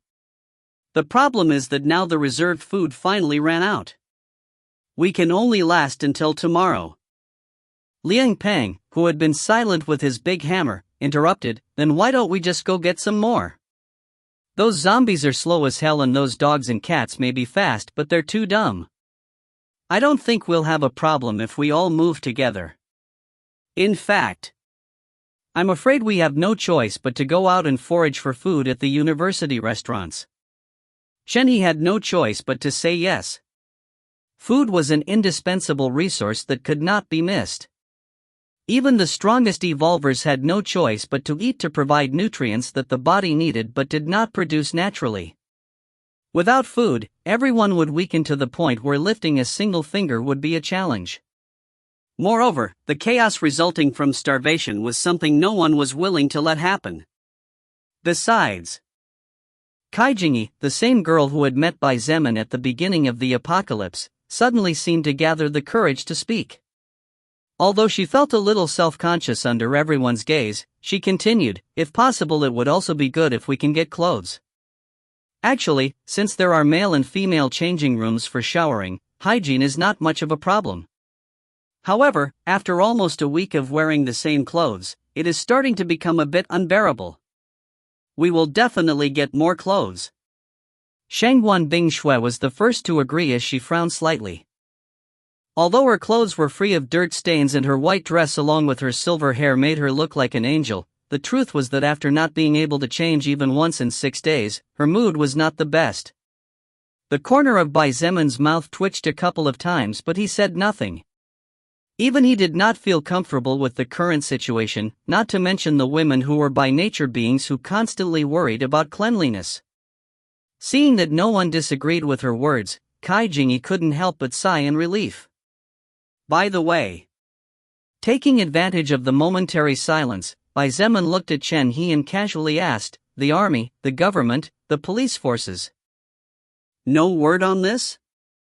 Hearing his question, Liang Peng, Kai Jingyi, and the few teachers present looked at Chen He waiting for his answer. Nothing. Chen He shook his head to no one's surprise. But a bespectacled teacher interrupted with an anxious expression. Young Master Chen, your Chen family is a big family with power in the army and your father a regimental commander? Shouldn't they send someone for you at least? Bai Zemin couldn't help but raise an eyebrow. Family with military backing? Regimental commander? He hadn't expected Chen He to have such a background. To think that this handsome guy's father was actually a veteran soldier with military rank colonel. Bai Zemin had a strange glint and his gaze could not help but shift slightly towards Shangguan Bingshui. Then, her background should be similar or superior to Chen He's. Chen He's face changed slightly but soon returned to normal. He looked at Shangguan Bingshui for a moment before sighing, indeed. I was hoping that my family would get here soon, but apparently the situation is far worse than we all thought. How can that be possible? The teacher who had spoken earlier looked desperate and his face lost all color. If even an important person like Chen He had been practically abandoned to his fate by his own family, how could they, people with no real backing, expect support from the government or the army? It was nothing but wishful thinking. They all looked desperate for a moment. The only two people whose expression remained unchanged were the indifferent Shangguan Bingshui and Liang Pang, who was casually looking around. Even Bai Zemin's expression turned a bit ugly. Not because of the lack of military or governmental response, but because of his family. The worse the situation was outside, the less likely it was that his family would survive amidst such chaos. They have to be okay. No matter what, definitely nothing could happen to them. Bai Zemin clenched his fists, ignoring the pain in his left hand. Every time he thought about his family, his heart squeezed hard as if a giant stone was pressing down on it. However, no matter how much he wanted to see them and run out to find them, he couldn't do that. As strong as he was, Bai Zemin did not know what kind of dangers dwelled outside this place, and he was not arrogant enough to believe that his strength was enough to overcome them all. Then, let's go find the food we can. Bai Zemin said coldly. His tone of voice lacked emotion. However, there should be some changes from now on. Everyone looked at him in surprise, noticing the change in his eyes, and his indifferent voice seemed to hold a higher weight than in the past. While Bai Zemin was previously indifferent, his current indifference contained several degrees of coldness that was not there before. What do you mean? Shangguan Bingshui furrowed her eyebrows slightly, also secretly surprised by the abrupt change. Bai Zemin looked at her and slowly explained, from now on, those who are unwilling to help in any way will only be able to eat enough to not starve. To be honest, I have no time to waste with leeches here.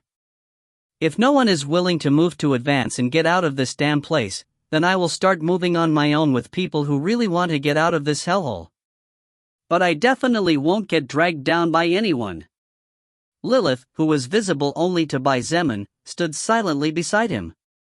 When she heard his words, her eyes glittered and a silent smile rose on her lips. From a certain point of view, it could be said that this was the first major change in Bai Zemin after the world had changed. He had already saved many people out of kindness, but if they wanted to keep him using that kindness, then he would abandon them without even a second thought. To him, his family was everything.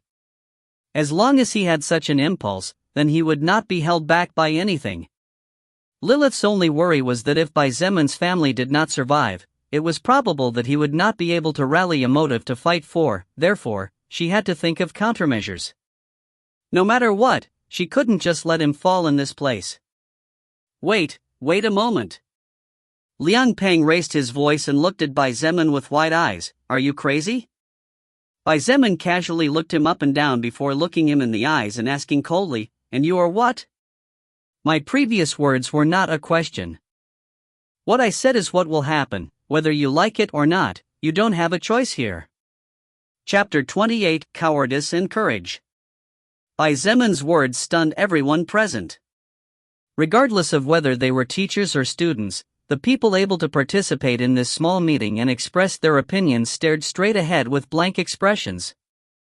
Shangguan Bingshui frowned and suddenly felt that there was something wrong with this situation. Her brain was like a supercomputer, remembering what had just happened, and soon her eyes flashed softly as if she had finally understood everything. Chen He, who always had a calm expression on his face, could not help but gasp in a breath of cold air as he looked at Bai Zemin as if he was an unidentified alien. Until now, although the time they spent together was not much, Chen He had identified Bai Zemin as a person who enjoyed loneliness more than the company of others and was usually quite calm. Therefore, now that he saw him go crazy and say such arrogant words, he did not know how to react. Moreover, Chen He had seen how terrifying Liang Peng's strength was during the first day of the apocalypse after the arrival of the soul record to this world. A single blow from his hammer was enough to turn a zombie's body into a pile of meat paste. What arrogance, brat! Liang Peng's eyes opened as wide as those of an enraged bull. His beard quivered and he looked at Bai Zemin as if he was going to jump on him at any moment. Liang Peng had seen Bai Zemin's speed back then when he decapitated zombies. Although he was fast, Liang Peng believed that at such a distance he only needed to stretch out a hand to crush him like an ant, such was the confidence in his physical strength. Bai Zemin's eyes flashed with a hint of coldness as he looked at the man who was like a small giant. His current mood was gloomy to say the least. As if that wasn't enough, his left hand was still hurting. His family might be suffering from hunger or who knows what kind of hardship. Since this person does not understand in a good way and words could not reach him, a bit of pain might make him understand the meaning of the word terror. Bai Zemin took a step forward and was about to make his move when a cold but beautiful voice stopped him.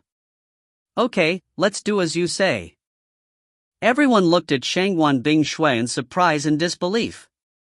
Even Bai Zemin himself was surprised that this woman agreed with his words so easily and without argument. Bingshui, you. Are you sure of what you are saying? Chen He looked at his childhood friend in shock. It was no secret to anyone that he had been in love with her for years, therefore, he knew very well that she was an intelligent woman. However, he did not understand why she had accepted such an idea that was clearly not good at the moment. Shangguan Bingshui gently shook her head but did not explain anything. Among those present, only she had noticed that Bai Zemin's mood was on the floor, and if it wasn't for her interrupting just in time, it was likely that things would have gotten out of hand. Right now, the last thing they needed were internal battles. While I agree with what you said, I need you to explain better what you have in mind. Otherwise no one will accept such a wild idea like that. Shangguan Bingshui looked at Bai Zemin indifferently and slowly explained, at this point, everyone's mood is not good. The situation of the unknown world is getting worse and worse. If we suddenly tell them that their meals will be cut off, no one will accept it willingly. Bai Zemin looked at her and took a deep breath to calm down a bit before speaking slowly. Of course, what I want is not for everyone to suddenly have the courage to fight. I know something like that is illogical. Noticing that things had calmed down, the teachers present, Kai Jingyi, and Chen He secretly let out a sigh of relief. As for Liang Peng, he only snorted and remained silent as he listened to what Bai Zemin had to say about it. Shangguan Bingshui nodded and indicated with her eyes for him to continue explaining his idea. If Bai Zemin had asked everyone to fight in order to eat, then even if the strength of the group fell, she would have no choice but to ask him to left alone. After all, very few people were willing to risk their lives, and the human mentality had not yet completely changed to adapt to the new world. Bai Zemin continued, my idea is simple. After we find food, the students and teachers who are unable to fight will carry it. In addition, when we look for clothes or other useful items, these people will also help. I also think it would be good to get some beds. In short, whatever is logistical support and does not require risking life and death, all those who want to eat their fill should cooperate. After a moment of silence, the handsome Chen He was the first to open his mouth. I agree. That idea is good enough. I agree as well. Shangguan Bingshui finally nodded in perfect accord. In the end, everyone accepted Bai Zemin's suggestion. While some of them might not be satisfied, 3 of the 4 fighters in the group had already made up their minds, so those without fighting ability could only accept their fate. When the new rules were announced, many people complained loudly and some of them even began to curse. However, when Bai Zemin said that those who disagreed and all those who continued to make a fuss should leave the group, all the courage of these people disappeared completely and no one else was willing to complain for fear to be kicked out of the group. What a joke! As weak as they were, being expelled from the group and the protection of those with real power was no different to courting death. Bai Zemin looked at the more than 100 people present and an idea flashed in his mind. It was a bit annoying, but in the long run, it might be his best help in finding his loved ones. With this in mind, he stepped forward and said aloud, "I know many of you are afraid of being scratched by those zombies, as most of you here have probably seen the aftermath. However, you don't need to be so scared. Those zombies are even slower than a normal person like you, so imagine how slow they are for people like me and everyone else who have leveled up by absorbing the enemy's soul power." The eyes of several people had a strange glint in them upon hearing this. Indeed, zombies were slow, and if one was careful, even a normal person could kill a zombie. However, it was not easy to overcome the fear, let alone knowing that zombies were not the only danger. But Bai Zemin's next words changed things. "I will personally hunt zombies, cut off their legs and arms, even crush their jaws. You just need to have the courage to pick up a weapon and finish them off to gain soul power and level up." People began to murmur and stare at each other as they argued amongst themselves. Clearly, there were many tempted by the offer. After all, without their hands, legs, and without their teeth, the zombies were nothing to fear. None of them were really willing to die, and there were many of them who didn't want to do more embarrassing jobs for fear of fighting. However, at the end of the day, fear was one of the strongest human emotions. After a minute, no one stood up and everyone was silent. While Bai Zemin's words were tempting, no one was willing to risk their lives just like that.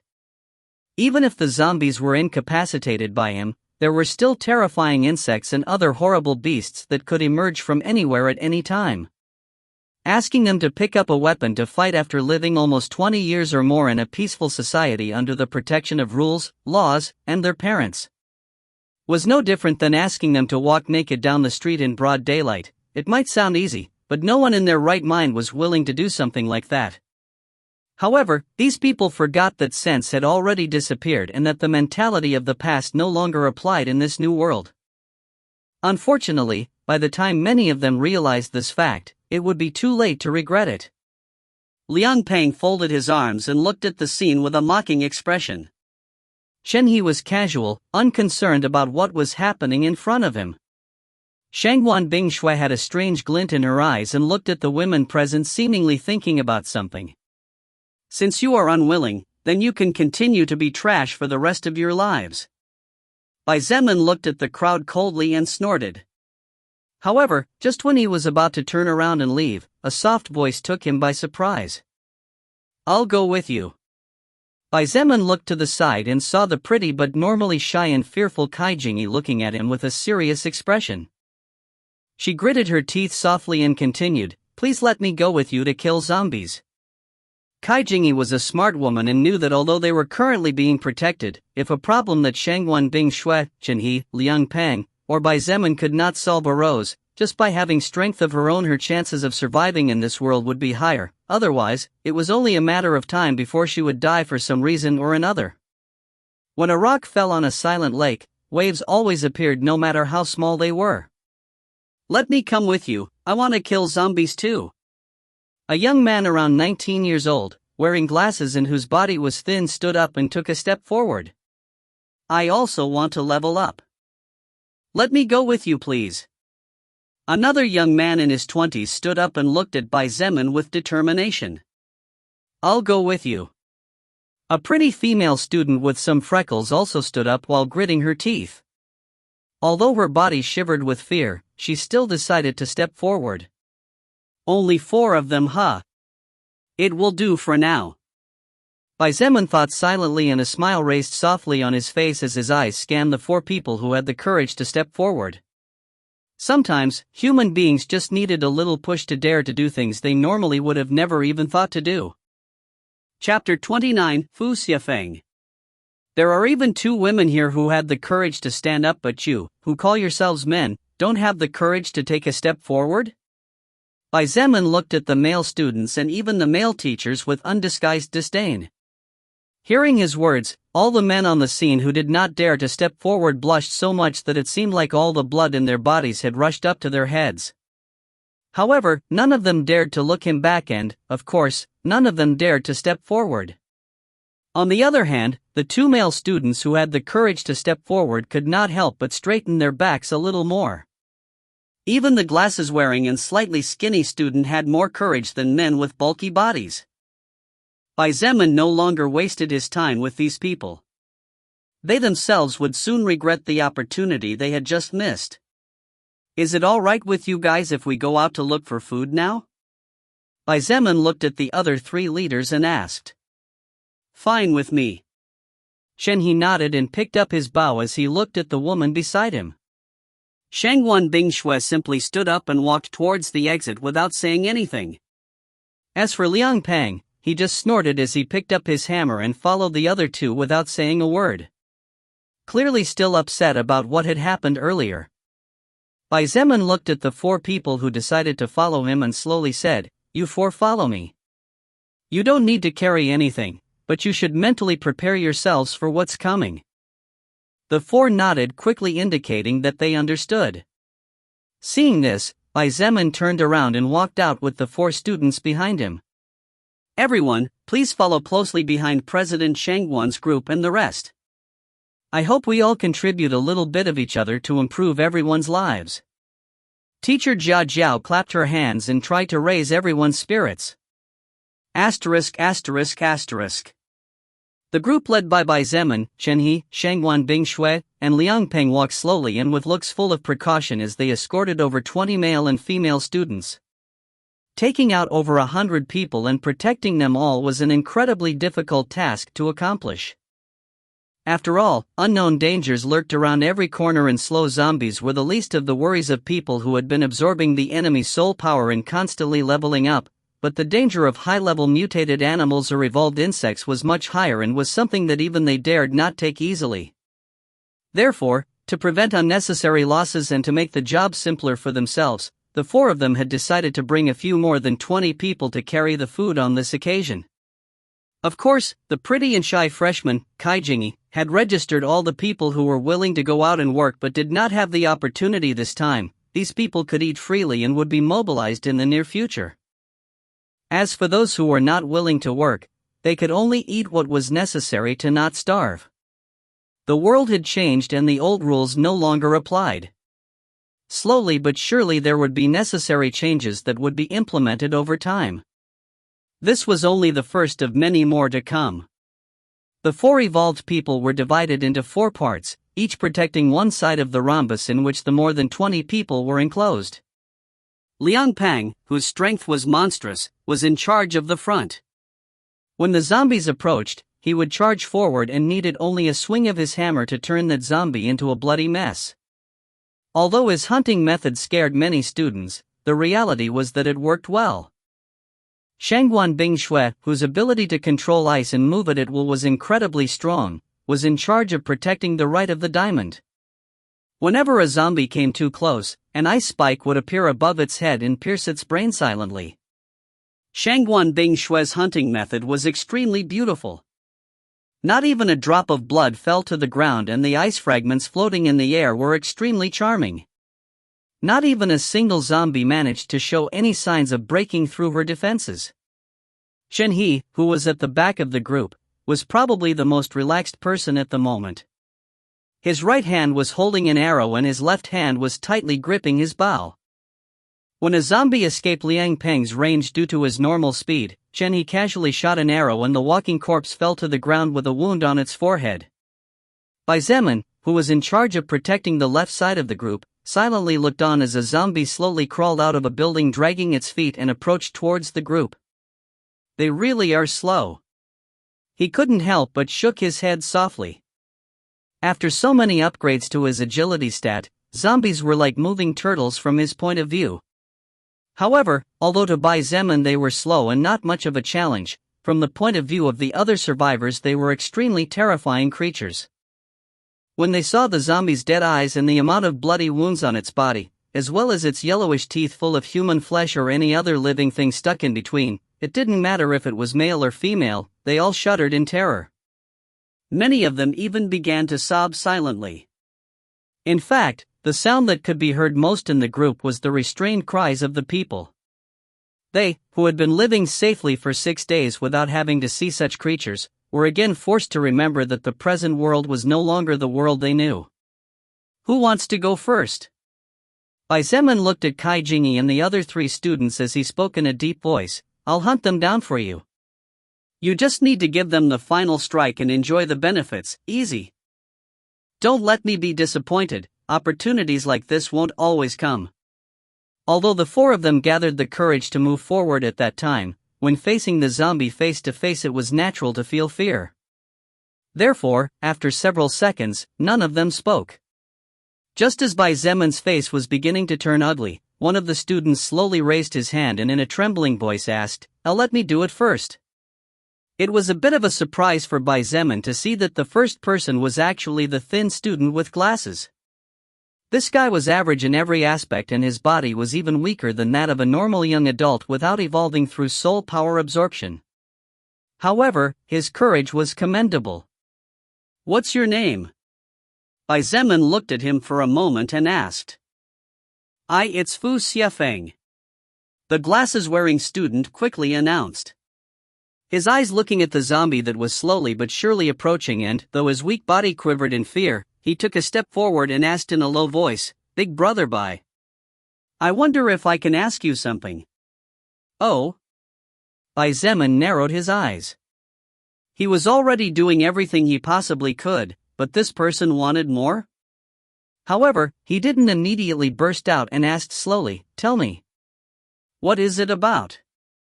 Fufang took a deep breath and, while looking at the zombie said words that surprised Bai Zemin, I hope you will lend me your sword and let me kill that zombie with my own hands.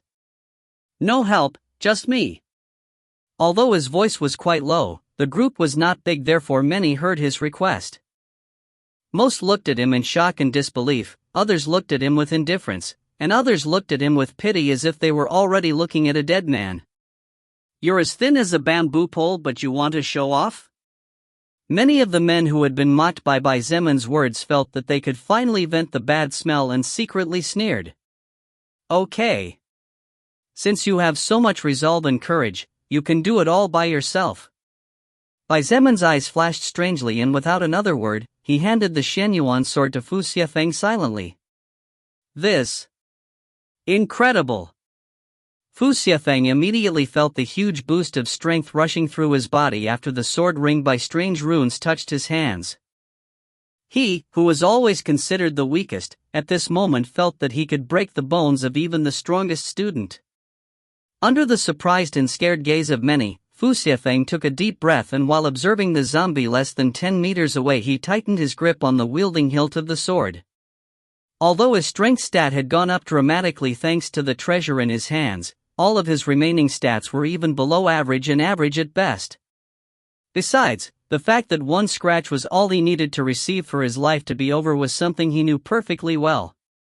Nevertheless, Fufang gritted his teeth until his lingual gums bled before stepping forward. Bai Zemin watched all this with flashing eyes. He was going to give the sword to the 4 students after hunting the zombies, but Fufang's request was something he did not expect. Chapter 30 Mind Manipulator. Was Fufang scared? Of course, he was obviously scared. However, he fought against the panic and forcibly suppressed his instincts to retreat. His whole body, every cell seemed to be begging him not to do so and to step back where he knew he would be protected. Fufang could feel the stares of the other survivors prickling his back, pity, mockery, disdain, wonder, disbelief, surprise, and many other looks with different meanings. However, he endured. The reason he endured all this? In reality, it was a very simple reason and for many, it might not be anything special. The only thing he wanted was to be able to raise his head at least once in his life. Since he was young, due to his weak constitution and as a consequence of his below-average appearance, he was always ridiculed in different ways. Fu Xuefan, who came from a hard-working family, also wanted his parents to be proud of him. Now that the world had changed, he longed to be able to change his life and, if they were still alive, to be able to give his parents a source of security on which they could rely in times of need. Now that a powerful person like Bai Zemin had stretched out a helping hand to him, Fu Xiefeng was willing to do anything to hold on to it. As the zombie slowly approached, Fu Xiefeng could feel his legs trembling. Still, he too advanced slowly and began to circle around the zombie, studying the creature's movements carefully. Due to Bai Zemin's actions, the whole group had no choice but to stop momentarily, and everyone's attention had been focused on what was happening on the left side of the small human rhombus. And now what? Liang Pang asked in frustration as he surveyed the scene. Chenyi didn't know whether to laugh or cry when he saw Bai Zemin's reckless actions. His move practically forced everyone to stop in a place where they could be attacked at any moment. However, the only person present other than Bai Zemin himself who knew the reason why he was so calm was Shangguan Bing Shui. She, who had practically saved his life 3 days ago, knew that very close to this place was the battlefield where the huge beetle lay dead. All the dangerous creatures nearby had been crushed by the beetle, decapitated by Bai Zemin, or had their brains crushed and frozen by Shangguan Bing Shui herself. Therefore, the only temporary danger was some straggling zombies that definitely did not reach 100. After nearly 2 minutes of circling the zombie, Fu Xiefeng finally calmed down a bit and realized that Bai Zemin's words were completely true.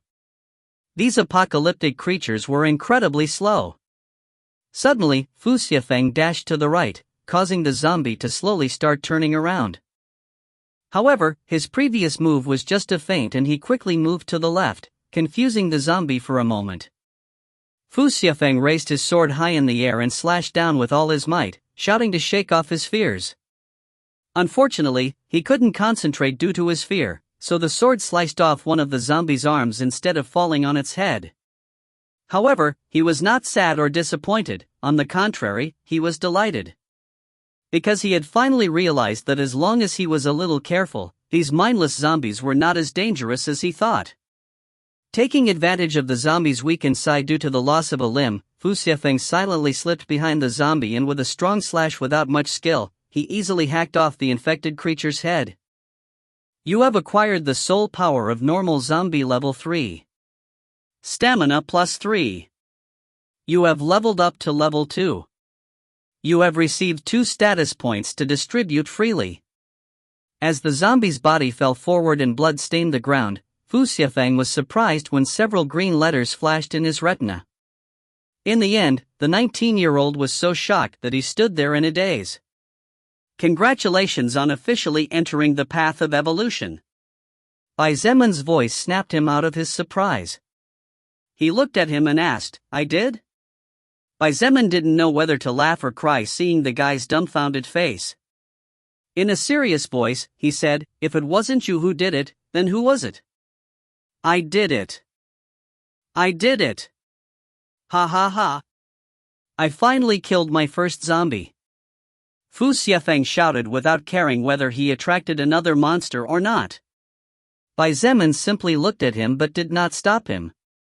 This guy was not only expressing his joy, but he was also shouting to shake off the lingering fear that still remained in him. After all, it wasn't easy to step forward to battle against death when you know that someone else was willing to do it for you. Moreover, none of those present mocked Fu Xiefeng's childish attitude. On the contrary, they all looked at him with astonishment and disbelief while the looks of ridicule and disdain were long gone. Fu Xiefeng suddenly ran forward and picked up a white scroll that had fallen from the zombie.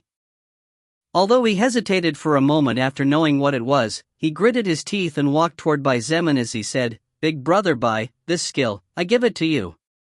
You give it to me? Bai Zemin picked up the scroll in a daze. He definitely did not expect this move. Stealth, first order active skill, level 1, erases your presence to some extent while weakening your body smell and the sound of your heart. It costs 10 mana points to activate and takes 4 stamina points per minute to keep activated. After deactivation, it has a cooldown time of 20 minutes. I give it to you. You use it. Bai Zemin handed the scroll back to him and shook his head. He looked at him with appreciation and said, "Anyway, I never thought of taking what rightfully belonged to you. However, I like grateful people like you. I just hope you can continue to be like that and not get carried away by the emotion of the moment. Don't worry, big brother Bai. Although my family may be poor, my parents taught me values. Favor with favor is repaid, and this favor is so great that I will never forget it." Fufang clenched the skill scroll tightly and looked at Bai Zemin with eyes brimming with gratitude. Not only had Bai Zemin given him the courage he needed to fight, but he also spoke to him with respect and had even allowed him to keep a supernatural skill like the one in his hands. In this world where the strong devoured and fed on the weak, a skill, as useless as it seemed, was no different than possessing another life-saving source in times of need. Go get some rest for now. Also, I advise you to add your status points to agility and stamina. That way, with your stealth skill, you could become a terrific assassin. Bai Zemin gently patted his shoulder and advised honestly. Without hesitation, Fufang wished to learn the skill just as Bai Zemin had told him. Then, he silently handed the sword back to him before returning to the crowd with his back straight. Those who had previously glared at him now did not dare to stare at him for more than a second before looking away. Now that his initial fear was gone, as long as Fufang maintained that courage and as long as he was on good terms with one of the four main leaders of this group, his strength would only increase more and more. No one was foolish enough to look for trouble where there was none against such a person. "You're a mind manipulator," Lilith sneered beside him. However, even though it seemed like she was mocking, her eyes glittered with appreciation as she said, "Inflict fear first, then embarrass him with your previous talk to push them forward, finally give him power and respect. Kia little Zemin, big sister loves you more and more." Bai Zemin smiled slightly before turning around and walking back. Indeed, Lilith was right. What he was doing was manipulation. Right now, Bai Zemin might be much stronger than most. However, even he was not able to fight against thousands of zombies, his stamina would be drained sooner no matter how high it was. Therefore, he urgently needed people able to follow him willingly, people able to become his sword. Lilith was also delighted that Bai Zemin had understood this so soon. After all, even she herself was not invincible, let alone he who had barely taken his first steps in this new world of evolution and death. Besides, Bai Zemin's move also suited what Lilith needed and was a first step to what she hoped he could one day become. The group of people soon left the corpse of the zombie decapitated by Fufang, their first of many to come. Other zombies appeared along the way, but all were appropriately dealt with by the main fighters, placating some of the survivors' fear. Soon, however, they saw several buildings collapsed and crushed as if an earthquake had struck the earth during the night, and their gazes were filled with horror and shock. What kind of creature could do such a thing? Survivors were apprehensive about moving forward, and many could not help but stop in fear of what lay ahead. Chapter 31, Soul Stone. Not to mention the powerless survivors, even Chen He and Liang Pang had changes in their expressions when they saw the debris of different sizes scattered everywhere. The entire place looked as if several bombs had blown up the foundations of nearby buildings and demolished them in the process. What? What happened here? Chen He muttered, dumbfounded. Although his words were uttered unconsciously, everyone heard him clearly due to how awfully quiet the atmosphere was. No need to worry. Bai Zemin broke the silence and continued to move forward. No need to worry. Chen He looked at Bai Zemin's back and wondered if this person had gone crazy. If there was no need to worry about this, then what were they going to worry about? However, another person spoke up just then. Let's continue. It should be fine. Shangguan Bingshui gently shook her head and also slowly moved forward. This. Chen He did not know what to say. His childhood friend had also gone crazy? Since the world changed, Shangguan Bingshui's attitude had changed a little compared to his memories. This was something confused for the talented archer. Actually, it wasn't that she had changed. Shangguan Bingshui was simply adapting to the new world and learning the new rules for survival. Simple as that. Being forced by the fighters who protected both sides of the diamond, Shenhe and Liangpeng had no choice but to move forward. As a consequence, all the survivors were forced to walk whether they wanted to or not. After all, they could not survive alone as they lacked the power to do so. Asterisk asterisk asterisk. My God. What? What is that creepy thing? Beetle? How can there be such a big beetle? When the group of more than 20 people arrived at the place where the body of the First Order blazing beetle lay inert, it didn't matter if it was Shenhe and Liangpeng or if it was a powerless survivor, they all gasped and took a step back. Seeing the creature's body that was over 3 meters tall and looked similar to a small flesh building, they were all shocked beyond words. Moreover, when they looked at that mighty horn and its long legs, they all felt as if their hair stood on end just imagining having to face something like that.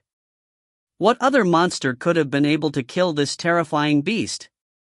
Liangpeng couldn't help but slowly reach out and touch the elephant beetle's shell only to be surprised to realize that it felt like he was touching cold metal.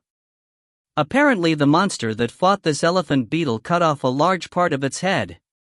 Shenhe noticed a large amount of dried blood running down the creature's slashed neck and quickly came to the conclusion. Shangwan Bingshui simply stood silently as she stared at the giant beetle. Only she knew that the cause of all this was probably the man who was even younger than her and the person who had had the least interaction with the rest of the group. I wonder if the big monster that defeated this First Order beetle is also a monster in bed, Lilith joked as she listened to the humans' conversation. She would never miss a chance to tease him as she loved his reactions. As for the monster that had ended the life of the First Order blazing beetle, by Zeman, he almost spits out 2 liters of old blood when he heard the words of the beautiful succubus beside him. This woman really didn't know when to give up. By Zeman secretly gritted his teeth, trying not to imagine wild scenes. Ignoring everyone's gaze and not caring about their comments, he walked towards the head of the giant elephant beetle and jumped approximately 3 meters with a loud stomp. Seeing this scene, everyone was amazed and astonished.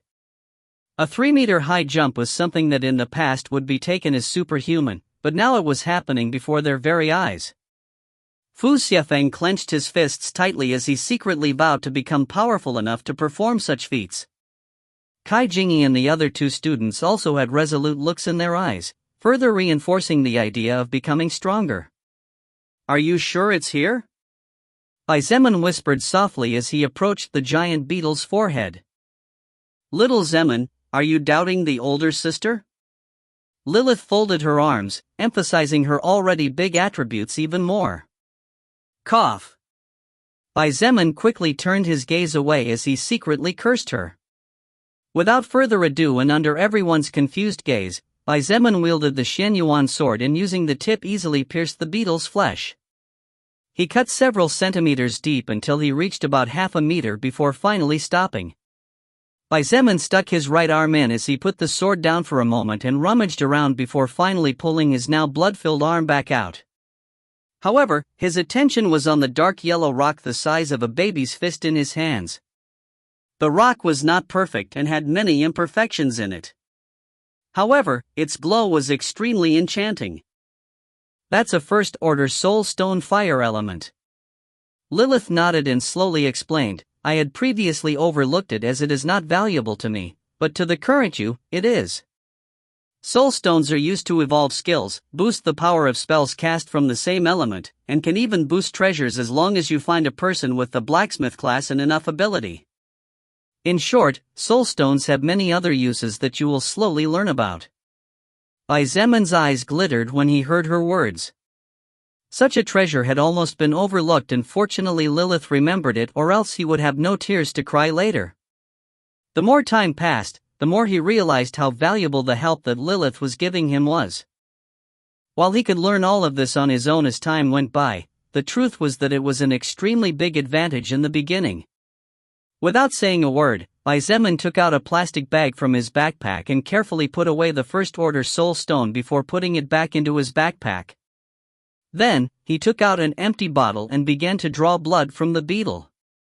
He had not forgotten the requirements to evolve his blood manipulation skill to Second Order. It was so difficult to defeat the First Order blazing beetle, and his life was close to ending on so many occasions that Bai Zemin couldn't even imagine defeating 9 other similar or more powerful creatures. Worse yet, he also needed to defeat a Second Order monster. One step at a time. One step at a time. Bai Zemin sighed as he continued his work. While everyone was dumbfounded, Shangguan Bingshue's beautiful eyes glittered, and without saying a word to anyone, she walked away from the group. Bingshue? Where are you going? Shen He called out to her but was completely ignored. A few seconds later, and just when Bai Zemin had finished filling several bottles of blood just in case, Shangguan Bingshue came back walking like an ice goddess. That woman is smart. Lilith praised as she looked at the silver-haired woman. She went back to look for the body of the mutated dog that was frozen to death 3 days ago to obtain its soul stone. What, those creatures have too? Bai Zemin was dumbfounded. Not all of them. Lilith shook her head and slowly explained, even evolved creatures don't necessarily form a soul stone. Besides, the value of an unranked creature is far less valuable than a soul stone from an officially evolved creature. But still, it's valuable to you. F***ck its mother. Looks like I should go find the mantis corpse when I get the opportunity. Bai Zemin sighed, and after washing his hands with some water he climbed down from the giant beetle's body. Bang! Suddenly a bang sound forced Bai Zemin to look in that direction, and when he saw the scene his face became a little strange. Not only he had that strange reaction, Chen He, the rest of the survivors, and even the cold and indifferent Shangguan Bingshue had strange looks plastered on their faces. Lilith looked at the scene with a touch of amusement as well, waiting to see what would happen next. Chapter 32, Bai Zemin's Strength. No one knew exactly how it happened, as everyone's attention was completely fixed on the mysterious actions of Bai Zemin and the disappearance and appearance of Shangguan Bingshue. However, at this moment, the little giant Liang Peng was lying on the ground, sitting on his butt while looking at the giant beetle in surprise. What happened? Shangguan Bingshue broke the awkward silence and asked with a small frown. Liang Peng didn't answer her and instead jumped off the ground as he shouted loudly, "Damn it! This beetle's shell is so hard that even with my strength and hammer I can't break it." Those survivors who were enduring the urge to laugh when they saw Liang Peng on the ground turned pale when they heard this. Liang Peng had been unconsciously considered as the person with the most physical strength in the whole group because of his huge hammer and the ease with which he wielded it. However, as one of the strongest in the group, even he could not break through this beetle's defenses. What did it mean not to be able to break through the enemy's defenses? It meant that in the event of a battle, it was only a matter of time before he would have to retreat in defeat or be killed. Then, if a creature on the level of this giant beetle appeared, Liang Peng might have a chance to flee. However, they were all weak people with average stats. If they were left to their fate, it would only be a matter of time before they died miserably. Many young female students could not help but burst into tears again, realizing how dangerous the world was now and how little life was worth. That big man looks like he graduated from a fool's college. Lilith couldn't help but giggle softly as she played with her hair. Bai Zemin frowned slightly at the growing fear of the survivors. At this rate, all his plans would fly out the window before they were even put into action. After hesitating for a moment, Bai Zemin slowly walked towards Liang Peng and stretched out his right hand as he calmly said, "Can you lend me your hammer for a moment?" "What do you want it for?" Liang Peng looked at him suspiciously. His impression of Bai Zemin was not very good at this point after what happened earlier in the gymnasium. "Just to see if I can break through the beetle's defenses." "Don't worry, I'll get it back to you right away." Bai Zemin looked at him seriously and assured him. Liang Peng looked at him as if he was an idiot and was about to say something when suddenly an idea flashed in his mind. With a strange smile, he raised his hammer and handed it to Bai Zemin. "Here." "Thank you." Bai Zemin nodded and stretched his hand forward. When Bai Zemin's hand came into contact with the hammer's handle, Liang Peng scoffed and released his grip. However, the scene of Bai Zemin being sent to the ground by the weight of the hammer did not happen. unlike what Liang Peng was imagining in his mind. Look! Bai Zemin can also hold Liang Peng's big hammer. Not only that, he's doing it with one hand.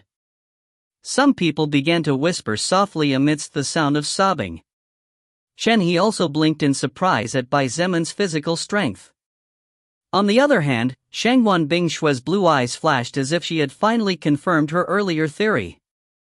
Skull-breaking hammer, normal treasure, a hammer over 2 meters long created with a metal called asham. It weighs 300 kilograms and is capable of crushing a medium-sized vehicle with ease if its wielder has enough power to wield it. When equipped, plus 20 strength. The hammer was bright blue in color, and while it brought the same amount of strength as Bai Zemin's Shenyuan sword, it was obvious from reading the description and seeing the difficulties of lifting the hammer that his sword was superior in every aspect. Bai Zemin took a big step forward as he lifted the hammer with his single healthy hand and, after raising his right arm above his head with the hammer pointing towards the sky, his 85 strength points fully burst out as he smashed with all his power downwards.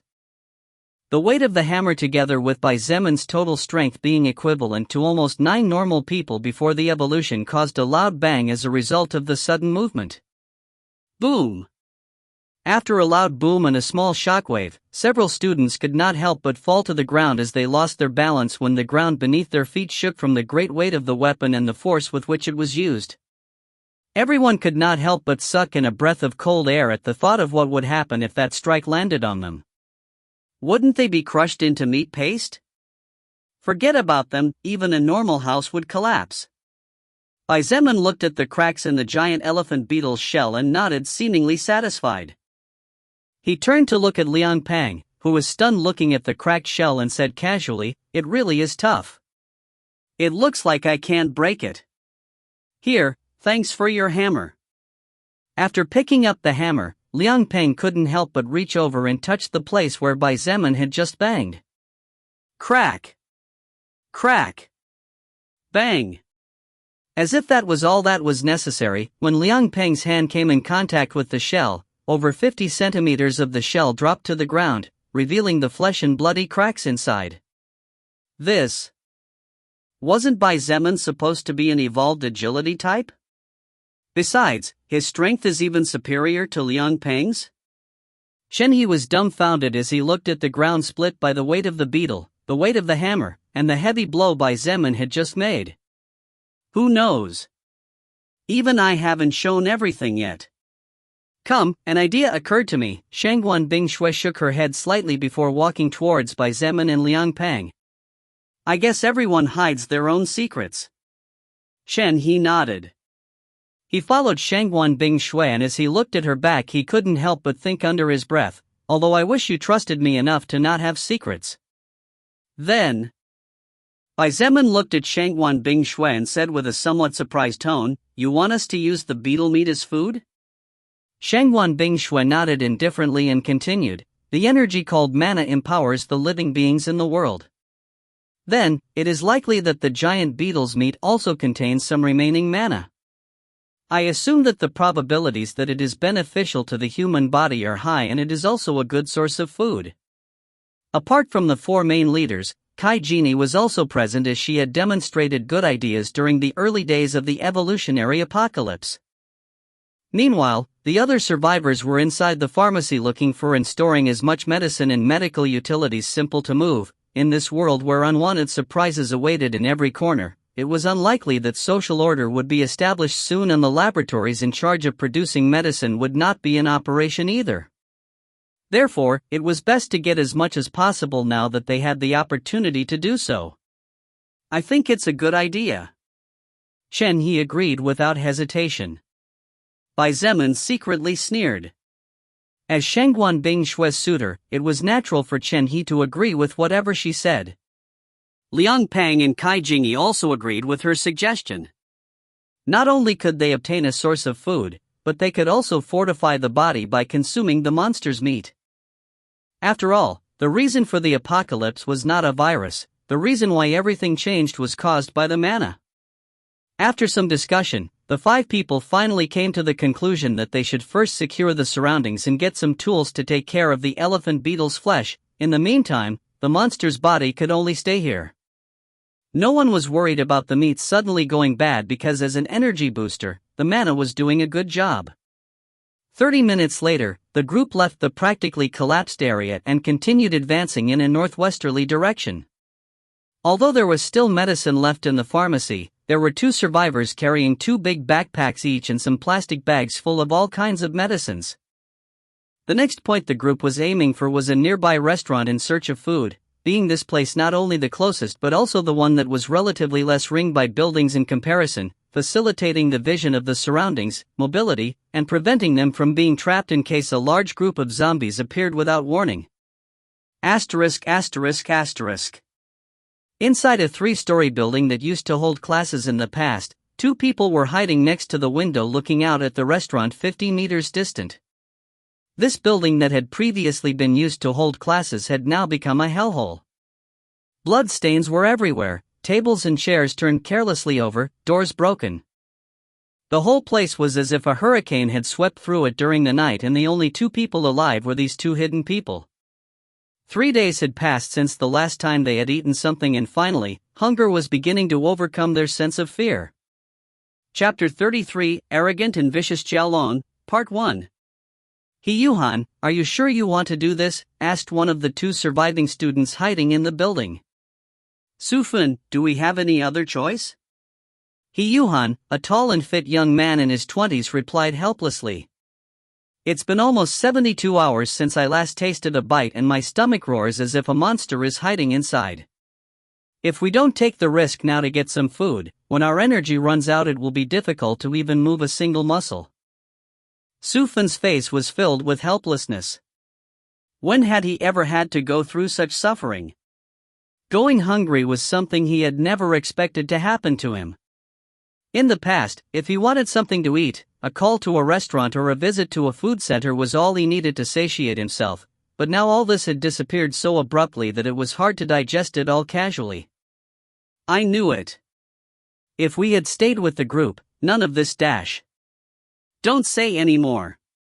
Fufang was muttering some reproachful words when He Yuhan's voice stopped him with a shout that startled him.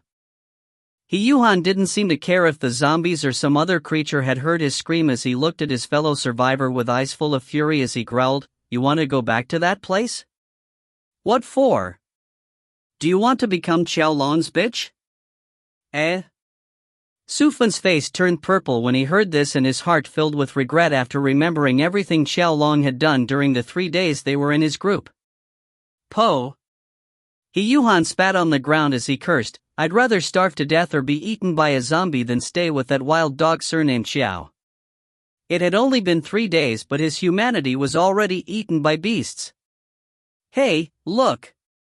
Look over there!" Fufang suddenly interrupted his companion and quickly tugged at his clothes to urge him to look out of the window.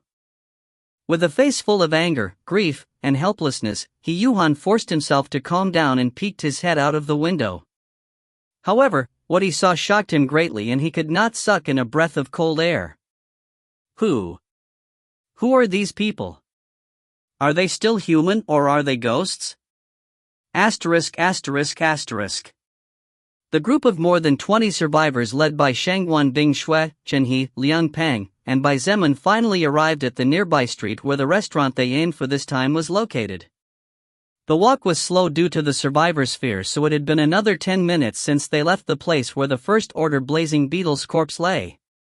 How will we do it? Bai Zemin asked casually as he looked at the surrounding 200+ zombies.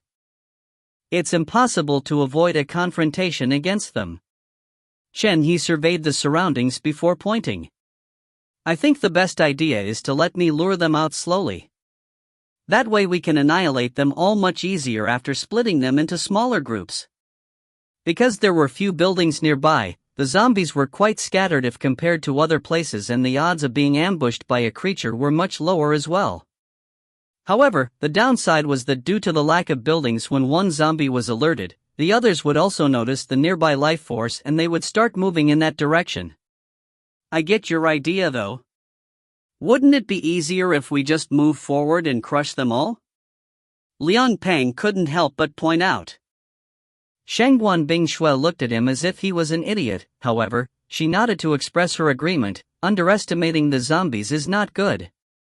But I also feel that it would be easier to simply charge in and finish them off with a single strike to avoid attracting too much attention for too long. Anyway, with the strength of our group, a few hundred zombies shouldn't be any problem. Although Shangguan Bingshui did not agree with Liang Peng's attitude of underestimating the enemy, she also felt that there was no need to give them importance when they did not deserve it. It was precisely for this reason that she accepted the proposal of the man with the hammer. Then let's get it over with. Bai Zemin didn't even wait for the others and charged forward like a whirlwind. In less than 3 seconds he had already closed a distance of several meters and found himself in front of the first zombie. His right hand shook gently and the Xianyuan sword flashed with sharp light for a split second. In the next instant, the zombie's head flew up and created a beautiful arc in the sky as red blood spurted out like a fountain. However, Bai Zemin had already left that place a long time ago, so he could not even smell the scent of blood, let alone see it. You have acquired level 4 normal zombie soul power. You have acquired level 3 normal zombie soul power. You have acquired level 4 normal zombie soul power. Even after losing his velocity boots during his battle against the First Order Blazing Beetle, Bai Zemin's agility was still far superior to that of a normal person and most evolved people. With 76 agility points and being almost 8 times faster than a normal person, Bai Zemin's current speed had reached a point where he could move at approximately 100 km per hour. Unlike most automobiles that needed some time at first to get up to speed, making use of his 85 strength points to push himself with his legs, Bai Zemin could reach a speed of 100 km per hour in just 1 second. His body flickered through the crowd of zombies at astonishing speeds while small explosions sounded every time one of his legs stumped the ground to propel himself forward. In less than 5 seconds, 10 zombies had fallen to the ground decapitated and their blood was slowly beginning to accumulate. No matter how many times I see it, that speed is insane. Shenhe couldn't help but force a smile as he looked at the ongoing massacre. Was the help of the 3 of them even necessary here to begin with? Let's go. Shangguan Bingshui said indifferently as she took a step forward. Her body moved like an ice butterfly and, although her speed was not as high as Bai Zemin's, she was definitely not slow, as even Shenhe and Liang Peng were quickly left behind. With a smooth wave of her hand, 10 small ice bullets appeared out of nowhere, and with another smooth movement gracefully the 10 ice bullets silently pierced the heads of 10 zombies almost at the same time. Although Shangguan Bingshui might not be as fast or as strong as Bai Zemin, since these 2 stats of hers were lower than his, her crowd fighting ability was actually much more efficient. While it was true that Bai Zemin was not using his blood manipulation skill, the reality was that Shangguan Bingshui's ice bullet penetration ability was much higher. In addition, her control over mana was truly spectacular. Therefore, when she joined the battle she had soon claimed the first place in kill count, with Bai Zemin following closely behind. Shenhe sighed before drawing 3 arrows from the quiver on his back and placing them in his bow. With a simple pull and release of the bowstring, the 3 arrows soared through the skies like dragons and found themselves hitting 3 different targets at exactly the same time. The next instant, another 3 arrows shot out and 3 more zombies fell lifeless with an arrow stuck exactly in the middle of their foreheads. Although his killing speed was not as high in comparison to Shangguan Bingshui, it was only slightly lower than the speed at which Bai Zemin without using any skills cleared enemies. Shenhe's skill was professional sniper, and as long as he had the necessary weapon, even a fly 2 kilometers away could not escape his shots. Liang Peng snorted and seemed to take the zombie clearing as a competition. With a fierce growl, his body suddenly swelled up and several parts of the clothes he was wearing cracked. Bang! With a mighty stomp that left a crack in the ground beneath his feet, Liang Peng made use of his monstrous strength to boost himself forward, and with a ferocious blow, a zombie was smashed to pieces as flesh and blood splattered everywhere. With another heavy stomp, his body moved in a straight line towards the next target. The survivors who had quietly stood by Shenhe, who was constantly shooting arrows while Fufang hurriedly picked them up, looked at the scene unfolding before their eyes with fervor and hope. Being part of a group with 4 such powerful evolved ones, and with others rising in the near future, the chances of survival were undoubtedly much higher and the lifestyle they could lead would undoubtedly be a lot better than those without power. Of course, with the new rules in place today, they all knew that they had to work hard to get a better living, but as long as they didn't have to fight a zombie or any other creature, it was okay for them to do any job. That was precisely why these survivors had the courage to go out to carry the food. Chapter 34 Arrogant and Vicious Xiaolong, Part 2. After about 5 minutes, all the zombies, even the farthest one in sight, had been completely annihilated by the group of 4. Bai Zemin looked on indifferently as the blood of over 200 zombies had accumulated to form a large pool of blood. Although his expression was casual, several thoughts flickered in his mind as he looked at his own status window. The battle had lasted only a few minutes, but Bai Zemin had consumed 5 stamina points. While it was true that 5 points were not much compared to his 180 total points, the reality was that this small scuffle against the zombies had made Bai Zemin realize even more that even if he was strong, he had not reached the point of being able to take on an army of inexhaustible creatures that knew neither the meaning of the word fear nor the meaning of the word pain. A few hundred zombies was fine, but if there were several thousand of them, then even Bai Zemin himself would have no choice but to retreat before his stamina was completely consumed, or else he would end up becoming zombie food. Liang Peng was panting slightly. Obviously his stamina stats were not particularly high and he had probably consumed even more than Bai Zemin, whose body had evolved steadily and more evenly. Chen He was picking up some arrows while rubbing his fingers softly, seemingly numb. Moreover, his chest was rising and falling smoothly. Even if he hadn't had to run all over the place, the optimal concentration he had to exert to shoot 3 arrows at the same time with total accuracy was not a simple thing, and the pressure was immense for him. As for Shangguan Bing Shui, she was as indifferent as ever, and it was simply impossible to know what was going through her mind. Soon, the group of survivors entered the restaurant and began to inspect what they could and could not take. As they passed by the blood-filled corpses, the smell of iron assaulted their nostrils, and many of them had to be supported by others in order to move forward, as their legs had softened to the point where they could fall to the ground at any moment. Asterisk. What do we do? Fufang whispered quietly as he looked out the window of the small building. He Yuhan was silent for more than a minute before finally saying somewhat hesitantly, "I think we should try to contact them." What? And what if they also end up being just like Xiaolong and abuse of their power? Fufang didn't seem very willing. Although he had previously asked what to do, he actually hoped not to have to leave this place. Fear and the things he had seen over the past week had turned Fufang into a frightened person who would rather starve to death than take the slightest risk. He Yuhan also hesitated a little when he heard this. However, he shook his head and said resolutely, "No, I don't think they are the same as that bitch surnamed Xiao." The president of the student association, Shangguan Bing Shui, was with them, and she is known for her impartiality. Besides, as a woman, she definitely won't allow such atrocious acts like Xiaolong committed to happen before her. Fufang could not help but nod. He had also recognized Shangguan Bing Shui among the survivors. She was an extremely strong and capable fighter with the ability to create ice at will and control it as if it was something she had been doing all her life. Considering that Shangguan Bing Shui was known to be extremely righteous in her decisions in the past, Fufang believed that she would not turn into a beast with human skin so soon. Besides, if we don't go with them, we'll die like starving dogs here. Worse yet, a zombie might appear at night and eat us without us noticing. He Yuhan shook his head and slowly stood up, fighting the dizziness that struck him as a result of not having eaten anything for 3 whole days. Seeing him walk towards the door, Fufang gritted his teeth before standing up and following closely behind. Asterisk. The group of more than 20 survivors found plenty of food in the restaurant. The only unfortunate thing was that most of the food was not durable, as canned food was not particularly popular here. Even so, over 30 kg of rice, noodles, flour, and other miscellaneous items were found that did not need any particular care except to be kept away from moisture. This type of food could last a long time without too much specific care, which was a good thing.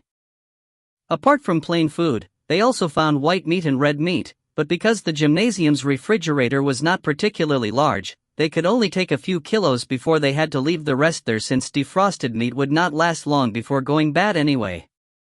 After filling approximately 60 backpacks with all kinds of food and drink, the group that had found enough food to feed 100 people for at least another 2 weeks was about to leave when 2 people came into view. Other survivors? Chen He was surprised and moved forward. However, before he could go too far, Shangguan Bingshui stopped him and gestured for him to stay in his place. She looked at the 2 people cautiously and asked, "My name is Shangguan Bingshui, may I know who you are?" "Sh Shangguan President." My name is He Yuhan, a 3rd-year student." He Yuhan could not help but stammer nervously before introducing himself. However, the other young man did not introduce himself and instead stared dazedly at Shangguan Bingshui with wide eyes. What a beautiful woman! Fufang had never had the opportunity to see Shangguan Bingshui up close, and this was the first time such an opportunity had come his way.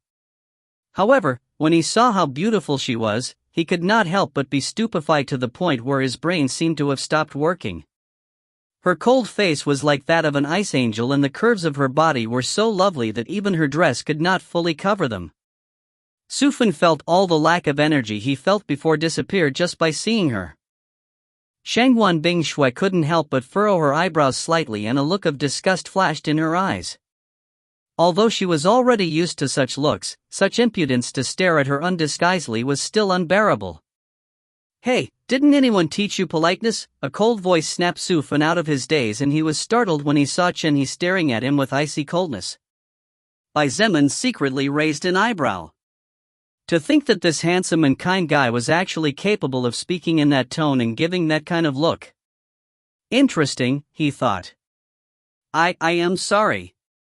Fufang blushed fiercely and quickly apologized before introducing himself. The atmosphere became extremely awkward after what happened earlier, and after the introduction of the 2 newcomers, everyone fell silent. So, Bai Zemin broke the silence as he looked at the 2 men around his own age and questioned, "What do you guys want?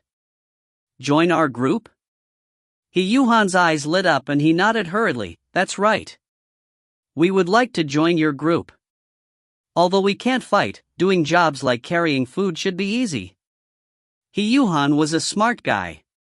Previously he had seen how the survivors worked with the food while the 4 fighters and 3 other people did nothing. Therefore, he had come to the conclusion that this was a group with certain tactical rules. "That's good." Bai Zemin nodded with a small smile. "As long as you are not leeches, you guys are welcome. Even if they are leeches, we can't just let them die casually," Shangguan Bingshui pointed out. Bai Zemin looked at her briefly before saying lightly, "Well, you'll have to give them some of your food in that case. Personally, I am not anyone's father here. This group was formed to survive and live better, not to drag burdens." "Aren't your words a bit rude?" Chen He couldn't help but frown. To him, Shangguan Bingshui was the most important person in the world, even more than his family. Therefore, he always cared about everything related to her. He. Bai Zemin chuckled before looking at him with a touch of sympathy as he said, "Let me see how far you go with your kind-hearted mentality. When your kindness and hesitation become an obstacle, your life will not be the only thing in danger." Saying that, Bai Zemin's gaze momentarily paused on the silver-haired woman before turning his attention away from this pair of strange friends. Shangguan Bingshui looked at Chen He and then looked at Bai Zemin, who looked casual. She sighed in her heart. While it was true that Bai Zemin's words were not pleasant to listen to and Chen He was helping her, the reality was that in this new world Bai Zemin's words were far more logical. Moreover, while Chen He's personality was almost perfect, this was in the world before the soul record came to this planet. In this new era, such a personality would only attract troubles. It was just that for her it was not simple to abandon people. She was raised in a very powerful government family, and Shangguan Bingshui felt it was her responsibility to protect others when in fact it was not. Chapter 35 Arrogant and Vicious Xiaolong, Part 3 last. While Li Yuhan and Fufang looked at the people who were apparently the leaders, upon more careful observation they realized that the union of this group was not particularly good. In fact, He Yuhan had subtly noticed that except for Shangguan Bing Shui and Shen He, both famous people on campus, the guy with the sword whose name was unknown to them and the leader of the team in charge of maintaining guard Liang Peng were not particularly close to any person present. Bai Zemin did not bother too much with useless introductions. While these people claimed to be able to do some jobs without danger, what he lacked most now were fighters. As for the matter of Chun he didn't even think about it for a second before forgetting that. Shangguan Bing Shui saw that Chun He's expression had turned a little ugly. As for Bai Zemin's expression, he was so indifferent that he seemed to be competing with her. Not wanting the group to have more problems than they already had, she looked at the two foreigners and asked suspiciously, "You two, would you mind telling me how you were able to survive for a whole week? Not only are you not evolved people who absorb soul power from the soul record, neither are there any particularly safe places here to casually rest for 6 days without food." Bai Zemin's ears twitched softly upon hearing this and he focused his attention on the two people again. If it wasn't for Shangguan Bing Shui's sharp mind he really wouldn't have cared about something as small as that, but now he really was curious. Besides, he was still hoping to get information about the person who had conspired against him 3 days ago. While Bai Zemin was recovering from his most severe wounds, Lilith had told him that a man who did not belong to the group he was part of had lured many zombies to surround him after he finished his battle to the death against the First Order blazing beetle. Back then, if not for Shangguan Bing Shui's timely appearance, Bai Zemin might have actually died in that place. It was precisely for this reason that his attitude towards her had become slightly more tolerant as he knew he was in debt. Bai Zemin was always a person who remembered favors. But he also remembered enmities. In the past, a person close to him betrayed him in the cruelest way. As revenge, when Bai Zemin recovered from his depression, he secretly sneaked into that person's bedroom and broke his legs as well as his arms with a metal pipe during the night. How could he forget about someone who intended to turn him into zombie food? Although Bai Zemin did not expect to find such a person from the mouths of these people, pleasant surprises still happened even in hell. He Yuhan's eyes flashed with anger, reproach, sadness, and many complex emotions when he heard Shangguan Bing Shui's question. In a low voice, he began to narrate the events that he and Sufan had witnessed the first few days that the world changed. Before everything became chaotic, He Yuhan was escorting his girlfriend back to the women's dormitory after they had been together most of the day when the storm broke out without warning. Not long after, He Yuhan felt as if he had been punched in the stomach, forcing him to stop his steps in his tracks as he knelt on the ground. The pain only lasted a few seconds, however. When he looked to his side, he was shocked and startled to realize that his pretty girlfriend was standing under the rain in a daze. He Yuhan tried to call out to her, but when he saw her dying white eyes he was so frightened that he couldn't help but turn away. It was then that chaos erupted. Being the closest building, He Yuhan ran to the female dormitory and locked himself in a room before sealing the entrance with anything useful. A day later, the door was broken down by a good-looking strong-muscled man named Xiaolong. Xiaolong was a person who had trained hard in some kind of martial arts since childhood, so he somehow managed to kill several zombies, absorb soul power, and evolve.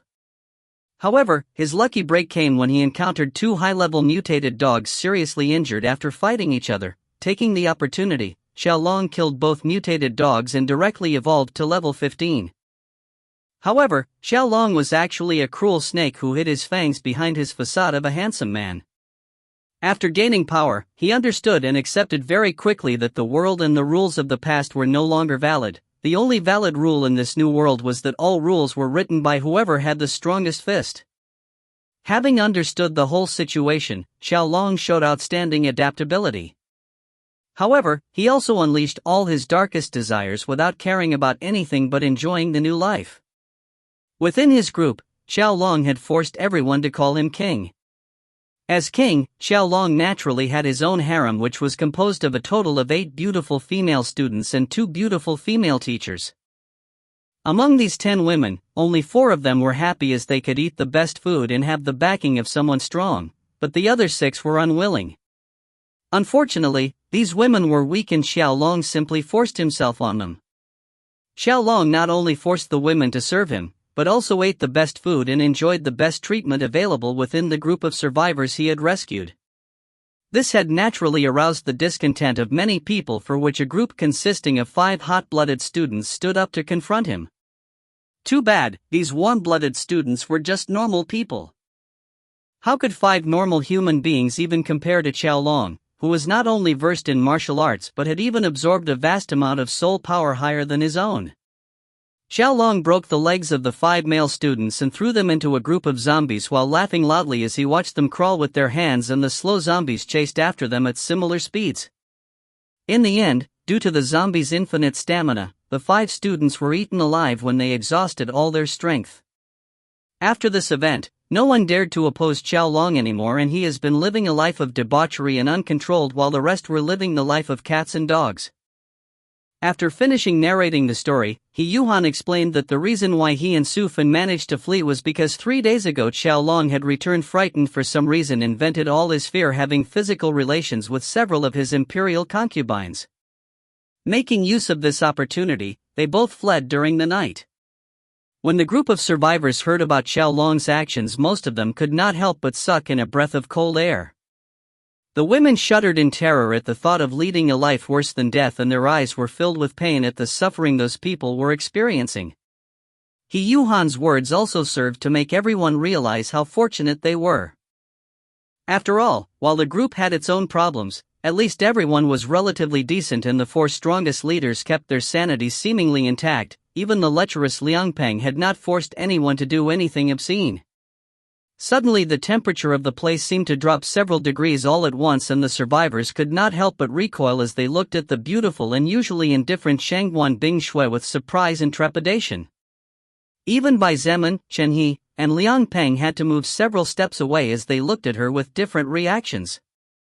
A part of the ground under her feet had frozen completely, while her eyes seemed to burn with fire as she looked at He Yuhan. Very slowly, she uttered word by word, "You. Lead me to the place where Xiaolong is." Her voice was as cold as millennial ice that had been cut off from all warmth and seemed to have forgotten all about emotions. Chapter 36, Bone-Chilling Coldness. In a building north of the university campus, 4th floor.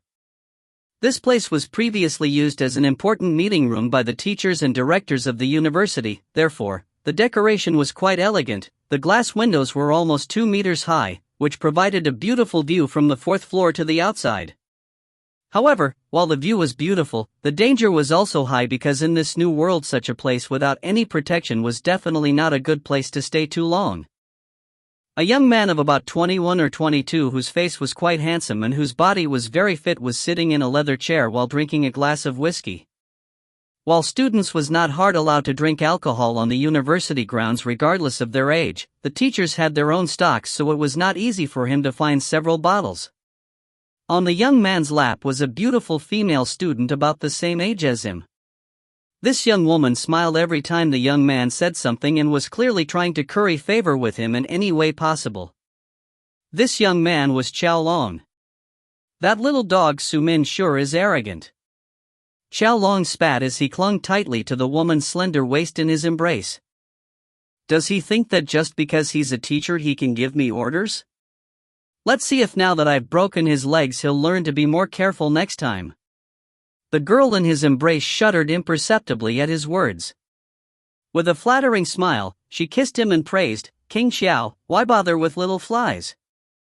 Who doesn't know that your power is the only reason we are still alive? Ha ha ha. My little Xiao Xiao is still the best." Xiaolong laughed approvingly before giving the beauty a deep kiss. He loved the feeling of dominating the life and death of others. Even the women he had slept with had to call him king, or else they would have to suffer his anger. The girl's name was Xiao Xiao, and she was a 4th-year student. She was one of the few women who was willing to give herself to Xiaolong of her own free will. She just wanted to survive and lead a better life. Moreover, although she was scared of Xiaolong and his wild acts, Xiao Xiao had also become accustomed to giving orders and looking down on others with arrogance after only 6 days of apocalypse. Bang! The office door was opened with a bang, and one of Xiaolong's cronies walked in with a pale face as he urgently shouted, "King, those 2 little bitches Su Fin and He Yuhan are back." Xiaolong was about to curse this student for interrupting his moment of happiness. However, when he heard his words, his eyes flashed viciously. Those two puny ants finally couldn't stand the hunger? Just wait until I get my hands on them and let me watch them run away again. Xiaolong gently pushed the woman he was about to have a good time with and stood up as he walked to the exit. The student buddy was surprised and quickly followed him as he hurriedly said, "King, those two puny ants are not alone. There is a group of survivors of about 20 or 30 people, and among them is the number one beauty of our university." Xiaolong's footsteps stopped abruptly and he looked at the student with red eyes. "Is that right?" The student naturally understood the meaning behind that question. After so many days of seeing Xiaolong's arrogant and confident attitude, this student knew that he was not afraid of crowds. "It's really her. I saw her with my own eyes. Shangguan Bingshui was together with that pretty-faced Chen He and two other guys I don't know." A huge smile appeared on Xiaolong's face and he walked out taking long strides as he daydreamed about delighting with the body of the arrogant woman that countless men were dreaming about. Even teachers were secretly looking at the beauty Shangguan Bingshui. As for Chen He and the other two strangers, Xiaolong ignored them completely. Chen He came from a powerful family. This was something that everyone knew well, and it was also for this reason that no one dared to touch Shangguan Bingshui, thinking that he was her safeguard. However, few knew that she never trusted the protection of anyone but herself. But what good did it do to have a powerful family now? Weren't they all in the same situation? Xiaolong was confident that as long as he did not meet that monster who killed the beetle, there was no one capable of defeating him in this university. However, that guy should be dead or at least seriously injured right now. Xiaolong thought as he headed for the exit of the building. That night 3 days ago, Xiaolong was terrified when he saw the giant elephant beetle. His whole being was screaming to run away and not to appear before that creature. However, to Xiaolong's surprise and horror, one person actually dared to face that beetle and actually emerged victorious.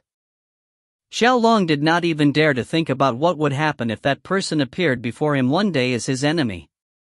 Therefore, taking the opportunity of the fact that this person was injured after defeating the elephant beetle, Xiaolong attracted a large number of zombies to surround such a person.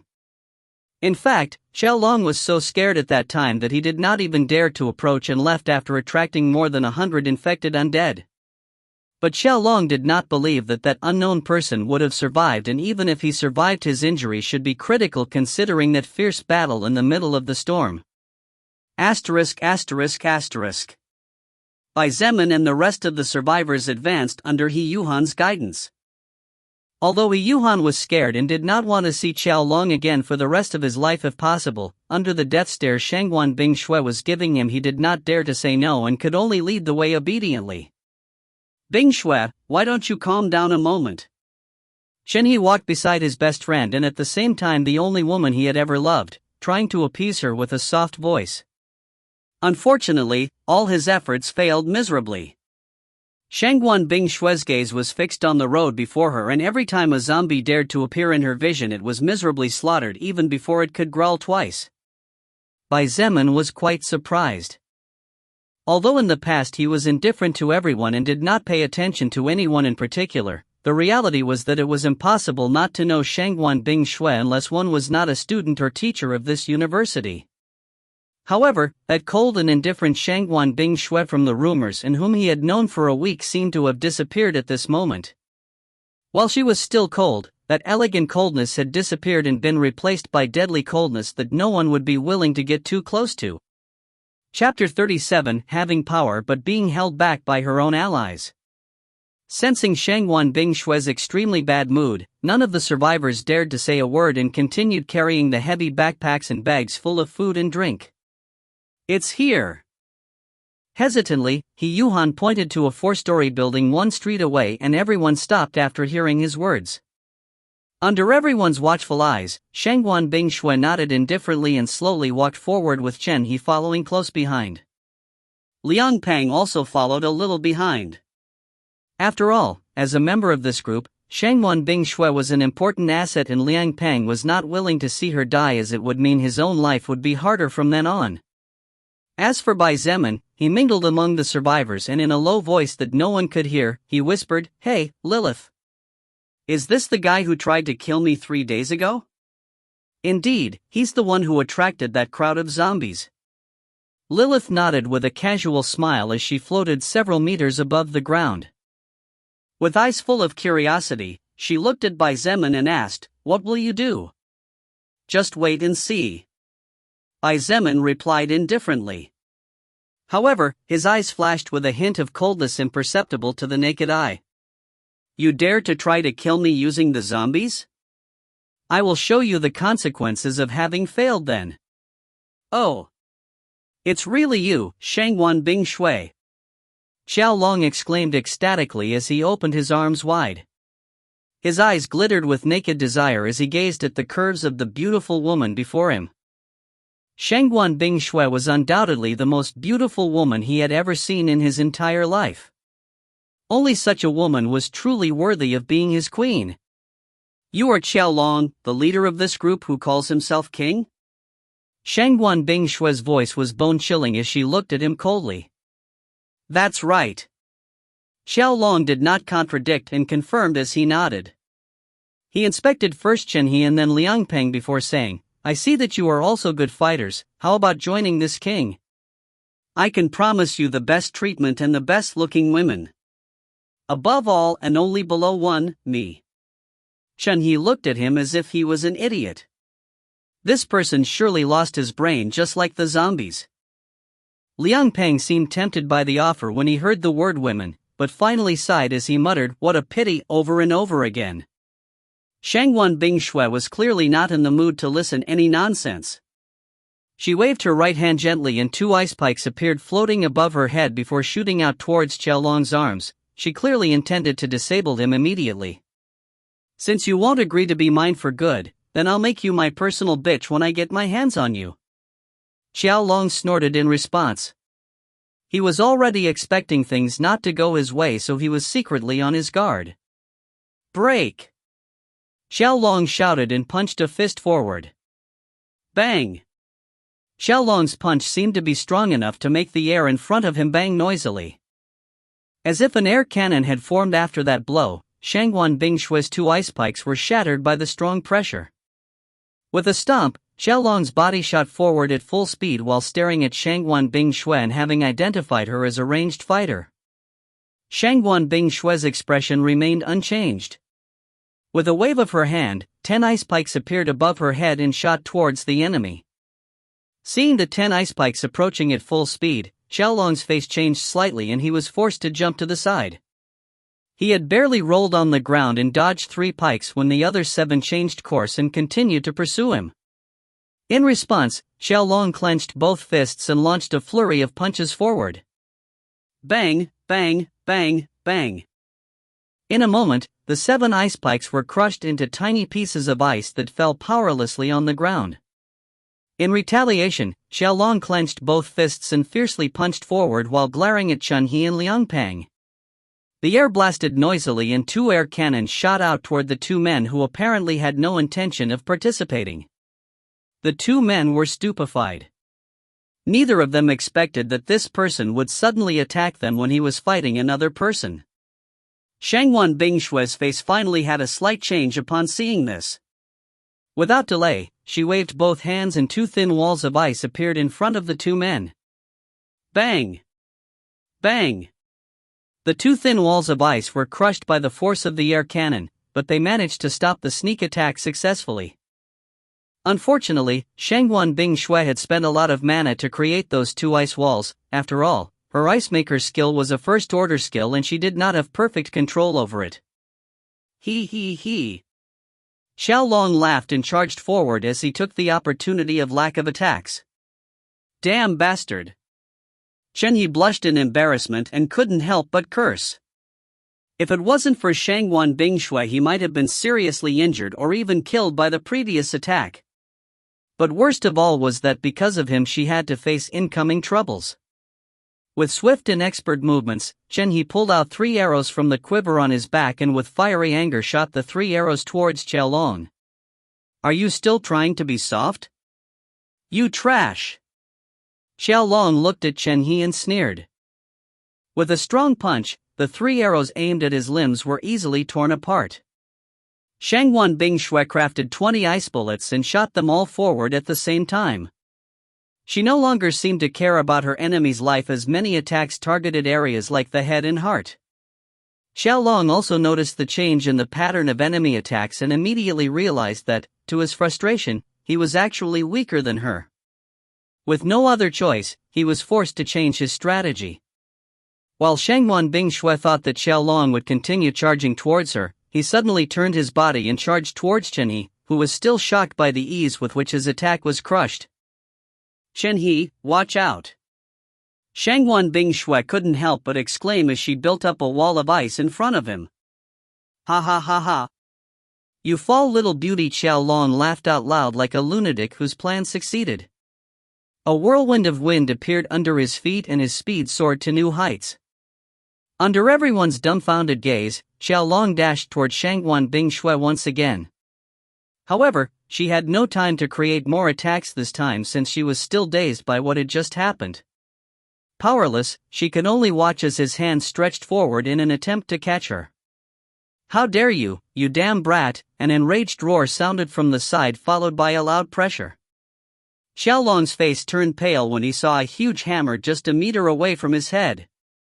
If that blow reached him, forget about being seriously injured, his head would undoubtedly explode into several hundred pieces. Chapter 38, Killing Without Remorse, Part 1. Surprisingly, instead of backing away, Xiaolong gritted his teeth and punched his fist forward. Boom! A powerful air cannon collided with the huge hammer, stopping the attack and giving Xiaolong time to retreat and change direction.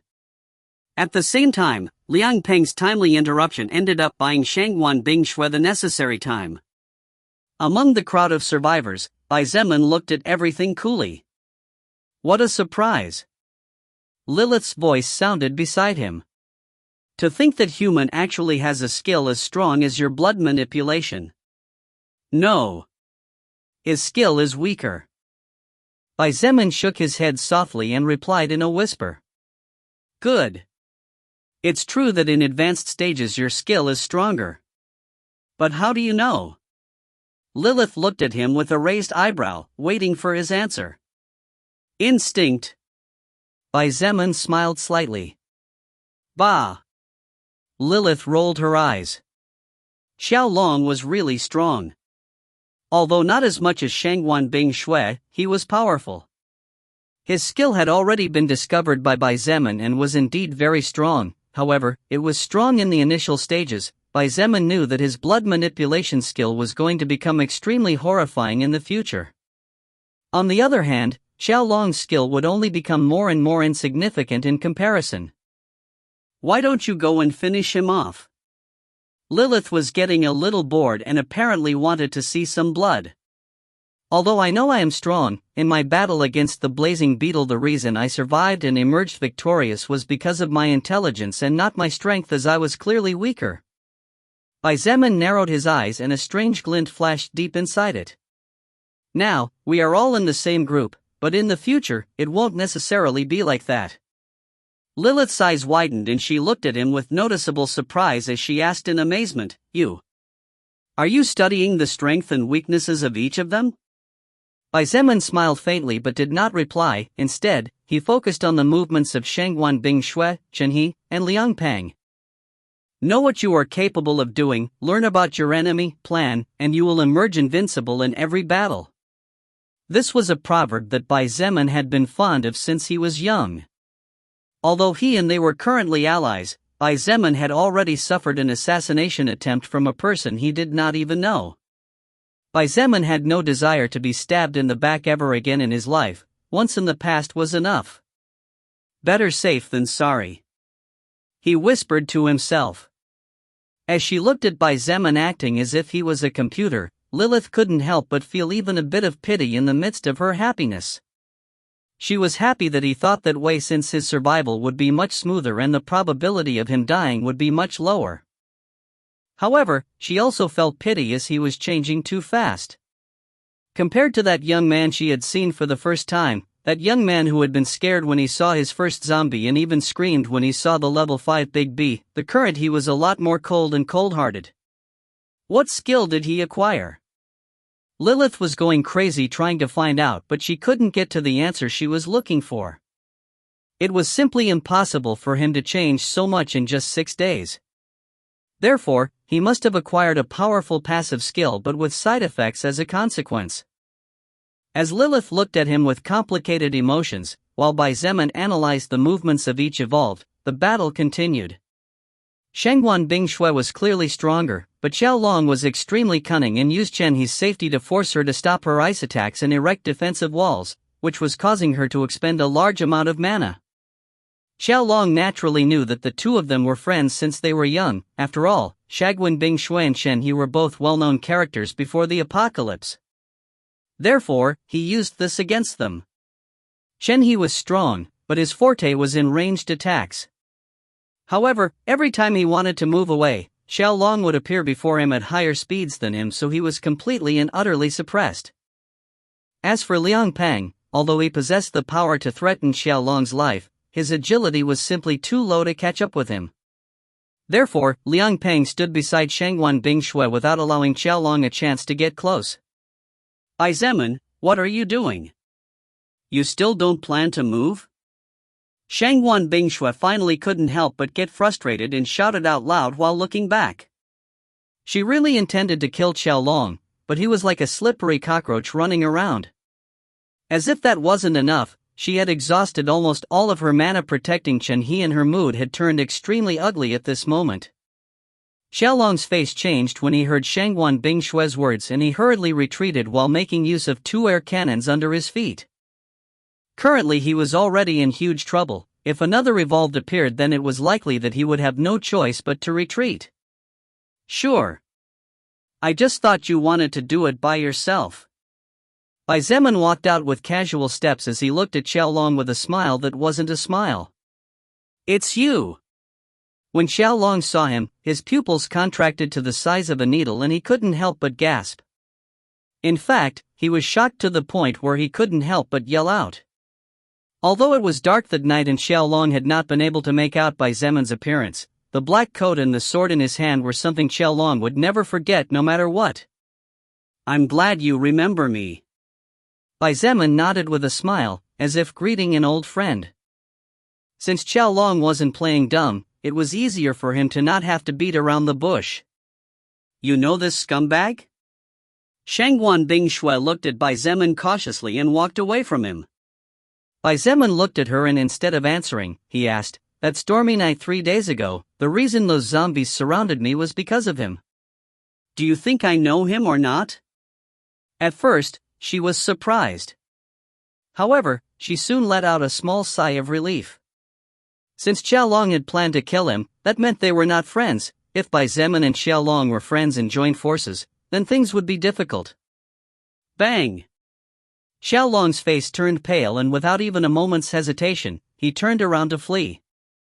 The ground under his feet cracked slightly due to the air cannons and he sped away. The people in Xiao Long's group were shocked to the point of not being able to believe what they were seeing. He, who was arrogant as hell and called himself king, was actually running away like a cowardly chicken. But how could Bai Zemin allow him to come and go at will? Where do you think you are going? Suddenly, Xiao Long's footsteps stopped abruptly.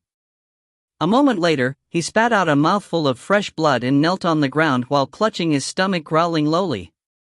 Bai Zemin approached step by step and without haste. At this point, he didn't mind showing off a bit of his main skill.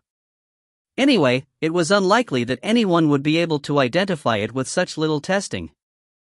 Arriving next to Xiao Long, Bai Zemin squatted down and with his healthy hand grabbed him by the hair, forcing his head up and to look directly into his eyes. Ugh! Xiao Long couldn't help but grimace in pain. However, when he looked into Bai Zemin's eyes, he was so startled that for a moment he forgot the pain he was feeling. Shangguan Bingshui's eyes were cold by nature and it was as if all her life she had had that frozen gaze with no sign of emotion. But the coldness emanating from Bai Zemin's gaze was brimming with a cruelty that seemed to come from every fiber of his being. A little bird told me that you like to play with zombies? Sounds interesting. Chapter 39 Killing Without Remorse, Part 2 last. A little bird told me that you like to play with zombies? Sounds interesting. Hearing the words that Bai Zemin had just spoken, the crowd of people inside the building who were silently observing the battle and the survivors who were guided by He Yuhan could not help but gasp. What did Bai Zemin mean by play with zombies? Of course they all understood.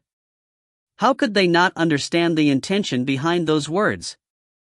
After all, while the group of survivors led by Qiao Long had seen him throw live people to the zombies, the group led by Bai Zemin and the others had heard the story of the events less than an hour ago. Chen He's face turned a little ugly when he heard this. Even now he couldn't just casually go and kill a person. Being raised in a family with a military background, Chen He always believed and still now did believe that criminals should face the law. This person is crazy? He's joking, isn't he? Chen He asked dumbfounded. Who knows? Shangguan Bingshui replied absently and without much interest. Currently, her thoughts were on something else. What happened just now? Why did Xiaolong, who was acting all-powerful just a moment ago, suddenly become as weak as an insect and coughed up a mouthful of blood? Shangguan Bingshui was trying to find answers to these questions while looking at Bai Zemin with eyes filled with doubt. Bingshui, are you okay with this? Your family won't accept it either if they find out. Considering how many witnesses there are here. Chen He hesitated for a moment before pointing. From his point of view, while it was true that the world had changed, it was impossible that the army could not defeat the zombies considering how slow they were. It was only a matter of time before everything regained a certain level of normalcy, and even if the world could no longer return to the way it was only natural to Chen He that the laws would be enforced. Shangguan Bingshui looked at him a little exasperated. She knew that Chen He was saying those words to stop Bai Zemin out of kindness, but that kindness in this world without rules was somewhat annoying. Then you want me to kill him? She asked casually, as if killing a person was not difficult at all. With my family backing me up, even if I kill him in front of so many people it should be fine. What? That's not what I meant and you know it. Chen He couldn't help but look at her as if she was crazy. Anyway, that scum will die in one way or another. Shangguan Bingshui shook her head before looking at Xiaolong with disgust and hatred. Such a scum of a man. That's why they shouldn't exist to begin with. Chen He was slightly dumbfounded as he heard her final words. In the end, he could only sigh as his eyes flashed with complex emotions. Asterisk asterisk asterisk. On the other hand, while the survivors were looking at him with terror and while Chen He and Shangguan Bingshui had different thoughts about the current situation, Bai Zemin was dragging Xiaolong on the ground as if he was a broken rag. Let me go, you king bastard. Xiaolong roared furiously and tried to activate his skill to free himself. However, cough. Xiaolong felt all his internal organs clench. It was as if they were about to break into pieces. In the end, he couldn't help but cough out a mouthful of blood for the second time. What? What's going on? Xiaolong was scared. The pain was so great that it was about to become unbearable. You can't activate your air manipulation skill, right? Bai Zemin questioned indifferently as he continued to drag Xiaolong on the ground. Bai Zemin's hand was like a pair of unbreakable iron pincers that clung tightly to Xiaolong's head, unwilling to let go. What? How do you know the name of my skill? Xiaolong looked at him as if he was looking at a ghost in broad daylight. About that. Bai Zemin replied unhurriedly as he stopped and smiled slightly at the group of 10 zombies slowly approaching. Due to the sound of the previous battle, some creatures were attracted, so Bai Zemin hadn't even walked 30 meters before a group of zombies came into view. While you were fighting before, I noticed that you were trying to hide your skill by using your fists. Bai Zemin explained as he released his grip on Xiaolong. Xiaolong wanted to take the opportunity to run away, but before he could react, Bai Zemin had already struck with his right leg. Arg! You damn bastard! I'll kill you. I swear to God I'll kill you. Xiaolong cried out in pain as he felt the bones in his leg breaking into pieces. His eyes widened as he glared at Bai Zemin as a bloodthirsty demon. Bai Zemin did not even react to his threat and kicked his other leg again with all his strength. The bones of Xiaolong's other leg were also crushed into countless pieces and his sharp cry of pain echoed everywhere. As I was telling you before. Bai Zemin looked at him with a smile and explained, although you were hiding your skill well, you made a very big mistake when you boosted your speed. That's when I realized that your skill was similar to mine. Bai Zemin ignored the look of hatred, fear, and surprise on Xiaolong's face. Instead, he looked at Lilith with a smile and said casually, you see? Even if there is air in the entire atmosphere and this Trash's skill is stronger than my blood manipulation at the beginning, what good is it if he can't activate it? You. Lilith looked at him as if he was a monster. Not only was Bai Zemin many times stronger than his actual level, but he did not get carried away by that strength and instead analyzed each situation carefully in detail before stepping forward. This was extremely alarming. Because the higher existences were precisely superior beings to the lower existences, everyone disdained them and gave them no importance. However, Lilith opened her eyes again as she looked at the glint of indifference in Bai Zemin's gaze. Bai Zemin, what skill did you obtain back then? She finally couldn't help but ask. That's a secret for now. He replied as he looked at the zombies approaching step by step. You do realize that your behavior isn't normal, right? Lilith frowned a bit worriedly. If I'm not mistaken, this should be the first time you're going to kill a person, but your hand didn't even flinch for a second and your gaze doesn't even have a wave in it. Do you think that the past you would act like this? Bai Zemin was a bit surprised when he heard this and frowned as he realized that Lilith was a bit right. Indeed, he did not feel that he was doing anything wrong, nor did he feel fear for what he was about to do. Was this the effect of the stone heart skill? Bai Zemin analyzed the situation. However, he shook his head gently and replied indifferently, it doesn't matter. This person wanted to kill me and separate me from my loved ones. Therefore, I will kill him. Is it wrong? No. It's not that it's wrong. Lilith didn't know what to answer. Was it wrong? Of course it wasn't wrong, and she was happy that he understood that. However, her happiness couldn't help but be dampened by the realization that at this point he was beginning to look more like a machine calculating advantages and disadvantages than a human being. From this point of view, the current Bai Zemin was not much different from the higher existences. Xiaolong screamed in terror when he felt the zombies' closeness and their growls. He tried to activate his air manipulation skill, but all his tries were crushed by the sickening pain he felt every time Bai Zemin activated his blood manipulation skill. As long as it is for my sake and the sake of my loved ones, even if I have to kill hundreds of people, I can kill without remorse. Bai Zemin said indifferently and slowly walked away while muttering to himself as if to reinforce that thought even more.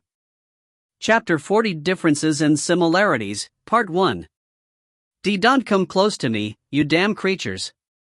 Xiaolong crawled backwards with his hands as he activated his air manipulation skill, demonstrating that the use of his fists earlier was only to hide the true nature of his skill, just as Bai Zemin had said before. Bang! Bang! Bang!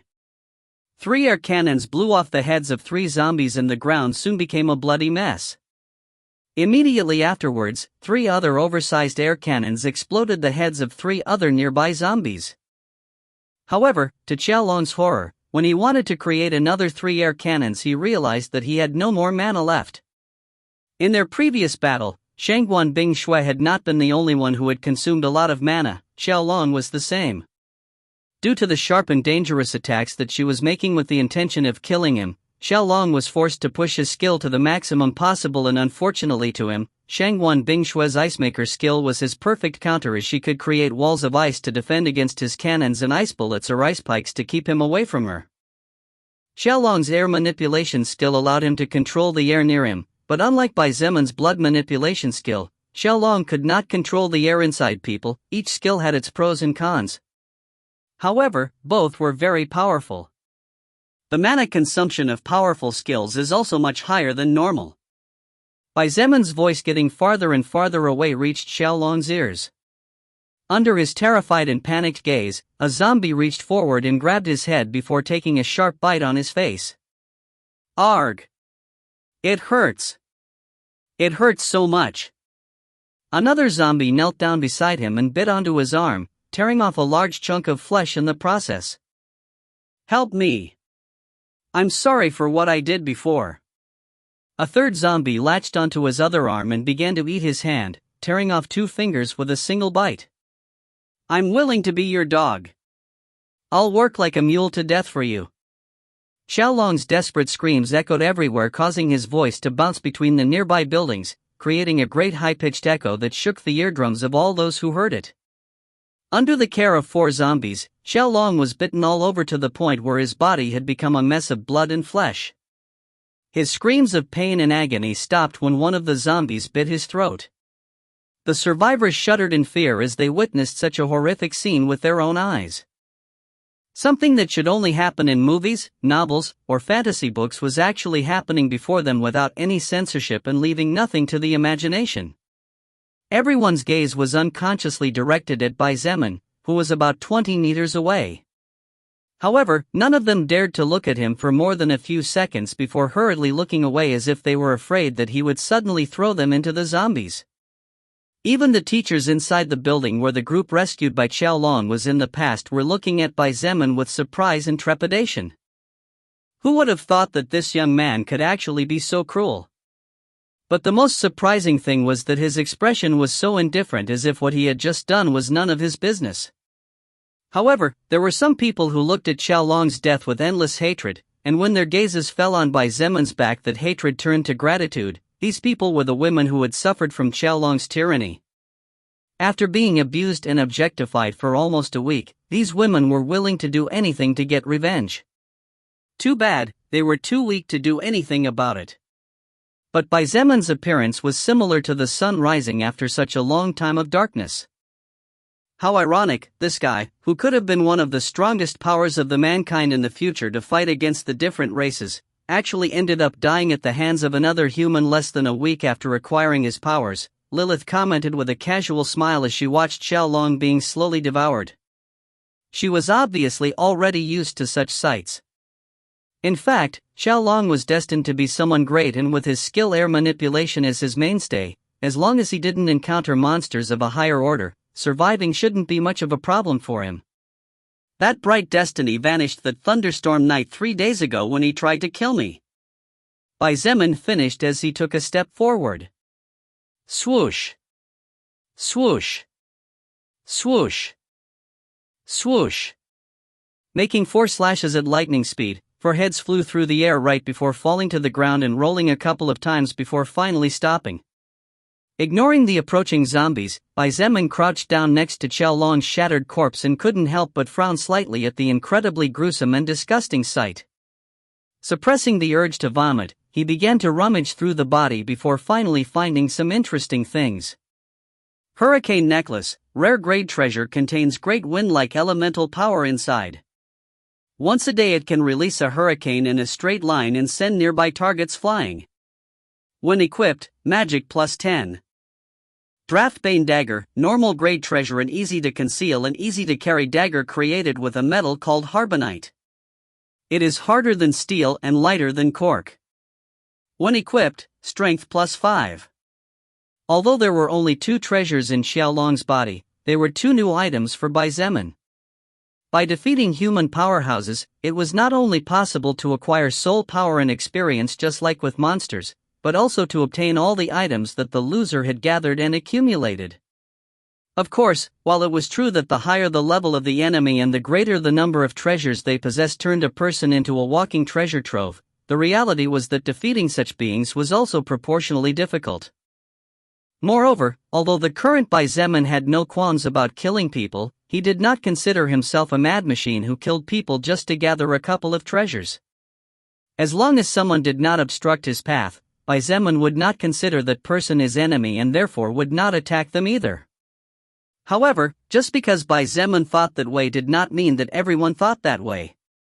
There would definitely be people who would hunt humans to take their belongings. Bai Zemin's face suddenly changed, but he soon relaxed. Swoosh! An ice bullet shot out from the distance and accurately hit the head of Qiaolong's corpse. Surprisingly, after penetrating the brain, the ice bullet released a terrifying amount of frost that froze practically the entire head in and turned it into an ice cube.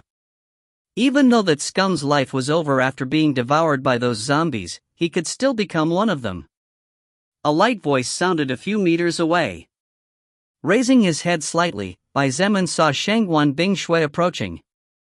Behind her, Chen He and Liang Peng were looking at him with different emotions, but both shared one thing: a touch of fear and wariness. Clearly what Bai Zemin had just done had shocked the two men too much, and his figure had been etched in their minds as someone dangerous. Chapter 41 Differences and Similarities, Part 2 last. In fact, one of the main reasons why both Chen He and Liang Peng were furious with Qiaolong other than his inhumane mistreatment was because he had thrown several people alive to the zombies. To commit such a cruel act only 6 days after the world changed, one needed to be extremely vicious and have a heart with no feelings for anyone in particular. So what about what Bai Zemin had just done? They had personally seen him throw Qiaolong invalid to be eaten alive by the zombies. They heard his screams of terror and heart-wrenching pain every time a zombie scratched or bit him. However, even when they were all shuddering in fear in the back, Bai Zemin had always been watching everything with indifference. From Chen He and Liang Peng's point of view, only a cruel person who had probably already killed in the past could kill another living being without compassion and without flinching. Of course, there could be other reasons as well. But it was always easier to think of the worst in people. This was a human quality after all. While it was impossible for Bai Zemin to know the thoughts of the two men in front of him, considering that their eyes were somewhat erratic, just like the look that 90% of the survivors were giving him at the moment, Bai Zemin could judge and get an idea of what they were feeling. However, what surprised him remarkably was that the gaze in Shangguan Bingshui's eyes had not changed as she looked at him. There wasn't even a hint of fear in those bright blue eyes. In contrast, there was even less disgust in her gaze. Bai Zemin stood up and dusted off his knees before looking at her and asking with a raised eyebrow, "You're not scared of me?" Scared? Of what? Shangguan Bingshui looked at him dubiously before looking at Qiaolong's lifeless corpse and asking rhetorically, "I should be afraid of you for killing this scum? It's not like you killed an innocent person and just. You took out the trash. Is there something wrong with it?" Bai Zemin was really shocked by her words. However, soon he shook his head softly before chuckling lightly and walking away. Unfortunately, before the thought "this woman is interesting" appeared in his mind, Shangguan Bingshui's voice stopped him. "Wait a second." With a dubious look, he turned around and looked at her, waiting to hear what she had to say. However, all Shangguan Bingshui did was stretch a hand forward and stared at him. Bai Zemin looked at her without imperfection's white hand and then looked into her eyes as he asked with a slight frown, "What's wrong?" For the first time in his life, Bai Zemin saw Shangguan Bingshui smile when he asked that question. Her smile was beautiful to the point where it seemed to have the ability to freeze the entire world, as no one would be willing to miss the chance to see it. In fact, all of Shangguan Bingshui's overall beauty had easily increased by 100% just by smiling. Unfortunately, Bai Zemin did not have much time to appreciate such a beautiful sight, as the following words pronounced by Shangguan Bingshui completely destroyed it. "Don't you think you owe me a treasure? For better or worse, the reason you were able to take care of this Qiaolong trash was because I exhausted most of his mana. Otherwise, it wouldn't have been so easy, and with his skill he could have run away." Bai Zemin's face soured when he heard her words, and that beautiful smile suddenly seemed to have transformed into the smile of a cunning little fox. Indeed, what Shangguan Bingshui had just said was true. If it wasn't because she drained most of Qiaolong's mana and entertained him, Bai Zemin might never have discovered the true nature of his skill, and if Qiaolong made any unforeseen attacks or wanted to flee, it was very likely that Bai Zemin would not be able to stop him. After all, although Bai Zemin's agility was high, with his air manipulation skill Qiaolong could exploit astonishing speeds for a short period of time. Besides, Bai Zemin might also have been forced to expose more than he wanted to. Of course, if Xiaolong dared to approach Bai Zemin, no matter how good his martial arts were, in front of Bai Zemin, who was basically a special forces soldier after learning a roll of skills, he could easily crush him. To Shangguan Bingshue's surprise, Bai Zemin also smiled back at her. He stretched his hand forward and said kindly, "Sure. Here you go." Shangguan Bingshue took the dagger with a frown and looked at Bai Zemin bitterly. The dagger was a good item, but what she wanted was the necklace. Even without knowing what it was, everyone knew that the accessories were especially valuable. Without waiting for an answer, Bai Zemin went into the building under everyone's scared gaze. Every time he passed next to a survivor, that survivor would flinch and turn their eyes to the ground in fear. TSK. Shangguan Bingshue clicked her tongue but still kept the dagger to herself. As she was preparing to enter the building and organize the remaining survivors as well as the supplies that were controlled by Xiaolong before, she noticed that Chen He was looking at her in a state of shock. "Chen He, are you okay?" she asked with a frown. "I'm fine," Chen He forced a smile and nodded slightly. "Is that so?" Shangguan Bingshue realized that something was wrong, but her mood was not the best, so she simply nodded and walked into the building without giving the matter too much thought. Although Xiaolong had died and she had acquired a treasure for her efforts, the reality was that Chen He's lack of courage had bothered her a little. She knew that if he had not hesitated and really given it his all, Xiaolong might not have casually toyed with them. However, Chen He did not have the courage to shoot to kill, which gave Xiaolong the opportunity to capture her, and, if not for Liang Peng, she might have been in trouble. It was also for this reason that Chen He did not tell her what he was thinking and simply followed her with a gloomy face. After all, how could he not know about his mistakes? However, what was bothering the talented archer more than his own personality was that the woman he loved since he was a child actually smiled at another man. To other people, this might not be a big deal, but Chen He knew that Shangguan Bingshue's smiles were more valuable and scarcer than diamonds. The fact that she smiled, even if it was a smile with hidden intentions, was a big surprise to him. Gradually, Chen He began to realize the differences and similarities Shangguan Bingshue had with each core member of the group, and, to his dismay, after recalling past events, Chen He realized that Shangguan Bingshue and Bai Zemin, regardless of how much they disliked or doubted about each other, were the most alike from a certain point of view. Chapter 42 Request. The 20 or so survivors that Bai Zemin and the other 3 leaders had brought out of the gymnasium to help with the food issue joined the group that was previously led by the dead Xiaolong. Because Xiaolong had rescued the girls who were in the female dormitory when the chaos fully erupted, most of the group members were women. The total number of survivors was approximately 160 people, of which approximately 70% were women. Currently, Bai Zemin was sitting at a table on the 4th floor together with several people such as Shangguan Bingshue, Chen He, Liang Peng, Kai Jingyi, and others discussing some important matters about what to do next. After all, no one really wanted to stay in this university forever. Each of them had their own goals, but most of them hoped to reunite with their families. Most of the survivors feared Bai Zemin after seeing what he did, therefore, no one dared to try to disrespect him, and in fact, his words were beginning to become slightly heavier than those of Shangguan Bingshue, Chen He, and Liang Peng. "Excuse me." As they were discussing going back to the restaurant for more imperishable food now that the number of people had increased, a somewhat trembling voice came from the door and interrupted the meeting. Chen He saw that the person was a young woman who was scared, so he smiled kindly and said in a soft voice, "You don't need to be afraid. None of us here are like Xiaolong. What is your name?" At the door, a rather pretty little young girl cringed in fear as everyone turned in her direction. Fortunately, Chen He's appearance and voice actually helped calm her nerves a bit as the girl nodded and spoke hesitantly, "My name is Ming Shue. This. If possible. Could you please go to the female dormitory? There are people in there and they're probably starving right now. Isn't Xiaolong supposed to have already cleared that area?" Shangguan Bingshue asked, her gaze full of surprise.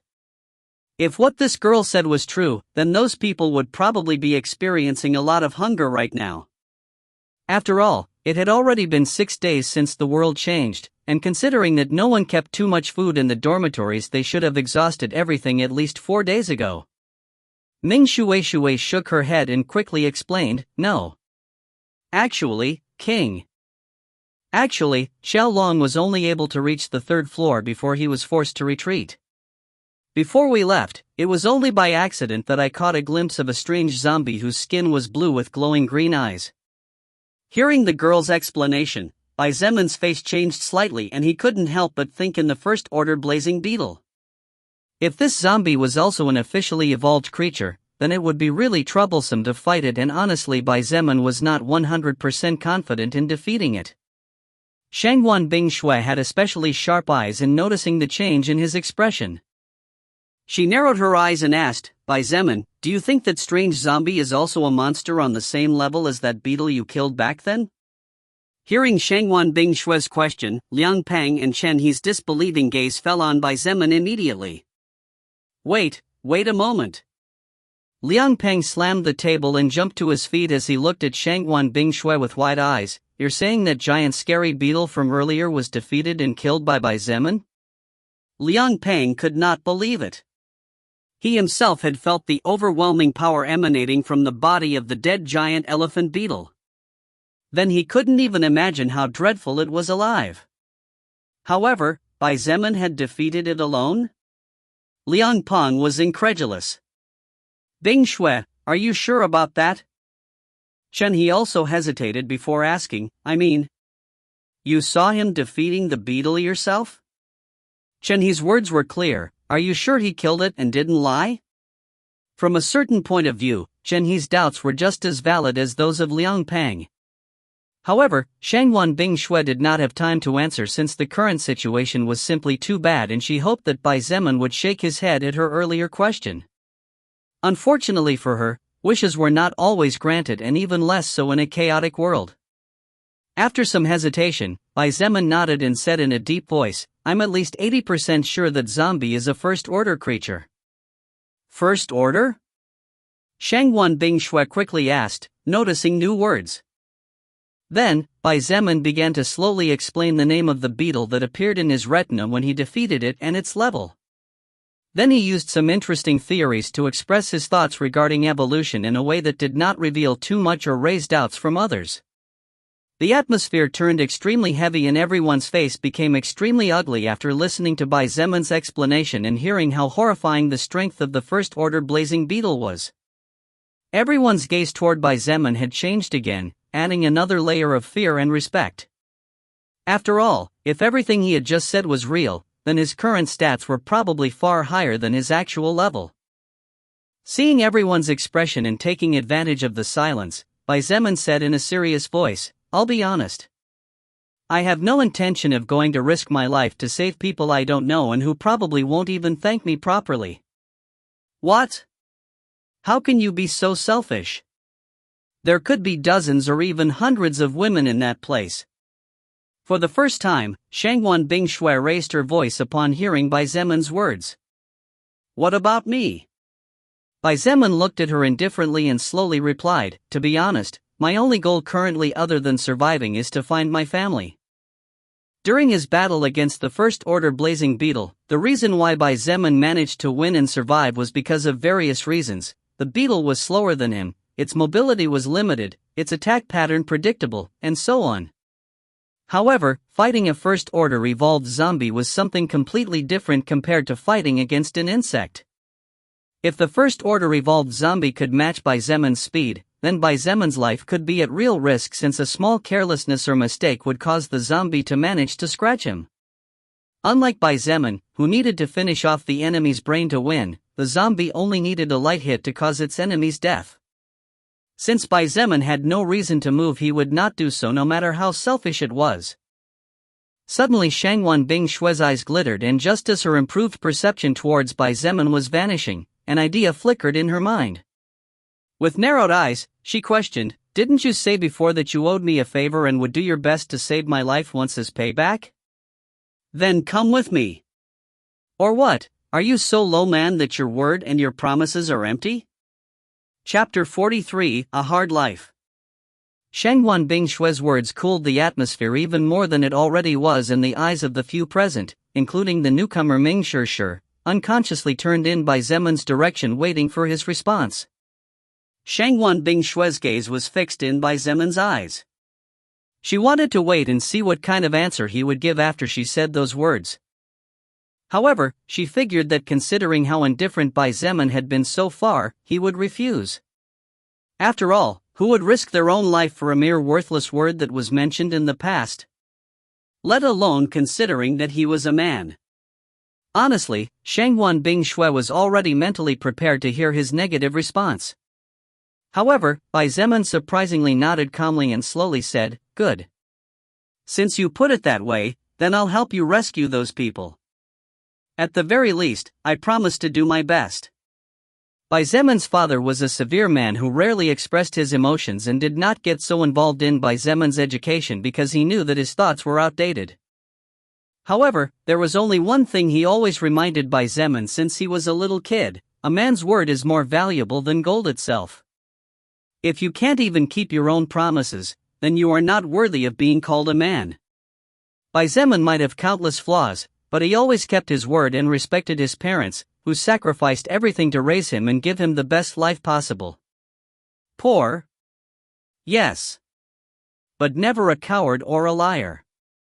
Shangwan Bingshue clearly did not expect this response from Bai Zemun, partly due to her disdain and hate for men.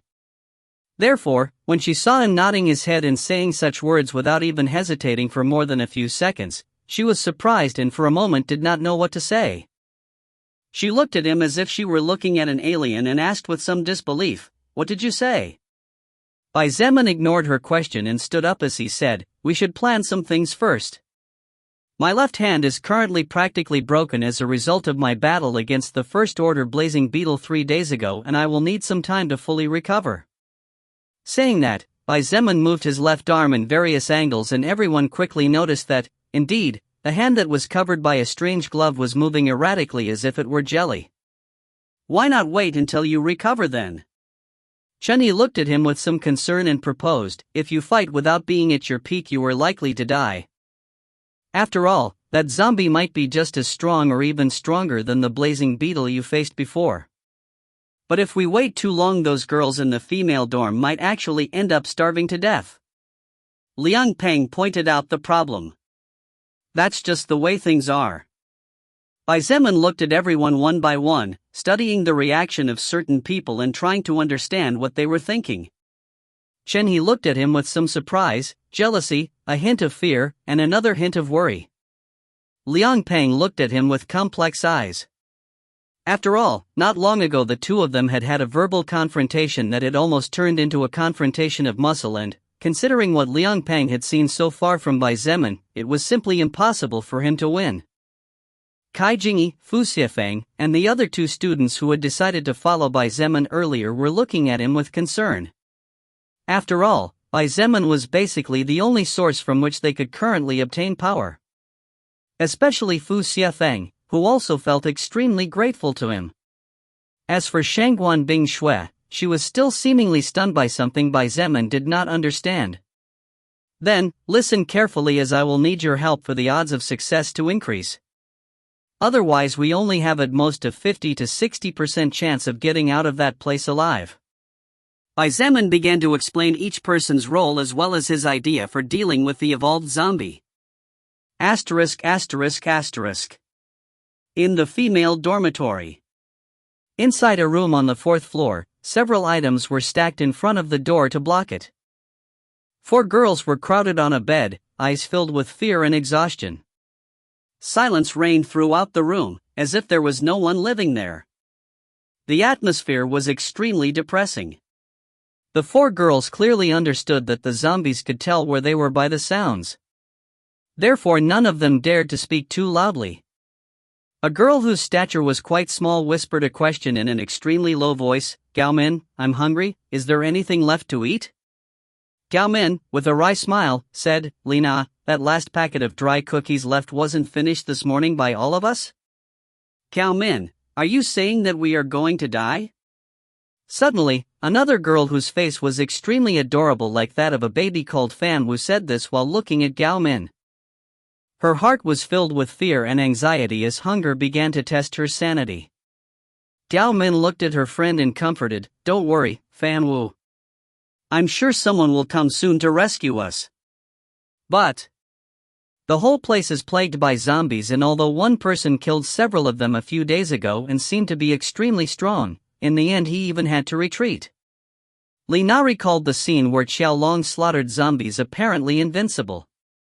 At that moment, as the four girls peeked out of the window in hiding, they thought they were safe. However, even that man with strange powers was forced to flee miserably after going up a couple of floors.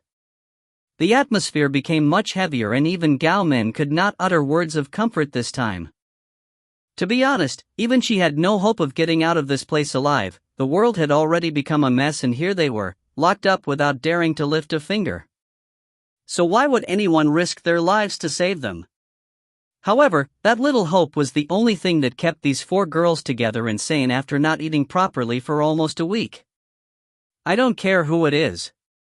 If someone saves my life and gets me out of this hell, I'm willing to be his woman," said suddenly the only one of the four friends who had remained silent. Finding the opportunity, Gao Min joked softly, "To be our Princess Charming's boyfriend, I wonder who will be so lucky." Bah! The girl from before rolled her eyes and giggled softly. Her name was Wu Yijuan. She had long black hair, a charming oval face, a beautiful pair of bright eyes, and her body was impressive. The bosom area was especially well fleshed out. Wu Yijuan was actually the second most beautiful woman in the entire university, right after Shangguan Bing Shui. Therefore, the number of men who courted her daily before the apocalypse were countless, and probably many of them would be willing to take the risk if they knew what she had just said. After the room was silent for several minutes, Wu Yijuan asked somewhat worriedly, "You all think Bing Shui is safe?" "She is definitely fine."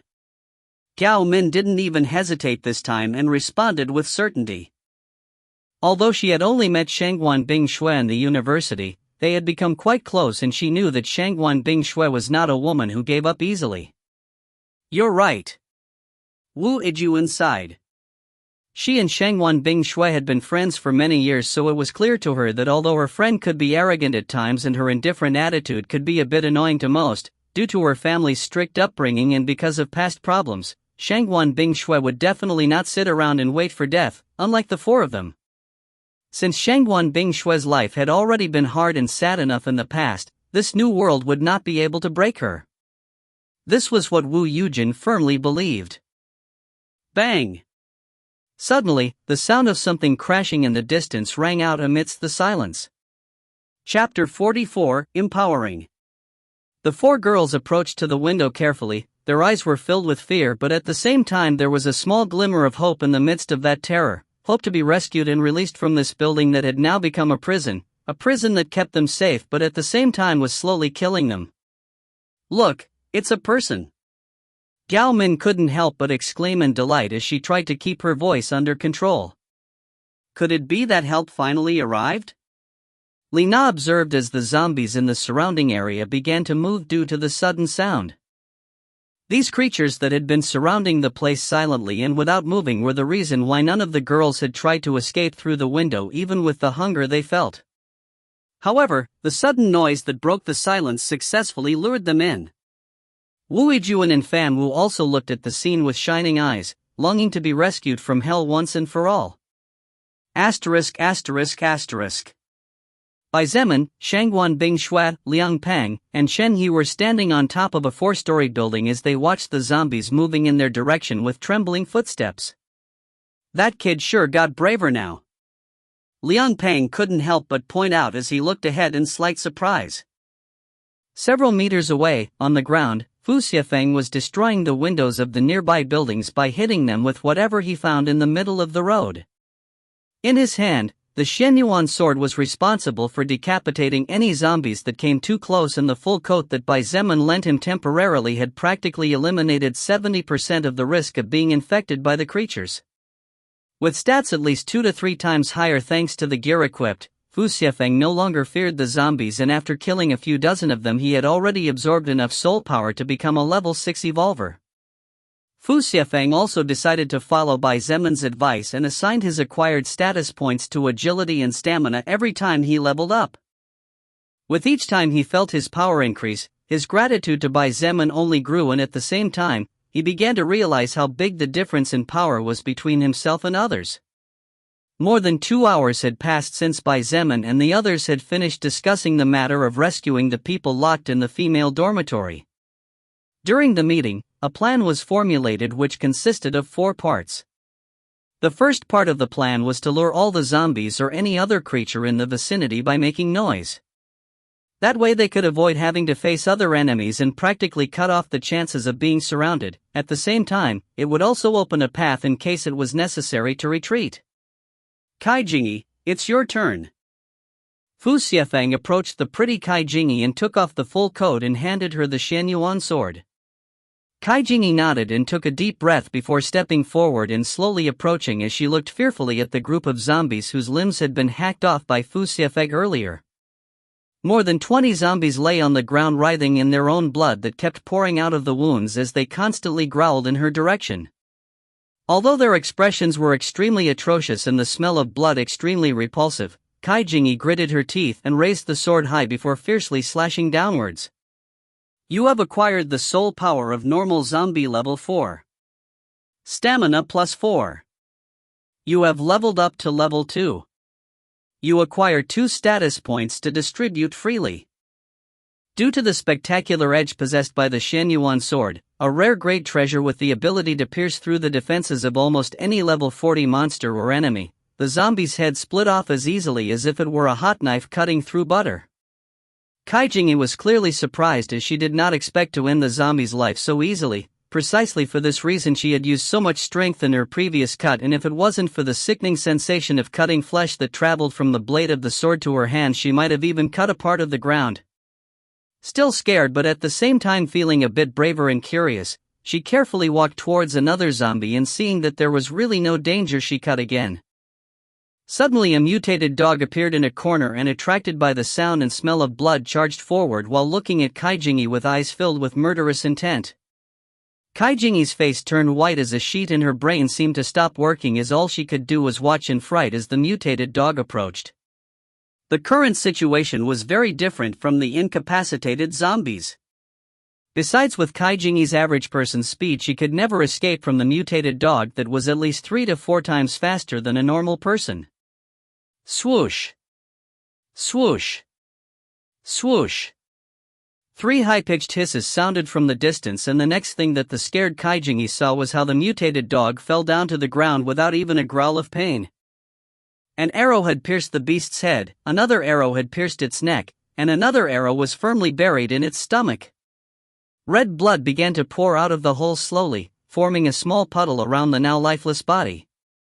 Kai Jingyi looked at the mutated dog that had been killed in a split second before turning around to look at the building across the street, and quickly remembered that she wasn't really alone. Breathing a sigh of relief and smiling in thanks, she began to kill the rest of the zombies and level up. Each time she leveled up she added a point in agility and a point in stamina, just like Fu Fang, since in the beginning these 2 stats were the most important for survival. With enough agility one could evade attacks and flee as well as give the possibility to fight, but stamina was needed to withstand the exhaustion, or otherwise nothing would make sense. Shenhe sighed softly and lowered his bow. Currently, Shenhe's bow was not a treasure, it was just a normal bow just like his arrows. Therefore, to pierce through the mutated dog's fur he needed to imbue some mana into the tips of the arrows using some magic power. However, because he was not yet good enough at controlling this new power energy, the consumption was quite high in the long run. We should start with the third part of the plan soon.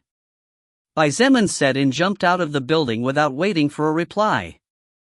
The second part of the plan was precisely to take advantage of the opportunity to empower those people with the courage to fight, and currently there was little time left to finish. Therefore, it was time to implement the last 2 parts that represented the real beginning of the real battle. Chapter 45, Konglan, Lesser Healing. Fu Fang. Bai Zemin shouted loudly without worrying about attracting other creatures or more zombies. In fact, that was the idea. Fu Xiafeng approached him quickly and with a look filled with adoration and gratitude asked, "Big brother Bai, do you need anything?" "That's enough for now." Have Kai Jingyi, Zhang De, and Konglan return to rest. Bai Zemin ordered in a deep voice. Zhang De was the other man who had decided to follow Bai Zemin. His body was in good condition due to being part of the university's substitute basketball team in the past. As for Konglan, she was the girl with glasses who also stood up, being the last of the only four who dared to accept Bai Zemin's tempting but dangerous offer. In the past she was very studious and generally did not distinguish herself in anything. However, beneath her quiet appearance was a very brave and tenacious woman. When the four of them returned, Konglan handed the Xianyuan sword and the full coat to Bai Zemin. She had been the last of the four to kill zombies. "What levels are each of you?" Bai Zemin asked as he received the skill rolls they had obtained after hunting their first zombies. In order to have the people under his command more under control, he had requested that before using a skill they should be shown it to him. This was an idea he had come up with after what had happened with Fu Xiafeng. "My level is 5. I distributed equitably my points in agility and stamina," Kai Jingyi announced while staring at him. "Level 5. My choice was strength and agility." Zhang De responded in a serious voice before remaining silent. "My level is also 5 but..." Konglan seemed to want to say something but hesitated. However, in the end, she slowly explained, "I haven't distributed my status points yet, I have 10 free." "Oh?" Bai Zemin looked at her a little confused and slowly asked, "Why is that so?"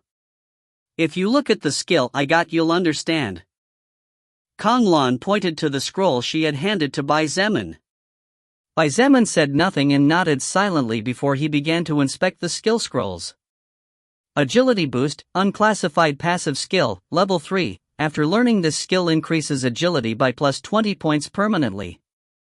Power boost, unclassified skill, level 3. To activate this skill you need to consume 3 mana points. After activation, it increases strength by plus 35 points for 5 minutes. After the effect is finished, the skill has a cooldown time of 20 minutes. Lesser healing, first order skill, level 1. To activate this skill, 10 mana points must be consumed and the user must possess at least 5 magic points. It can heal minor wounds and its constant use can accelerate the healing of bone fractures. Magical power influences the healing. It can be used twice a day and after that it goes into cooldown for 12 hours. Agility boost had been acquired by Kai Jingyi. Power boost had been acquired by Zhang De. And lesser healing had been acquired by Konglan. For the first 2 skills, Bai Zemin's reaction was quite casual. However, upon seeing the skill obtained by Konglan he could not help but be surprised. Even when Fu Xiafeng had incapacitated the zombies, Konglan actually obtained such a good skill. This was something Bai Zemin did not expect.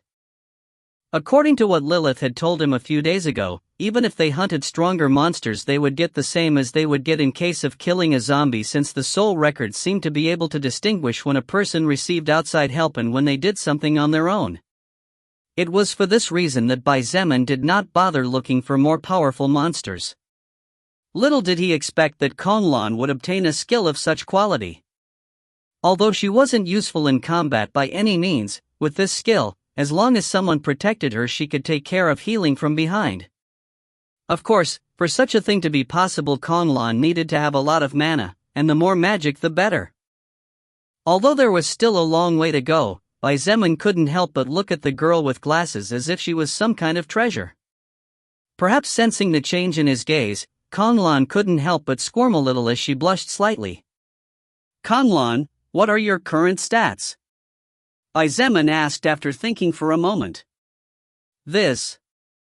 Konglan's eyes moved as she looked at the personal status window that only she could see and carefully said, Strength 4/Agility 5/Stamina 8/Mana 20/Magic 35. "That's what it says here." Bai Zemin's eyes lit up and Lilith's voice sounded beside him, "Oh? This girl has a decent amount of magic power. In fact, while she was not that impressive when compared to Bai Zemin and while the rest of her stats were average at best, Kanglan possessed at least twice as much mana as a normal person would obtain after the advent of Soul Record, and her magical power was also at the level of a human genius. I see. Bai Zemin outwardly remained calm without letting the surprise he felt show on his face and slowly said, "Allocate all your points in mana and magic. You decide the distribution." All right. Kanglan nodded immediately before allocating the 10 points to both stats. She also understood Bai Zemin's intention and was secretly delighted. While it was true that her battle power would be extremely low compared to Kai Jingyi and the rest, if she managed to get her hands on an active magic skill, then her power would also skyrocket through the roof, becoming a fish that jumped through the Dragon Gate. Besides, as long as Bai Zemin was there, Kanglan knew that her safety and well-being would definitely be guaranteed. As for if Bai Zemin died, then Kanglan would have no hope of surviving against an enemy capable of defeating him, therefore she also did not worry about problems about which she had no solution. Each of you learn your respective skill. Bai Zemin handed back the skill scrolls before looking at Kanglan and commanded, "Kanglan, use your skill on my left hand." The scroll in her hands turned into countless white light particles that entered her body. Deep within her soul, a transparent colored rune with strange white lines formed. Kanglan stretched both hands forward, and as if she had done it all her life, she activated the skill. A faint pale white light flashed in her hands and enveloped Bai Zemin's broken hand. Kanglan's face turned a little pale after the abrupt loss of half of her mana reserves. However, seeing Bai Zemin still staring at her, she gritted her teeth and activated her skill once again, thus expending all her mana in a matter of seconds. Bai Zemin felt the changes immediately as he could clearly feel his broken wrist being repaired, and the sound of bones clinking together once again was extremely clear, sending a shiver down everyone's spine. Chapter 46, Preparations are ready, Part 1. Bai Zemin felt a great amount of pain coming from inside his wrist. The pain was such that he was forced to grit his teeth to prevent a grunt from escaping his mouth. However, that excruciating pain soon began to turn into itching, extremely uncomfortable itching. Fortunately, that feeling was also short-lived, probably thanks to Kanglan's skill. Kanglan's face turned completely pale and her previously red lips began to lose their color as if she was suddenly suffering from some kind of illness. She staggered slightly at the sudden dizziness that hit her mercilessly. Fortunately, Bai Zemin had already expected something like this to happen due to the fact that he himself had experienced the same feeling during his battle against the First Order Blazing Beetle after spending all of his mana abruptly. "Good job, Kanglan." Bai Zemin smiled slightly at her and nodded as he gently supported her while keeping her from falling. "No. It's nothing." She forced a smile. Although she was exhausted and felt somewhat nauseated as a consequence of using all her mana in such a short time, she actually felt extremely satisfied since receiving such praise from Bai Zemin, who was usually indifferent and casual with others, meant that he really appreciated her previous act no matter how small it was. He looked at Kai Jingyi and said in a deep voice, "Kai Jingyi, support Kanglan and help her rest." Kai Jingyi nodded and quickly stepped forward to support her, and they both retreated inside the building.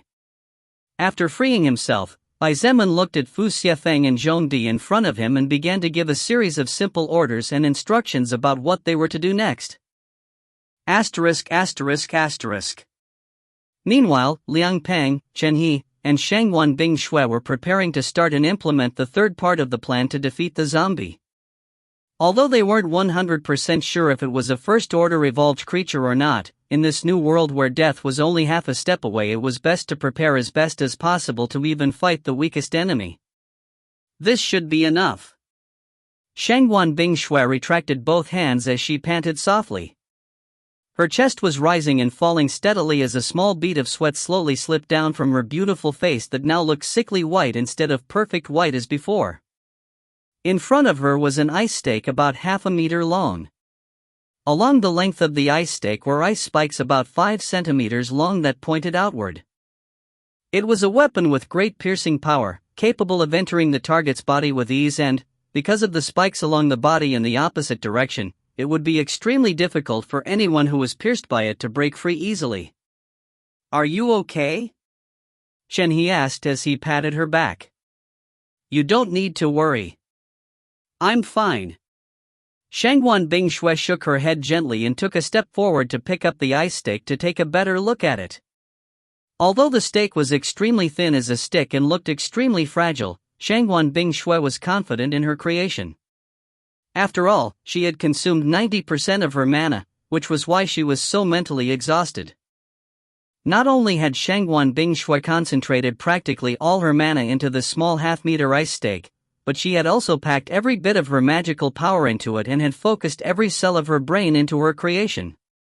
To say that this ice stake was the strongest and most enduring weapon she had created so far with her ice skill was by no means an exaggeration. To test her theory and to check the strength of the object, she asked Liang Peng to hit the ice stake with his hammer while using all his strength. "If this thing breaks, don't blame me later." Liang Peng couldn't help but scratch his head as he looked at the small stake. "If it can't resist at least that much, then the plan we came up with earlier will never work in the first place," Shangguan Bingshui replied coldly. Liang Peng shrugged his shoulders and raised the hammer high. With loud roar, he struck downward with all his might as he made use of the weapon's weight to the perfection. Bang! With a mighty bang, the ground shuddered as if it would collapse at any moment and several cracks appeared extending over a meter long. However, to Chenhe's surprise and Liang Peng's disbelief, the ice stake under the hammer that had taken the brunt of the impact actually didn't even splinter since it still released that bone-chilling coldness that seemed to be able to freeze everything. "Impressive," Shenhe praised honestly. That earlier strike should have been able to knock down an entire wall, but the ice stake that Shangguan Bingshui crafted withstood it like it was nothing. Shangguan Bingshui also nodded and a hint of satisfaction flashed in her eyes. "I see you guys are done here," Bai Zemin returned, directly jumping to the upper floor and entering through the window. Although such a thing was impossible in the past, with his current stats such a thing was no longer a big deal. "All done here," Shenhe replied as he looked at him curiously and asked, "The things on your side, finished?" "Finished," Bai Zemin responded and sat in a corner while checking his left hand. Before, Bai Zemin estimated that he would need at least one more week for his fractured wrist to fully recover. However, he was pleasantly surprised to discover that he now only needed approximately 5 days to fully recover. The reason for this was, naturally, the lesser healing skill used by Konglan on him.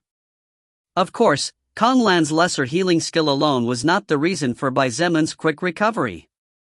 The other important reason was his overwhelmingly high health stat which, compared to a normal person, was speeding up his healing process almost tenfold. With 90 health points in Konglan's skill along with his high magic power compared to a normal person, the speed at which Bai Zemin was recovering was simply astonishing. Bai Zemin estimated that, with treatment twice a day for 3 days, his broken bones would be reattached and repaired. A small smile appeared on his face as he thought about how incredibly great the difference in power was between the past him and the present him. Bai Zemin couldn't wait to see what the future held for him. Of course, first he needed to survive the next battle in which a scratch meant death. Only then was it possible to think about a possible future. However, if he couldn't survive even that much, then it meant that somewhere along the way, sooner or later, he would end up falling. While Bai Zemin checked his physical condition, Shangguan Bingshui had sat down in another corner to recover the consumed mana. After all, she was an essential fighter in the upcoming battle. Moreover, occasionally, she looked in his direction with complicated eyes. There was hate, but there was also gratitude, there was approval, but there was also rejection. Complex and opposing emotions were constantly mixed together. Chapter 47, Preparations are ready, Part 2 last. Shangguan Bingshui was a wary person by nature. Moreover, such wariness was especially high against men as throughout her life she had received different looks and treatment from men based on her appearance. However, the fact that Bai Zemin kept his word even when he clearly had little to gain and might even end up dying on this mission had caught her off guard. At the same time, it made her realize that maybe, just maybe, not all people or even all men would look or act the same way towards her. Of course, such a thought was still in its infantile stages and was just that, a fleeting thought. As to whether that thought would turn into something more, such as confidence, it was too early to say. Asterisk. After staying inside the building for 3 whole hours, Shangwan Bingshue's mana had recovered enough to influence the battle to come. During these 3 hours none of the 4 especially did anything, with only Chen He and Shangwan Bingshue chatting occasionally and Liang Peng's sudden interruption by saying something not too meaningful and inconsequential. As for Bai Zemin, he just sat quietly in a corner while looking at a small picture with a longing look that no one could see except Lilith, who was silently sitting beside him. There were 4 people standing in the picture, with an adult couple behind a little boy and girl of barely 8 or 9 years old. In the background was the beautiful green view where the trees spread out in the distance like an endless sea.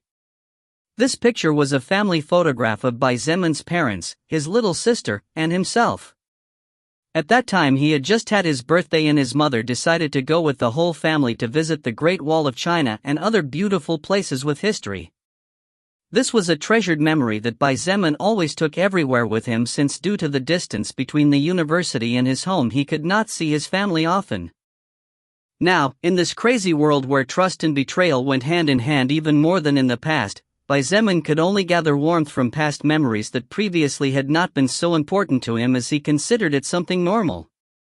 Family? Lilith asked even though she already knew the answer. After all, this was the first time in 6 days that she had seen such an expression on his usually stone-hard face.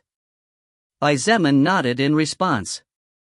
Although he and Lilith did not talk a lot, Bai Zemin knew that she was there for him and, strange as it was, deep in his soul he trusted that she would not betray him. Although he and she were usually silent, Bai Zemin felt very comfortable since he had never been a person of many words even before the arrival of the soul record to this world. The silence that usually surrounded them was in no way uncomfortable, on the contrary, it was extremely relaxing. My mana recovered almost completely. Shangwan Bingshue's icy voice brought Bai Zemin out of his thoughts. When he lifted his face, his longing gaze could no longer be seen anywhere in that face that practically let nothing be seen on him ruled once again. If you are ready, we can start now. Shangwan Bingshue stared at him with an expression just like his and pointed. Then let's start now. There's no point in wasting more time and further delays might make things more difficult than they already are. Bai Zemin stood up and let out a small sigh inaudibly. Shangwan Bingshue and the other 2 nodded to express that they thought the same way he did and also stood up. Bai Zemin seemed to want something but after a moment's hesitation he decided to simply shook his head and walk towards the window without another word. Before he could leave, Jinhee's voice rang at his back, "Hey, Bai Zemin."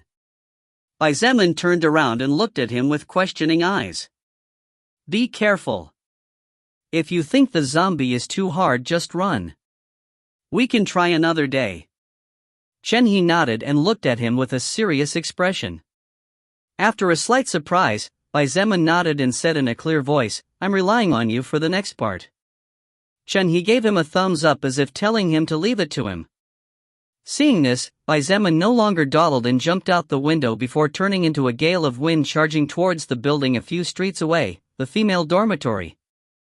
When Bai Zemin left, Liang Peng looked at Chen He with raised eyebrows and laughed. "I thought you didn't like that guy very much?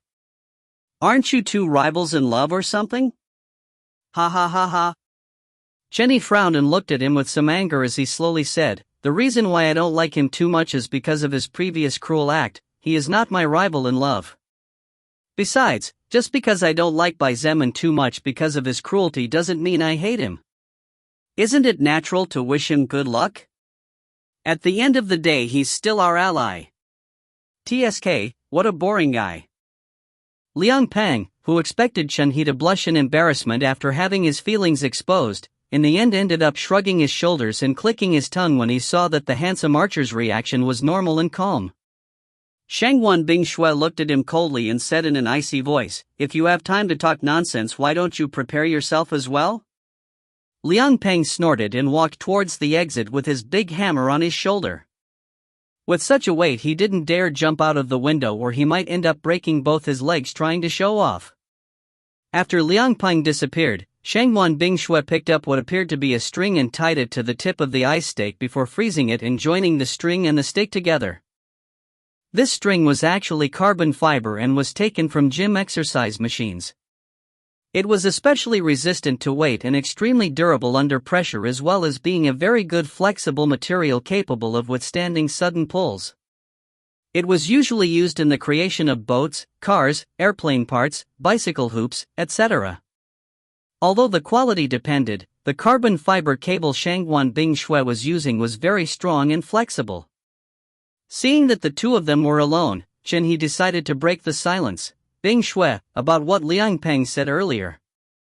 About rivals in dash. Focus. Shangwan Bingshui interrupted him before he could continue, and while looking out the window reminded him, your help is crucial here. You can't afford to lose focus no matter what. Chapter 48 Unusual Situation.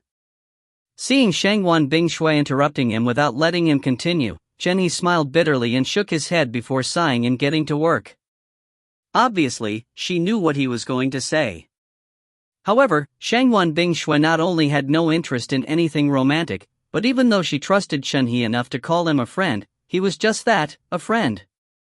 At the end of the day, his friendship was what Shangwan Bingshui cherished. But if he was looking for more than that, at this moment he would only get hurt if he listened to her answer. As for the future? That no one knew. It was just that, considering how many years Shangwan Bingshui and Chen He had spent together, but even then he failed to get into her heart, it would be difficult for such a friendship to turn into something more than friendship. In the female dormitory. Great, this time we are saved. Lina exclaimed as she used both hands to muffle the sound of her voice overflowing with excitement and joy. We will be saved. Gao Min and Fan Wu hugged each other as they sobbed, emotionally moved to the point of tears. Even the generally positive Gao Min was beginning to lose all hope after so many days without a proper meal and locked up in a place that was like a prison to them. Girls, look. Wu Yijuan quickly noticed a young man charging toward the female dormitory. However, when she wanted to point him out for her friends to see, he had already disappeared with lightning speed. Fast. Wu Yijuan was surprised and secretly glad. The more powerful this person proved to be, the better news for the girls, as the hopes of being rescued would increase exponentially as well. Trapped in the girls' dormitory, seeing no chance of survival, where if they didn't die of starvation or thirst, they would die of being eaten by a zombie. With such a cruel and devastating reality, if it hadn't been for the girls cheering each other on, they all would have gone crazy right now. A couple of days ago, when they saw Qiao Long show seemingly invincible power, they believed that help had finally arrived. However, even he who was as strong as a superhuman was forced to retreat miserably by some unknown entity. The girls really couldn't take it anymore. At the same time as they were celebrating to lift their moods, the zombies outside the door headed towards the girls' dormitory and began to violently attack the door. The four girls shut their mouths without daring to make another sound, not even daring to move, standing together in silence. Staring at the door in fear, in their eyes, the door represented a prison that contained them trapped here, but at the same time it also represented their escape and survival. If the door fell, they all knew there would be no chance of survival. Bang! Suddenly there was a loud bang coming from somewhere in the building, and the zombies pounding on the dormitory door stopped. The girls sighed in relief as they felt the beasts growl and move away with shaky steps in the opposite direction. The four girls looked at each other with fear and a touch of hope as they sat on a bed all together facing the door. Now, all they could do was wait. Bang! Bai Zemin appeared before the firmly closed front door of the female dormitory and kicked it open. The bang of the metal door opening wide resounded everywhere, and the echo traveled among the nearby buildings. Because the zombies in the vicinity had already been eliminated earlier by Fufang and the rest, no creature appeared. However, Bai Zemin was not satisfied and frowned tightly. Why doesn't this zombie come out? Bai Zemin thought silently. Until now, as long as there was a certain amount of noise, the zombies would definitely advance in that direction. However, even after making such a commotion, the strange zombie that this Ming Shui girl had seen before leaving here did not show itself. Bai Zemun's wariness increased another notch as he walked towards the inside of the building with slow and cautious steps. Although Ming Shui had said that Xiaolong had cleared the first 2 floors before having to retreat on the 3rd floor, Bai Zemun did not trust anything but what he saw with his own eyes at the moment.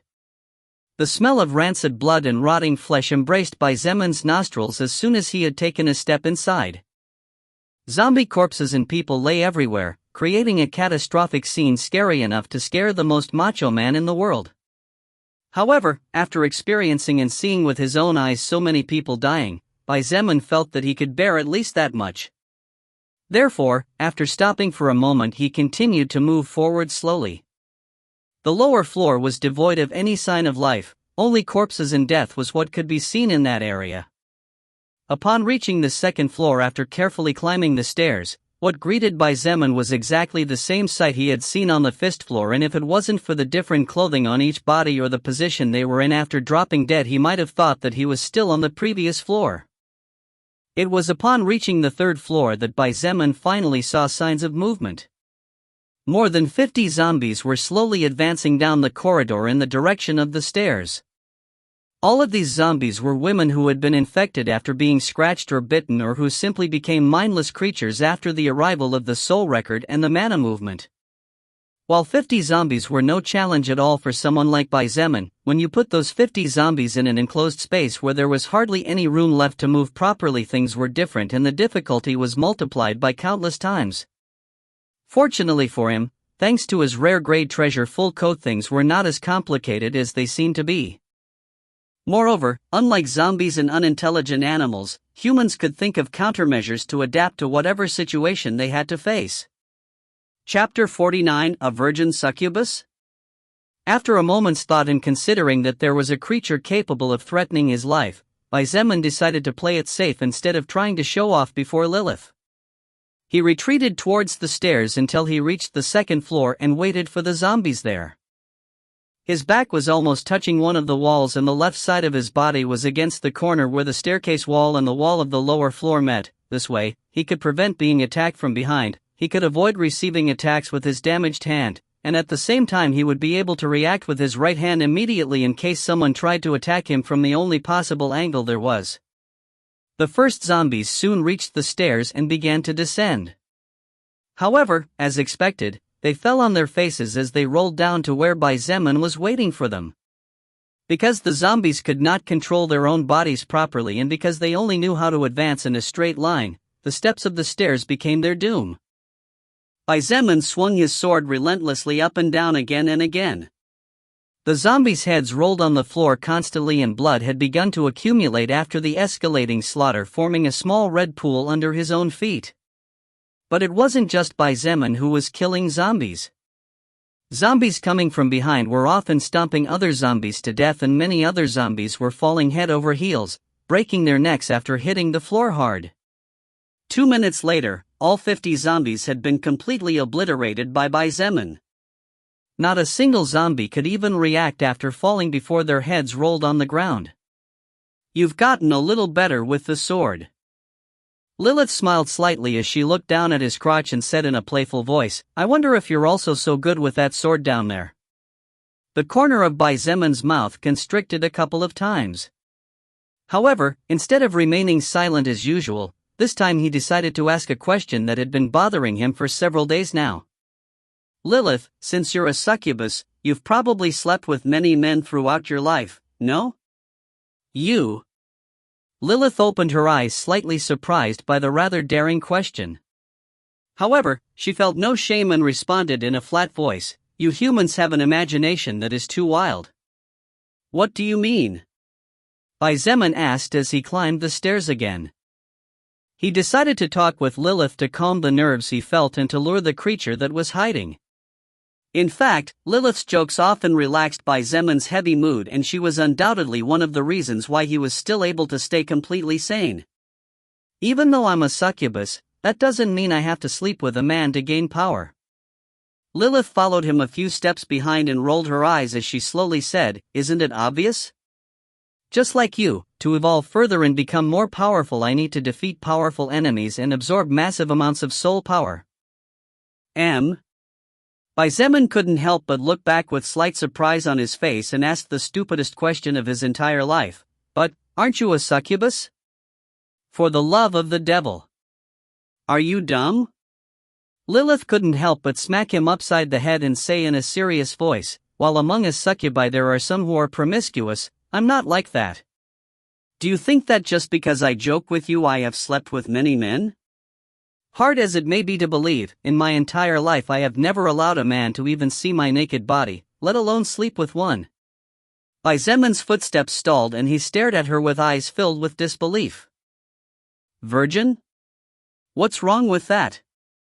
Lilith looked at him with a seductive smile and said in a whisper, could it be that you want to take my purity now? Kia little Zeman, you are such a bad guy. Zeman's breathing became somewhat ragged upon hearing the demon's whisper and he quickly shook his head, regretting asking that. Lilith also stopped joking knowing that Zeman's life was on the line here and started to explain some things slowly. What you humans imagine and the stories you create are not exactly correct.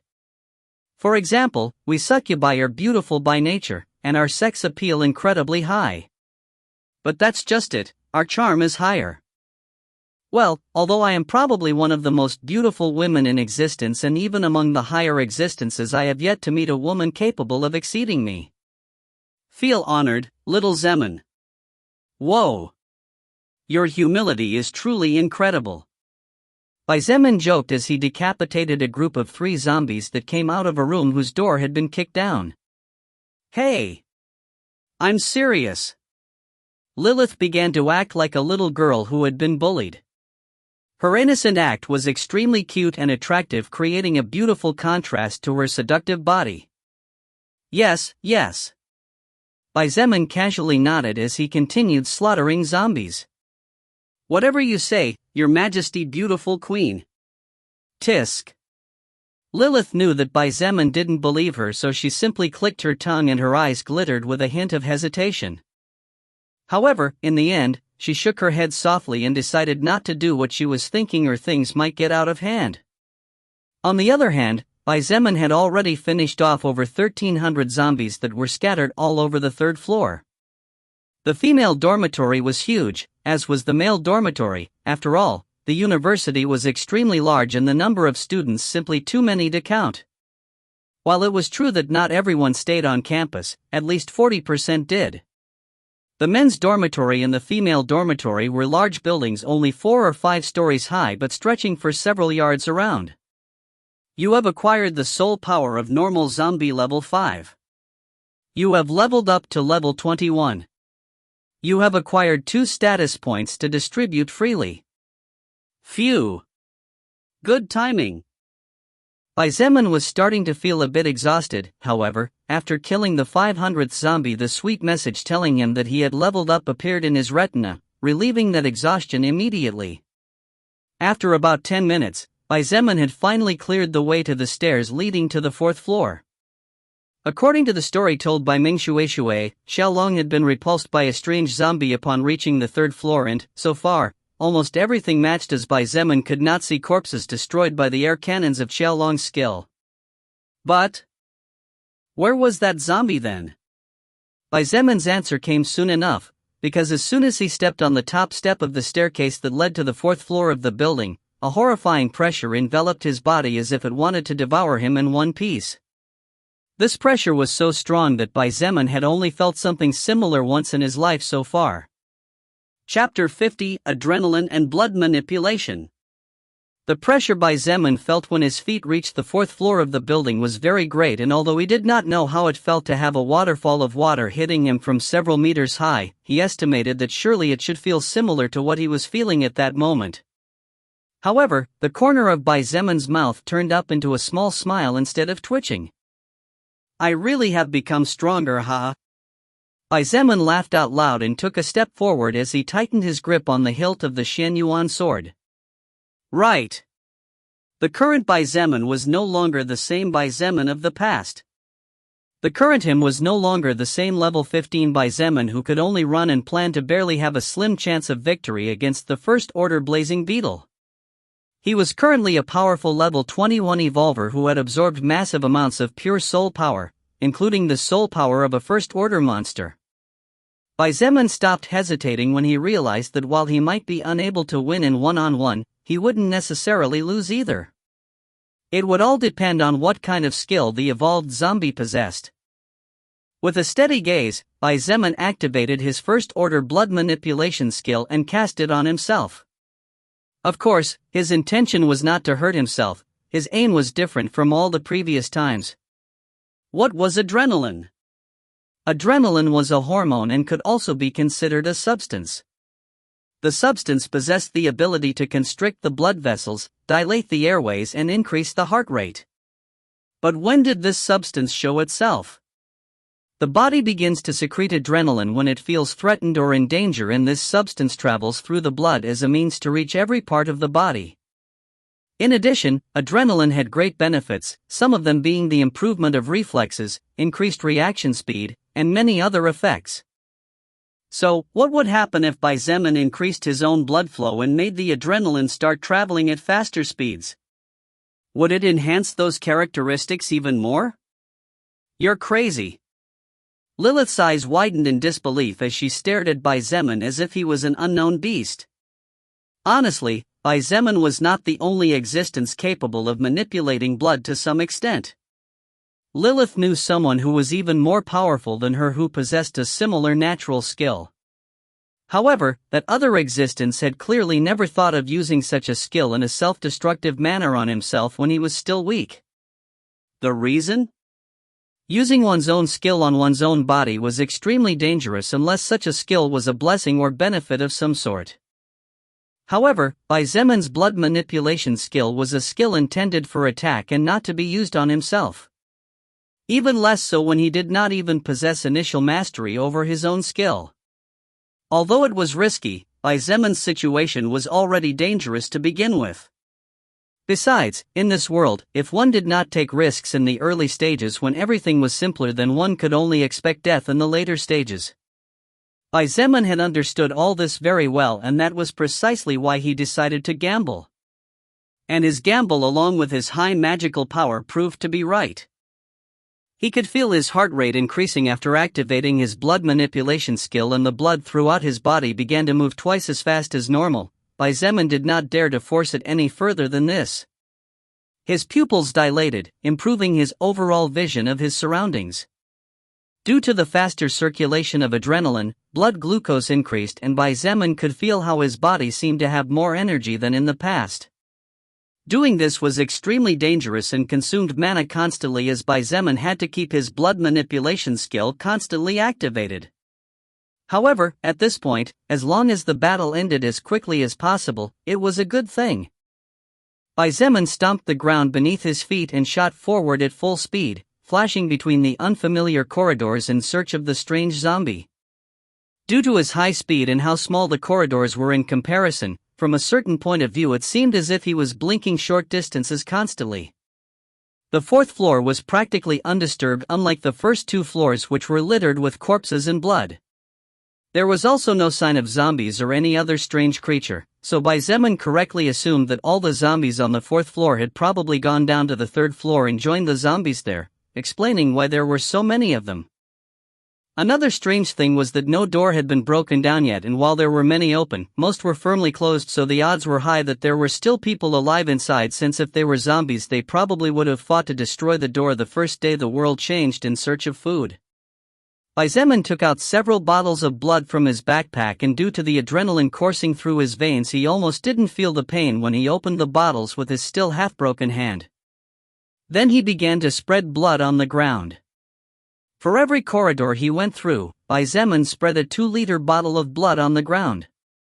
Finally, after more than 20 bottles of blood and leaving himself with only 10 in reserve for emergencies, and leaving aside the first order blazing beetle blood needed to evolve his blood manipulation, Zeman stopped dead in his tracks and waited patiently there. Although he could not sense where the horrendous pressure was coming from exactly, he could sense that the creature was rapidly approaching him. Suddenly Zeman felt a gale of wind charging towards him, and without hesitation, he jumped to the side while slashing with his sword diagonally. Clang! The sound of two clashing metals echoed throughout the corridor, traveling through practically the entire fourth floor as proof of how powerful the clash between the two was. Chapter 51 1 vs 1 Dangerous Hand-to-Hand Battle. Feeling the sudden rush of air approaching his back at breakneck speeds, Zeman did not even hesitate for a moment as his body reacted before his brain did. Doing a 180-degree turn and raising his sword high, Zeman's 85 strength points completely burst out as he slashed downward ferociously as if he wanted to split his enemy into two pieces. Clang! The sound of metal clashing against metal resounded loudly, and Zeman felt his right arm go very slightly numb. However, his strength stat was not low at this point, so he was not forced to retreat. You finally came out, you damn zombie. A smile rose on Zeman's face as he looked at his expected enemy. Indeed, Ning Shui's description was lacking but accurate. The beast was undoubtedly a zombie. However, unlike normal zombies or any other zombie Zeman had encountered so far, this zombie had completely deep blue skin. The zombie's eyes were wide open, and unlike the rest of the zombies, the greenish glow in its eyes showed that its sight was there, unlike normal zombies that could not see anything. But the most striking thing was that its body seemed to be extremely agile, and instead of two arms it had two strange, sharp-looking sword-like blades as limbs. Scram! Zeman shouted as he pressed the full weight of his body forward while applying all his strength on the sword that had collided with one of the zombie's blades. Surprisingly, the zombie was forced back several steps. This showed that its strength was undoubtedly inferior to Zeman's. Gore! A strange grunt came out of the zombie's mouth, and suddenly its body leaned forward, disappearing from the place where it was standing a moment ago. Fast! This zombie was incredibly fast. Zeman's pupils dilated even more, and while gritting his teeth he immediately slashed towards its right side with all his might. Clang! Bang! After a powerful metallic clang, the zombie that was fast but obviously did not possess particularly high strength was sent flying and slammed hard into the opposing wall. However, Zeman couldn't help but be a little scared. If it wasn't for his earlier experiment making use of his blood manipulation skill to somewhat control and increase the adrenaline outflow, then his normal reflexes would not have been enough for him to be able to react in time to the earlier attack. This meant that he would have been dead by now. Dead after just one trade. That's how terrifying the creatures that had officially taken a step on the path of evolution were. Even more so this zombie that only needed one cut to turn Zeman into one of its comrades.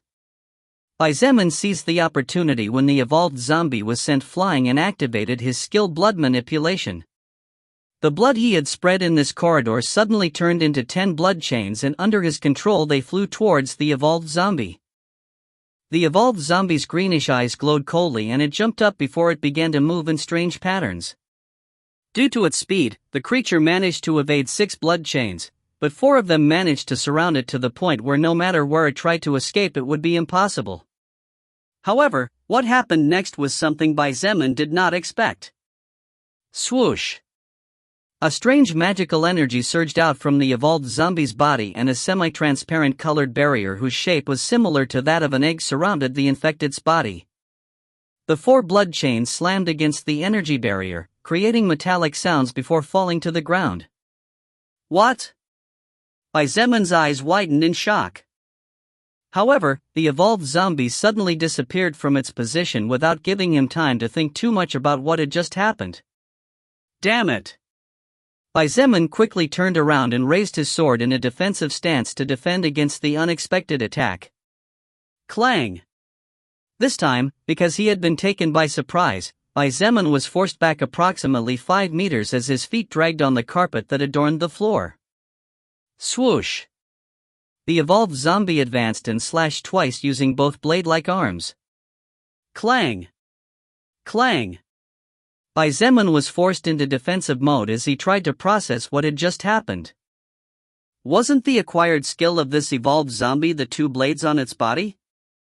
Zeman was dumbfounded and again realized the reason why Lilith had told him before, that he had been one of the few beings in the history of the universe capable of successfully defeating and slaying an enemy of a higher order. Such creatures were simply too horrifying. If the evolved creatures of the first order were already this powerful, then how strong were the ones of the second order? Even worse. How strong was Lilith? And all those sixth order existences like her? Only now did Zeman understand the reason why people like Lilith differentiated people like him and her into different categories, lower existences and higher existences. The difference between the two of them was simply colossal. Since you have that strange skill, then I will cut off your head with my sword. Zeman gritted his teeth and slashed forward with all his strength. The evolved zombie was sent flying and rolled across the ground several meters before leaping to its feet. However, before it could even take a step forward and burst out with its ghostly speed, Zeman had already appeared before it and was attacking again, forcing the evolved zombie to raise both of its blade-like arms to parry the blow. Bang! Again, the evolved zombie was sent flying, and this time its body hit the wall 20 meters away, making a powerful bang and cracking the wall in the process. Swoosh! Zeman, who had started dashing immediately after sending the evolved zombie flying, appeared in front of the creature at lightning speed and slashed diagonally again with the intention of cutting off its head. I don't believe I can't kill you. His eyes flashed with infinite coldness as he looked at the beastly eyes of the zombie in front of him. Chapter 52 Death Dance. Bang! Zeman had swung the Shenyuan sword with such power that the evolved zombie was forced to kneel on one knee while crossing both limbs in an X shape to parry the blow. Even the ground had cracked slightly due to the powerful impact. But that wasn't all that happened. Crack! A very small sound that would normally go unnoticed rang out in the middle of the silent corridor where two beings were struggling to survive and evolve into something superior. The evolved zombie's greenish eyes twitched softly and a strange growl escaped from its mouth as it looked at the tiny crack that had appeared on both blades. The Shenyuan sword was not a normal rare grade treasure, it was a rare grade treasure that was at the peak. With its ability to pierce through almost any defense below level 40 and even being able to pierce through an armored vehicle, even the two blades of the evolved zombie could not withstand being hit with such power by such a weapon. Damn zombie! Zeman spat and, taking advantage of the superior position, turned his body and kicked the evolved zombie in the ribs, sending it flying over 20 meters. The evolved zombie rolled across the floor until it hit the wall of the opposite corridor. If it were any other level 21 living being facing this zombie, that person would undoubtedly die immediately or end up being infected. However, Zeman had been constantly fighting against existences stronger than him, and upon defeating them his stats received a certain power boost, so his actual strength was much more than that of any other level 21. In addition, the current Zeman was under a strange effect in which his reflexes and reaction speed had increased at least 2 or 3 times more than normal due to the rapid circulation of adrenaline through his skilled blood manipulation. If only one of these factors were not present, Zeman would have already been defeated, because although his strength stat was at least twice higher, his agility was inferior, so he would not even have time to react before being killed. Clang! Bang! The metallic sound and explosions echoed throughout the corridors as the evolved zombie tried to use its superior agility to overwhelm Zeman. However, the creature failed to overcome his reflexes and reaction speed, so it was always sent flying after meeting his sword. Why isn't this zombie using that strange skill it used earlier to parry my attacks? Zeman frowned tightly as he collided with the evolved zombie. The evolved zombie's blades had small cracks that slowly but surely began to spread wider and wider with each collision. However, the beast was not using that strange barrier that had stopped the blood chains. Could it be that it could no longer use it?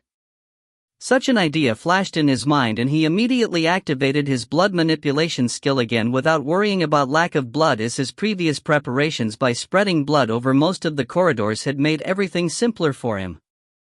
Swoosh! After spending more than 30 mana points, 6 huge blood spears floated in the air and shot at full speed towards the evolved zombie that was struggling to stand up after being sent flying. However, that strange barrier appeared again, causing Bai Zemin to frown. Before discovering the weakness of that skill, he was unwilling to waste any more mana.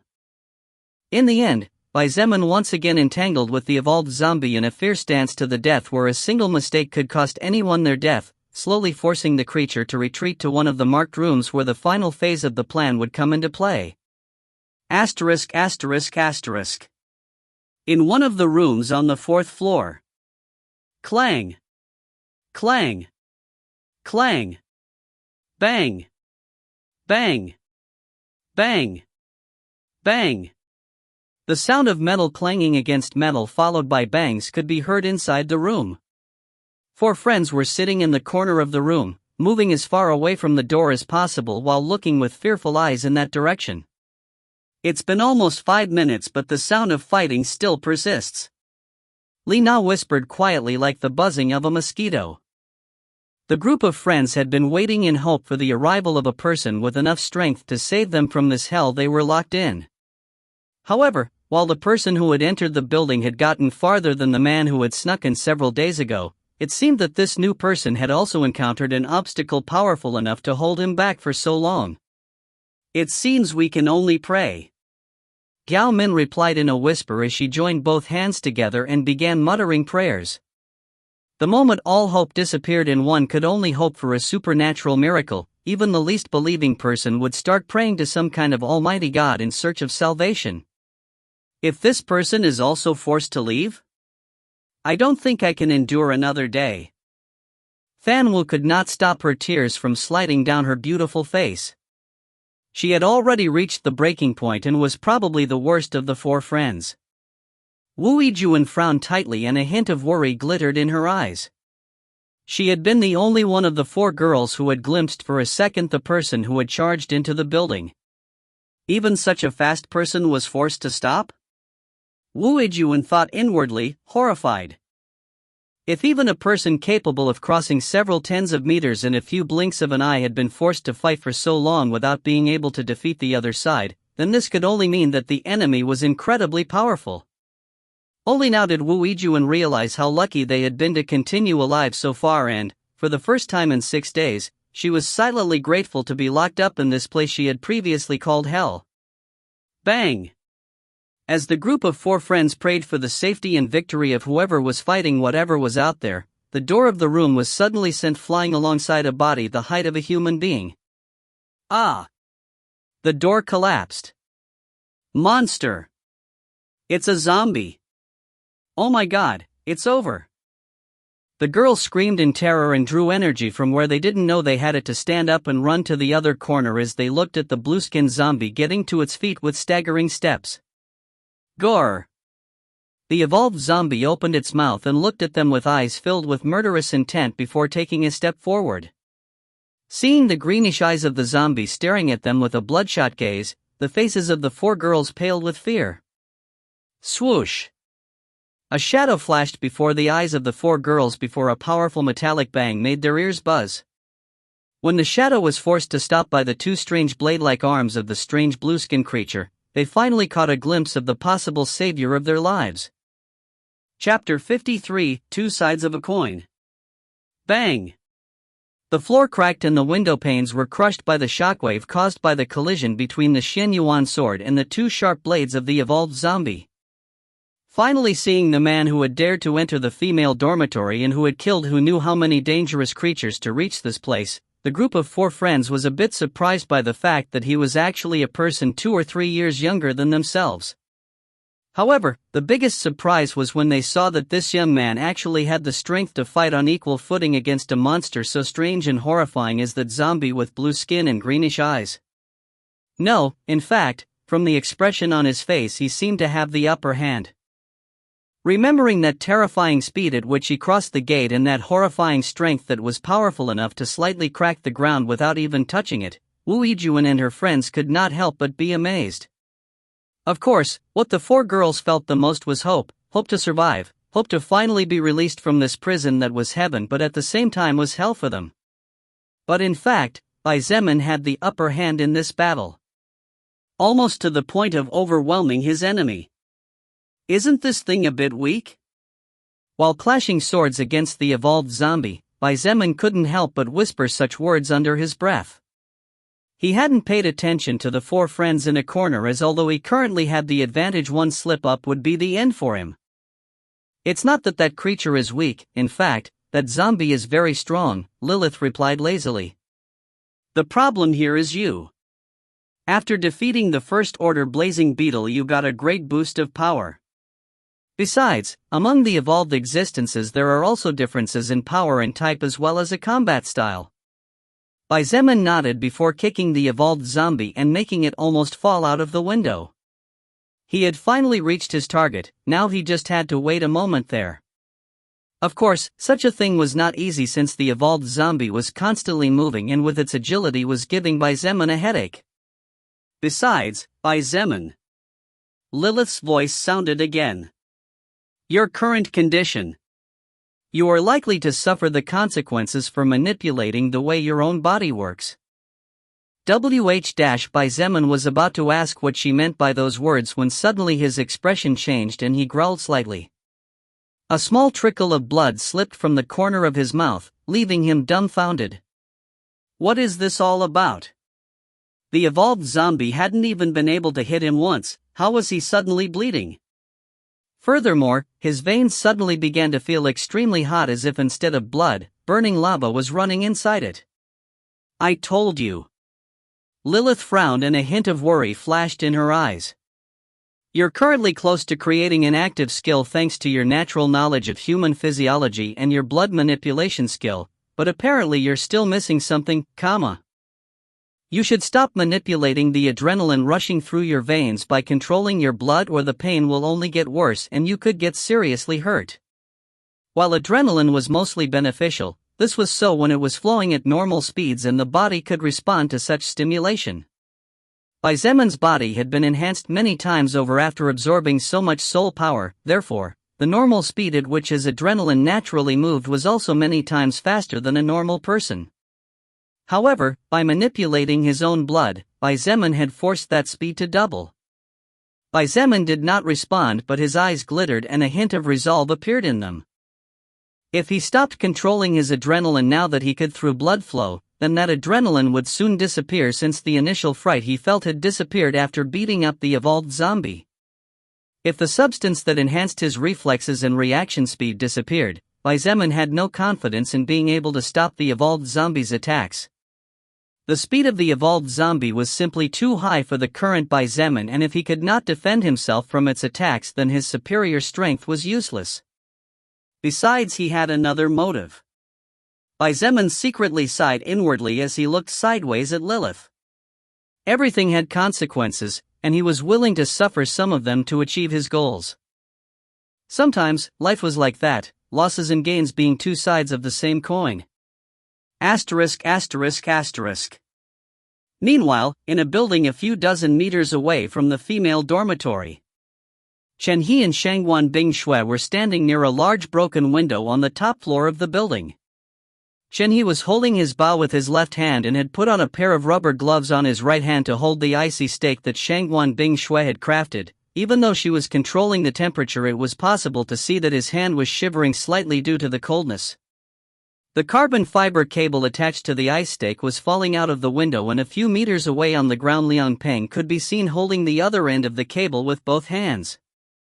The three of them were staring at the fourth-floor windows of the female dormitory, as although Bai Zemin had said he would lure the zombie to one of those windows, it was impossible to tell which one it would be. Over there. Shangguan Bingshui suddenly noticed something strange and raised her pristine hand to indicate the location to Chen He. Got it. Chen He nodded and quickly put the ice stake on his bow as he took a professional shooting stance that he had grown accustomed to and had perfected over the years. Shangguan Bingshui glanced at him for a moment before stepping forward and leaping out the window to prepare to fight. While she could attack from afar, the more distant her target was, the longer she would need to control her ice creations in the air, and due to the fact that she had no telekinesis, she needed to expend astronomical amounts of mana. Therefore, she had no choice but to get as close as possible. Chen He's gaze wandered from the target for a moment and looked at Shangguan Bingshui, who seemed to be floating in the air and hovering like an immortal ice fairy. In the end, he shook his head and quickly focused. "Don't move," he muttered as he narrowed his eyes. In his line of sight several meters away, he could make out the back of the strange blueskin zombie just as Ming Shui had described.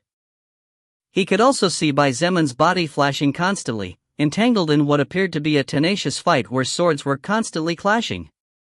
"I got you," Chen He whispered again for no one in particular, and his eyes flashed coldly before releasing his grip on the bowstring. The ice stake had turned into an arrow that traveled at astonishingly high speeds, and in a matter of a second or two it had already hit its target. Chapter 54 Realization. Swoosh!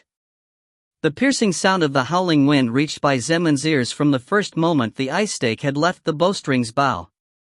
Immediately and without delay he pressed the blades of the evolved zombie down with all his might. Instead of sending it flying like the previous times, this time his aim was to do his best to keep it firmly in place without allowing it to move.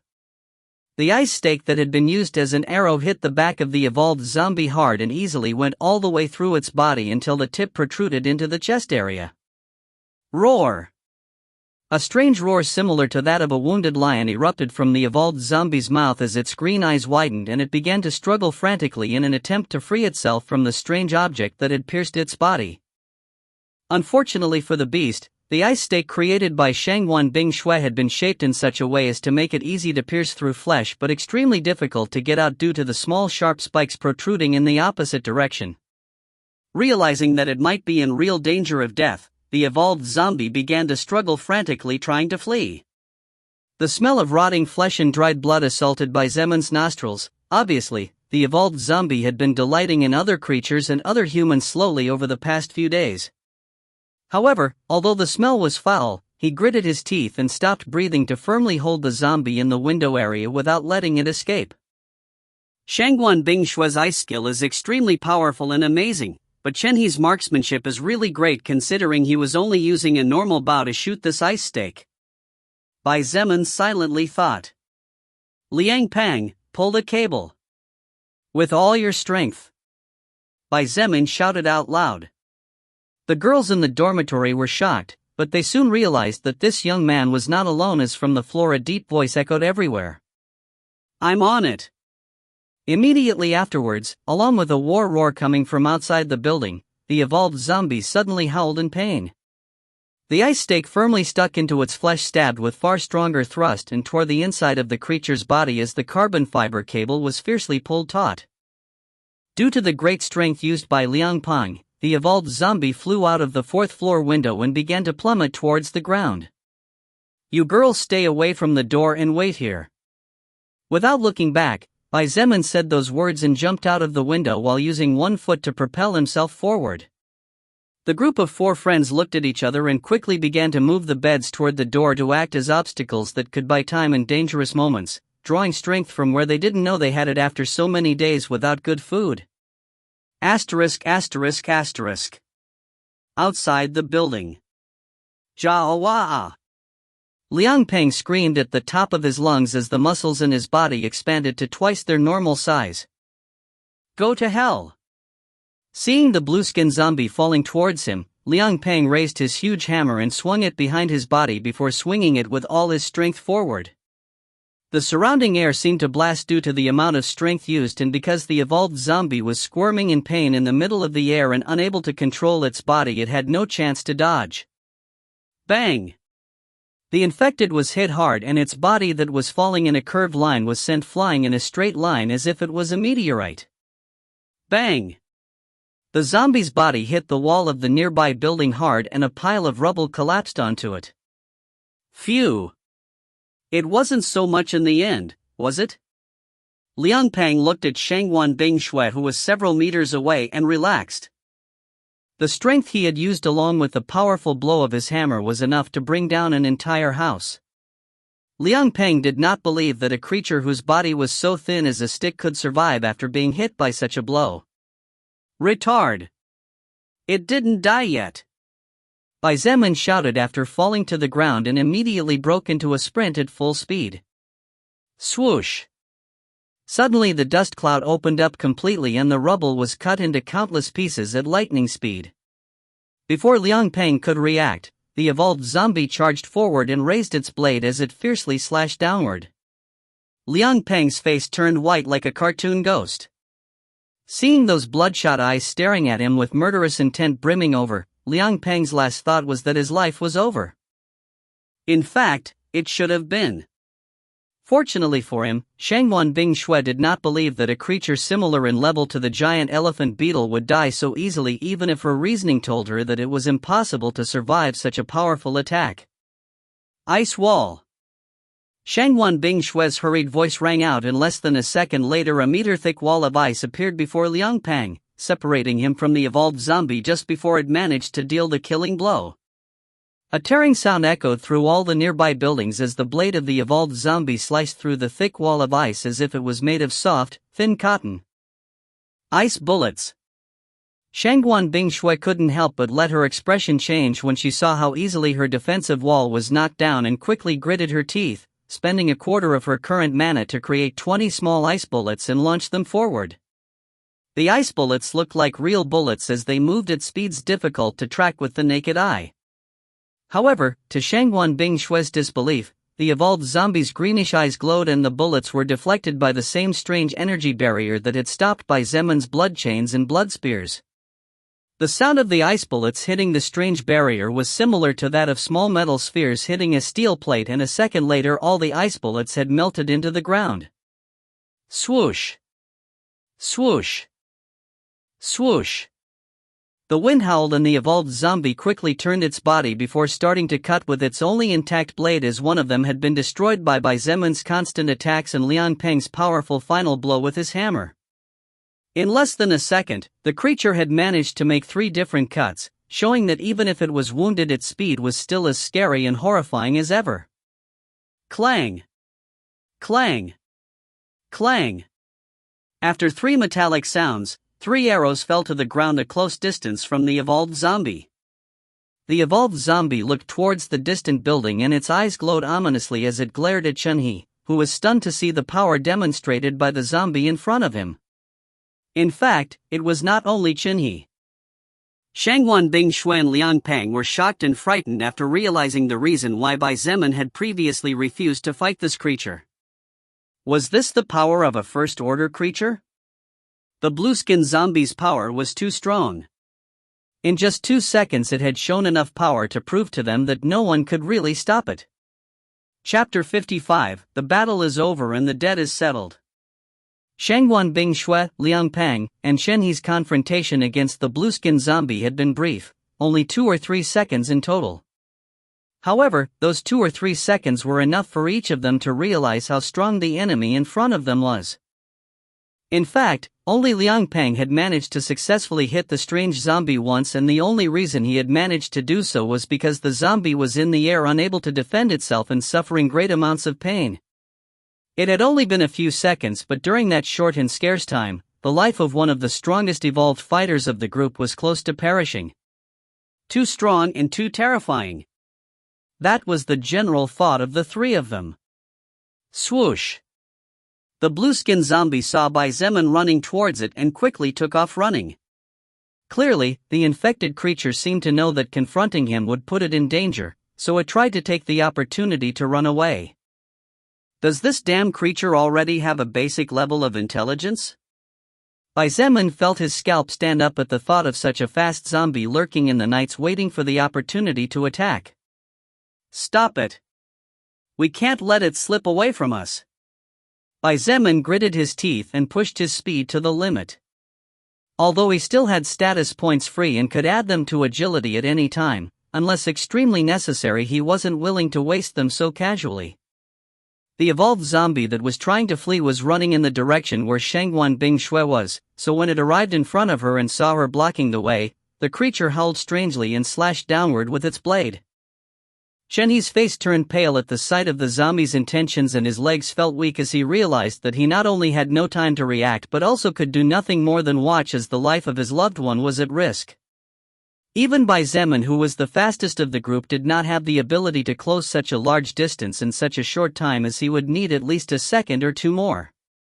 But what everyone saw was not Shangwan Bing Shui's beautiful body being cut into 2 halves. Clang! After a sound of metal clanging against metal, everyone saw the ice beauty raising a small curved dagger to the level of her head. The blade of the evolved zombie was large, but Shangguan Bingshui had actually used such a small bladed weapon to parry its attack. Moreover, from her grip on the dagger and the cold expression on her face, even a fool could tell that it wasn't luck and she was definitely a trained person skilled in close combat. Perfect! Shangguan Bingshui, hold it there! Bai Zemin couldn't help but praise loudly. In the next instant, he reached for the zombie's back and quickly raised his sword high before performing an oblique slash. The evolved zombie tried to turn around to stop Bai Zemin's attack, but Shangguan Bingshui did not allow it to do what it wanted. She leaned her body forward and used all her strength to oblige the zombie to stand in place. Thanks to the zombie's strength not being especially high, she was not forced to retreat and seemed to be able to stand her ground in a close battle. Slash! At the last instant and just before losing its head, the evolved zombie tilted its body at a strange angle, causing Bai Zemin's slash to miss. However, the creature was by no means unscathed. Yowl! A high-pitched howl escaped uncontrollably from the evolved zombie's mouth. Its left arm had been completely hacked off along with a portion of its ribs. Blood had begun to gush out like an endless fountain, and from the distorted expression, it was obvious that unlike normal zombies that did not fear pain or death, this zombie could feel great amounts of pain. Shangguan Bingshui took the opportunity when the evolved zombie was writhing in pain, and with her free hand, she used all her mana to make an ice sword. Her face turned as white as a sheet and she felt her world spinning around her. Even so, she bit her lips, making them bleed, and stabbed forward. The ice sword created with all her mana pierced the evolved zombie's body with ease. The creature's stomach split open before it began to freeze from the inside out, hindering its movements immensely. The beast roared ferociously, trying to break free, but that was its last fight. Bai Zemin used the momentum of his previous attack to make a full turn and made a horizontal slash. This time, thanks to Shangguan Bingshui's support, the evolved zombie had neither the ability nor the luck to avoid the attack. The zombie's head shot up into the sky before falling to the ground with a thud and rolling 2 or 3 times. Soon after, the body of the now headless evolved zombie fell to the side and dark-colored blood began to spurt out uncontrollably, staining the ground completely in just a few seconds. 4 orbs of energy came out of the zombie's body and each orb entered each person's body. Chen He and Liang Peng's were similar. Shangguan Bingshui's was about 2 or 3 times brighter, and Bai Zemin's was several times brighter than theirs. Chen He finally sighed in relief, and his heart that seemed to be about to burst out of his mouth managed to settle down. Liang Peng was still frozen, apparently unable to react. This was also natural considering that the entire battle had lasted less than 5 seconds and his life was a hair's breadth away from being over if not for the timely intervention of his party members. Shangguan Bingshui still seemed to be in combat mode as she was still clinging tightly to the dagger in her hands. This dagger was precisely the normal grade treasure that Bai Zemin had given her earlier. Her generous chest rose and fell as she looked forward with her eyes wide open, and her sickly pale face made her look extremely pitiful. On the other hand, Bai Zemin finally managed to relax his tense muscles and secretly let out a sigh of relief. While it was true that throughout the fight he was superior, the reality was that his life had always been on the line, since the slightest of mistakes for him meant ultimate death. Cough. After deactivating his blood manipulation skill and ceasing to manipulate his own bloodstream, Bai Zemin covered his mouth with one hand and spat out a mouthful of fresh blood into his palm. Hey! Shangguan Bingshui finally seemed to wake up and realize that victory was theirs. However, seeing the drops of blood escaping down the seam of his fingers, she couldn't help her eyes from widening a little. Bai Zemin gritted his teeth in an effort to endure the pain of his blood vessels shaking nonstop and looked at Shangguan Bingshui with calm eyes. He wiped the blood from the corner of his mouth with the back of his hand, and with his dark eyes fixed into her blue eyes he calmly said, "Now you and I are equal. I don't owe you anything anymore." Chapter 56: Differences between the past and the present. Sorry, I didn't hear you. Shangguan Bingshui furrowed her eyebrows slightly and leaned forward a little closer. She wasn't pretending that she hadn't heard anything, the problem was that she really hadn't heard.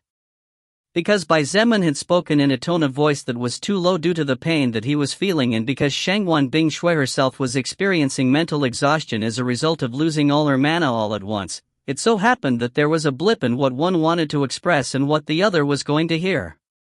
Bai Zemin looked at her for a moment before shaking his head and calmly saying, "It's nothing." There was no need for him to say anything anyway.